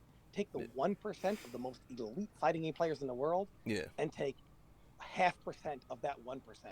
That's who's sponsored instead of the entire. It's rough, but. All right, let's see Fogo. I've got a question, so I might start another conversation between Brady and GM, but I'll do it anyway. I want to be respectful of Howell's time at this point. He's been on for a while. No, that's fine. I'm good. I ain't got work tomorrow. You guys go for as long as you need. When we're talking about this situation with the commentators and players, are you specifically talking about invitationals or open brackets? Because I think there's a difference, but do you two think there's a difference? Does it matter? I'm not talking about locals or regionals. I'm talking about Evo events, which are considered more pro events, because Evo is called the quote-unquote WrestleMania or Super Bowl of fighting games, or actual pro, like Capcom Cup, NRS Pro Series, etc. If you want to go to Summer Jam, that's not even then it is what it is. You're going on your own volition, right? But I'm talking events in which commentators are flown out, paid for, etc. So it has to be a pro style of event, right? I mean, there's a different. Not every event is a pro event. You know what I'm saying? I'm just trying to say the bigger events, the biggest of the big, that are actually professional events. Okay, cool. GM, what about you? Do you think it makes a difference if it's an open bracket or invitational? If it's an invitational, that means you're somebody important in the scene, and most of the time, invitationals, you even get money for last place. That's just how you get money regardless of your placement invitation. And everyone's flights are paid for. Commentators, everything, players, everything. So if it's an invitational, then you a pro at it because you got paid to be there, and even if you get last place, you got paid. Because I've been to invitationals, and even if I didn't win, I still made money off of it, and everything got paid for. So you're basically a professional at that point. Yeah. So with invitationals, I think commentators and players should get the same amount. Yeah, I agree. Players should be able to get bonuses for performance. I don't know if you go 0-2, you should get the bare minimum, but that bare minimum probably should be around the commentators' pay as well. Obviously, it depends on the size of the event, but yeah, I think with invitationals, like you were saying, the players and the commentators get flown out. This is why I'm saying I think there's a big difference between an open bracket, because the open bracket, everyone is basically fighting for themselves in terms of players, where commentators are going for a job, right? They are contracted to do this, this, and this. You're going to be here at this block. There's things that you can't do. That's the difference between a player in an open bracket compared to a commentator and a player in an invitational, where an invitational player is there to do a job. Would you agree? Like, an invitational player is then doing a job, but in an open bracket, I don't like using the word gambling, because it is a case of if you do well enough, you get more money, but you're not betting really. You're paying the entry fee. I don't class that as like poker, putting an ante in, but I don't know if there is a better word than gambling for what a player does. I don't know if GM has one. I don't have one. Yeah, I think it's gambling too, because some people, especially if all your money you make from FGC is just fighting games, like you gambling. So there's a lot. I knew dudes back then that they couldn't get no food for like a week just because they ain't win the tournament they went to. Right. So, Yeah, like I think gambling's got like a really bad connotation to it. And when I was entering tournaments, I would look at it like, this is going to cost me like 40 quid in petrol money to go to the tournament. So I'm already gambling £40. So I have to at least get second place to break even. So to me, in my head, sorry, go on. Just to like add some context, because we were talking about Pokemon earlier. Just to enter the Pokemon 2025 European Championship that was at 2 days ago, it's £40 for the juniors and seniors, just to enter the actual tournament, not even the venue fee. And the Masters division is £75 to enter the tournament. So that's the tournament that I was at. I didn't pay anything, right? But it was at MCM, yeah. So this is an even heftier price point for a game that a series that makes more money than any fighting game combined, I think. So it might be the case that what I'm gonna do while you lot are talking is I'm gonna look up all the biggest games like Call of Duty and whatnot, and how they handle open brackets, because this European Championship was an open bracket.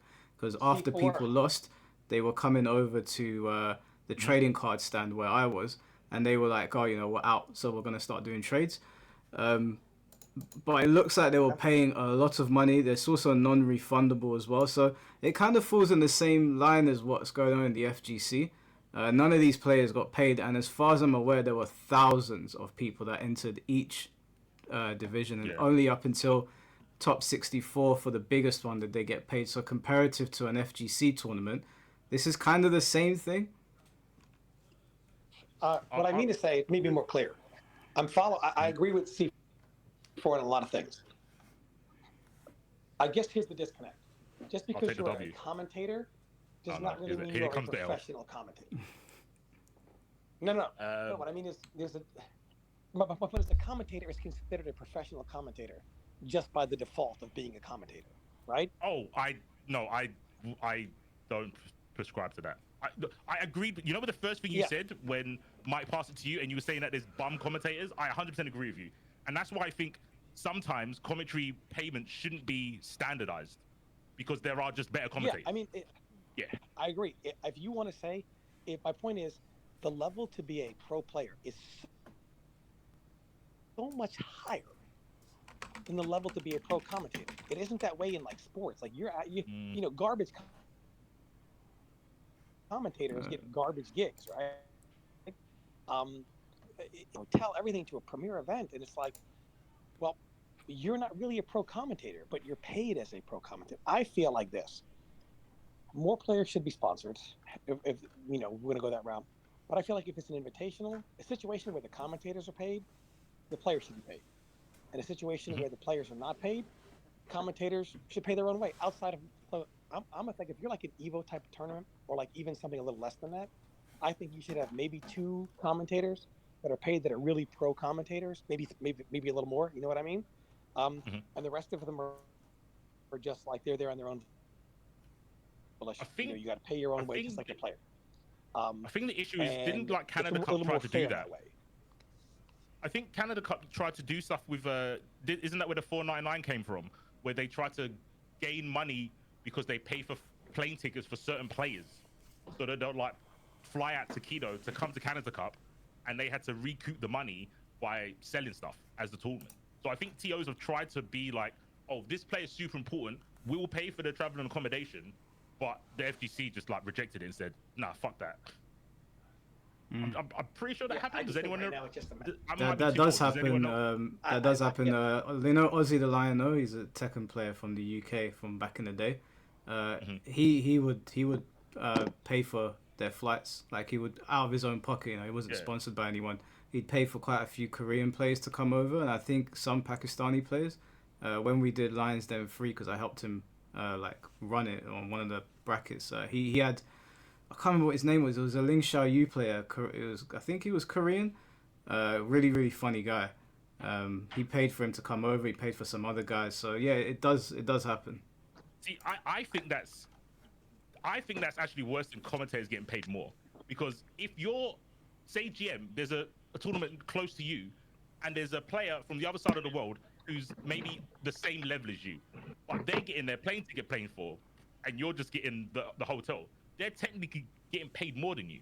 I think that's bad. Do you not agree? Like to pay for a top player to come to your event when you've got top players around the corner, they're not getting compensated, but a top player is. And I think that's one of the reasons why the FGC as a whole rejected like Canada Cup doing it. That's interesting. I just always had a problem. I've just always had a problem when Evo was selling DVDs of players, but the players weren't considered workers, but they're selling them on DVDs. But that's like, you can't. I have a problem. That's with like selling. That's unruly. You can't rule that, right? Because every time you have like an online tournament and someone enters, you can't go, well, you got a sub. Someone subs when I was playing, so can I get some of that sub money? Like, you had 1,000 people watching the YouTube VOD. Can I get a revenue cut from all those viewers that watched me? You can't do that. Yeah. You can't police people viewing a player. And it's all these things that keep players at the bottom. And it's all these things that forever keep players at the bottom of the totem pole. You can't do that. They can't get paid. They can't do this. They can't. And it's just never going to end. So the real truth is, honestly, players should the top 64 players of any profession, of any game, should all be paid sponsored players. But they're not, because nobody gives a fuck about fighting games, and you can't make money off players. Yeah. Like, it's a never-ending cycle. Unfortunately, here's the real truth. It's fully shit. Yeah. Sponsored invitationals. That's what players can like gain from. If you don't have, if you're not getting invited and you don't get sponsored, you're a casual. Yeah. But here's the problem with being sponsored. If you are a pro player to a sponsor, you are a walking fucking loser financially. How are you gonna make money off them? How? Echo Fox couldn't make money off Sonic Fox. Do you know why? Because nobody fucking cares. Can't make money off him. If you can't make money off him, who the fuck are you gonna make money off of? Players, unfortunately, I hate to say this, are the least important part of the FGC. But yet they're also simultaneously the most important part of it. It's a weird thing. Yeah. It's a weird thing. It's a weird thing. Yeah. It's kind of weird. You know what I mean? It's a slippery slope. You know what I mean? Yeah. The FGC, the foundation of the FGC is made by pot monsters. That's what it, from the grassroots beginnings, pot monsters are what keep fighting games afloat. So the top players rely on the shit players turning up. Yeah, exactly. And now it's kind of like they've got to pay their dues. So the top players have to put on a show for the casuals that want to, I guess, strive to be that top player. But the top players have to pay back. But they're paying, they can't afford to pay back. There's nothing to pay back to the pot monsters that gave them that opportunity in the first place. So yeah, I agree. I think there's no money to circulate. There is no money to circulate. And the distribution of it. But there's money in holding the events. There's money in holding events. There's no money in playing. Maybe. That's the irony of it. It's tough. Hopefully. So this year, I wanted to get more into TOing. So I'm going to try and run some events because I think commentary has, it's got a shelf life. Eventually, no one's going to win him my voice. I'm going to be too old to be watching games. But TOing, not only can I get better skills, I can do something which I think is lacking in this generation of players, no one wants to be a TO. No one wants to run events, and if No. this keeps happening, we're just going to be an online function. That's it. Where when I was coming up, I knew like 7, 8 people that run locals, even if it was from their house. And I'm like, no one does that anymore. Since Discord, no one wants to hold like house sessions. And it's like, well, who's going to be running the next tournament? Like Mike knows, in our region, we've lost like what Hypespot in, Celtic Throwdown. We've only really got verses. No one wants to be a TO anymore. Got the kids to do stuff. I just want to say, C4, always a pleasure, man. One of the more intelligent people out there, man. Always a pleasure talking to you. GM, one of the true goats, man. Thanks for sharing your story. Thank you, man. Mike, thanks for having me on. I know we're wrapping up here soon, but yeah, I gotta head out. Yeah, no worries, bro. Have a good one, bro. We'll talk soon. Sure. Yeah, no, one of my friends, he's an old school Soul Calibur player. I posted pictures of it on Instagram and Twitter. We still have house sessions, and like, but the guys are like they're like I'm the youngest there. I'm like 33. They're like in their 40s because they're Street Fighter 2 players.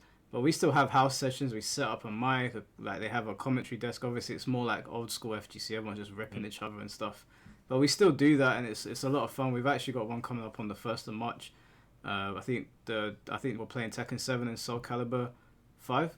But yeah, that still happens for us. But majority of that is gone now, and it used to be a constant.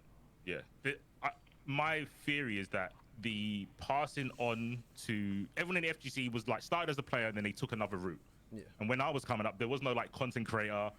There wasn't all these other avenues. It was basically you stay being a player, you do TOing and run events, or you become a commentator.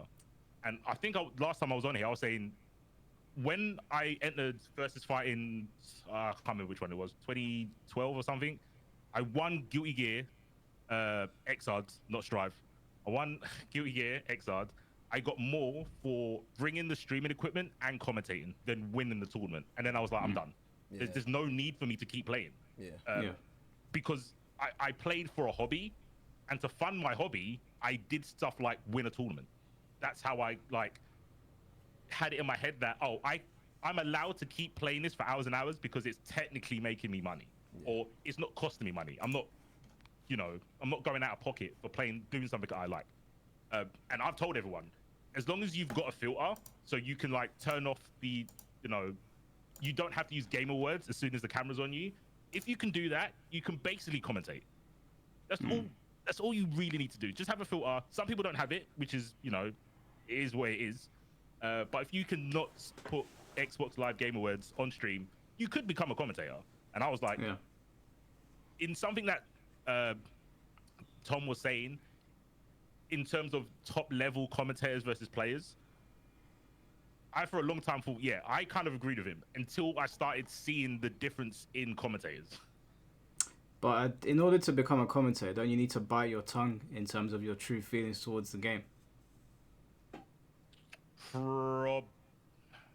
Probably. I think it depends on the game. So there's been examples of, I think in Street Fighter, where someone said something, and then for a whole year you won't see that player, that commentator talk about that game. So that's happened.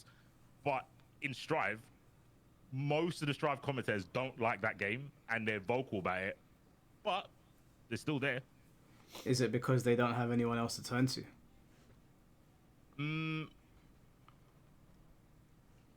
I want to say quality of Strive commentator on par with the quality of a Tekken, Street Fighter, or Mortal Kombat commentator? I think I'm not trying to dodge a question, and I've tried to speak about this, but it's awkward. The reason it's awkward is because once you start talking about people being better, it goes to how much people are getting paid, and when you start talking about getting paid, you fuck up the bag in the ecosystem for a lot of people. Once you start saying, oh, that person's better than that person, then you find out how much they got paid, someone's not going to be happy somewhere. So I try to avoid talking about money as much as I can. In terms of Tekken and Mortal Kombat, I believe Mortal Kombat and Tekken have like a list of commentators that they have to use, I think. Not 100% on that. Strive doesn't have that. Strive, you can, if you're the hotness and people like you, they vibe with you, you can do Strive. Well, I think there is like a list of people that can only do pro comp from what I've spectated. Right. Okay. Strive don't do that. Strive, they're doing the World Tour in March. There is no EU players because for some reason, I don't know why. I wasn't good enough this year to get there, so I have to step up for next year. That's how I see it. But I know the other, like Tekken and stuff, they always have representation for the whole, the world for their commentary. Yeah. So yeah, sometimes it's not about being the best. That's why I think when it comes to being the best commentator, it's not the same as being the best player. When you're the best player, no one can say anything to you. Like you can always prove it. Yeah. To be the best commentator, it's like, how many followers do you have on Twitter? Like it's a really hard thing to gauge. But if it comes to like pay, I don't know how you quantify the value of a top player playing a game, because I don't know if GM could put light on this. I think if you're super good at the game, the job's easier for you. Yeah. Right? Yeah, so it's like, are you doing harder work than me? Like, me having to commentate pools is hard. Commentating bad matchups is very hard. Yeah. You have to avoid saying that they're shit. You can't say that they're bad. You got to be careful with the critiques. That's hard. But a good player, like smoking some fool, doesn't seem that hard. It depends, man. Like nowadays, man, it's all about, you know, how many followers you got, your social media presence. So you could be the best player, but everybody finds you boring and doesn't watch your content when you stream or nothing like that. Because there's a lot of really good players that I know that are not popular at all, even though they place it like every single tournament. So nowadays is way more than just being the best. So that alone makes it hard, man. Like if you're just good at pressing buttons, but you don't got a good personality, you're not gonna eat more than the guy that gets body 2-0, but he can make people laugh and make a good YouTube video. So it's rough out there, man. I just don't know how you quantify. Like I know something you said earlier, and I think I was told this as well when I was starting to be a commentator. Like, know your worth. But it's like, okay, what metric do I use? How do you gauge your value for when you, as a commentator, go to an event, or if you get invited to an invitational as a top player, and they're lowballing you, because obviously that's what everyone's gonna do, right? It's a business. They're gonna give you the lowest price. What are you gonna type back in the message saying, actually, I think I'm worth this much because X, Y, and Z reason? Yeah, it's all about how much following you got. That's how it is nowadays. That's what they look at, you know. So if like somebody in the chat said, why would somebody get 100K followers, dude, when they could just get a 60K follower dude for way less, you know? Because it's sometimes some commentators get picked up and they have like no following, but they know somebody that gave them the opportunity, and it will cost them a lot less to get this person to commentate. So I was definitely that person. I was shouts to Logan. He was like, oh, you're the guy that plays anime games, commentate Dragon Ball. That's literally how I started. No one heard of me, no one heard me on commentary, but yeah, Logan was like, yeah, I know you cannot swear on the mic, so go for it. And it started from there. So yeah, a lot of it is right place, right time, knowing the right people. Yeah, that's how it usually is. 100% agree with you. And I agree with you saying, like, it's, I don't know if GM said it or Tom might have said it, about those people that aren't that good still getting paid more than players. And that's a fight that I think other people have to have. I can't have it because I'm in the ring. Yeah. I can't be saying this person's bad because I'm biased, because I'm the person I'm trying to overtake them, right? I'm on the ladder where people, like viewers, they can say it. I can't say it because it doesn't mean anything. It's clear bias. And I think with the player commentary distinction on like who should get paid more, I've always got the case of a player. What Tom said, 100% agree. Without a player, there is no tournament. Like, reality-wise, what am I commentating about? The character select screen. There is no tournament without players. So they are super important. But for the event itself, for viewers, commentators are more important. Because I think when you're at our level of gaming, at Fighting Games, we don't need commentary. I can watch match footage of two good players and learn something. And I'm sure GM and Mike can do the same. But for casuals, they can't. They don't understand what's going on, right? Yeah. So for the majority, or for the masses, or for the betterment of the FGC, you do need commentators. and they would bring more value to the scene where players bring the product to the scene. Like the players are the patty, the burger, and the commentators are the bun. I want to say one last thing because I gotta go too because I'm mad hungry. Oh, but, yeah, we're gonna wrap up after this. I just want to say too. I think a tournament, you need the commentators because without the commentators, it's gonna be boring. I don't know if you ever watch a wrestling because I've been a lot house shows with no commentators and that joint is boring as hell. You need somebody to hype it up. So we need the commentators and of course we need the players because if there's no players, there's no tournament. And then we also need the venue and everybody that runs everything so everything could go right. We need the bracket runners. So there's a lot of people that they work for free at these events. They just run the brackets and they don't even get paid for it. They just do it for fun. I know a lot of people like that. So at the end of the day, we need everybody, man. That's how an event works, man. It's not. I don't think the players are better than the commentators or this and that. We need all of them. That's just how an event works. That's how the event stays hype. You know what I'm saying?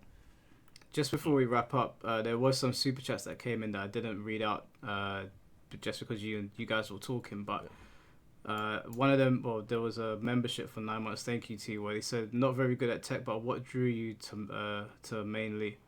Oh, to play Lee, that's easy. When I started in Tekken 5, even before that, I was like a Mishima player. I didn't know who to play, and I asked people, "Can I play Mishimas without doing electrics?" And they told me no. So I was like, okay. I went through the whole roster, trying to find out who to play. Back then in video stores, they used to have arcades, right? One of my friends, he used to play Tekken 4 at the video store, and he was playing Lee.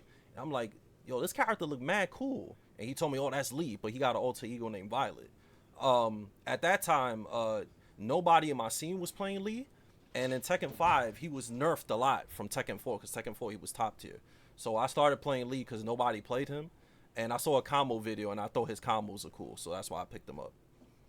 Okay, nice. Yeah. And then there's one from Leo Breaker here. Thank you for the $5. Even if folks just wanted to say sup to Tom and GM, love watching your Lee, especially your last vid against the best Lee player. Oh, I appreciate it. Thanks, man. Thanks for the support, brother. Emerald, thank you for the 1 gifted membership, bro. And Draven, that's Will. Thank you, Will, for the 5 gifted memberships. Appreciate it. Players are temps.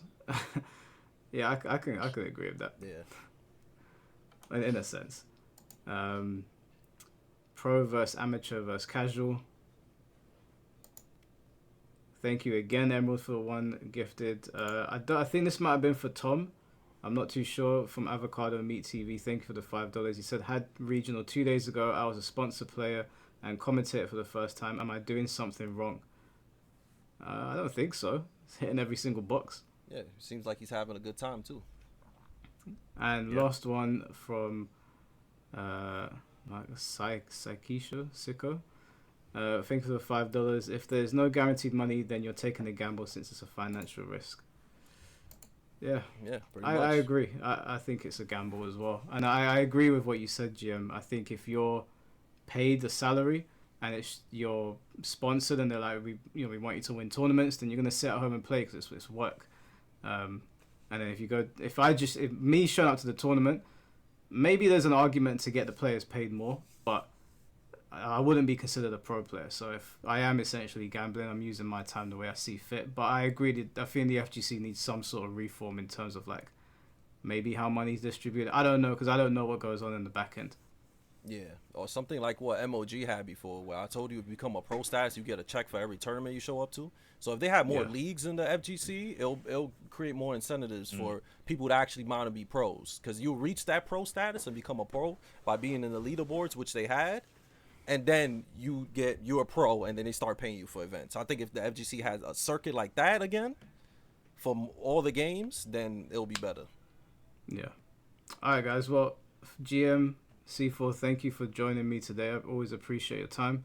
And obviously, it's first time on here, GM, but hopefully we can get you back on here again. No problem, man. I had a great time, man. It was a lot of good discussions, man. This stuff doesn't get talked about a lot, and a lot of people are scared to talk about this type of stuff, so it's always a pleasure.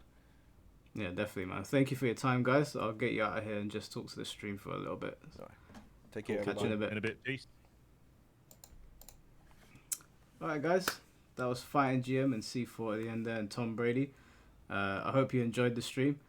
I'm sorry for reading your super chats late. They were having such an interesting conversation. I didn't want to interrupt them, so I apologize.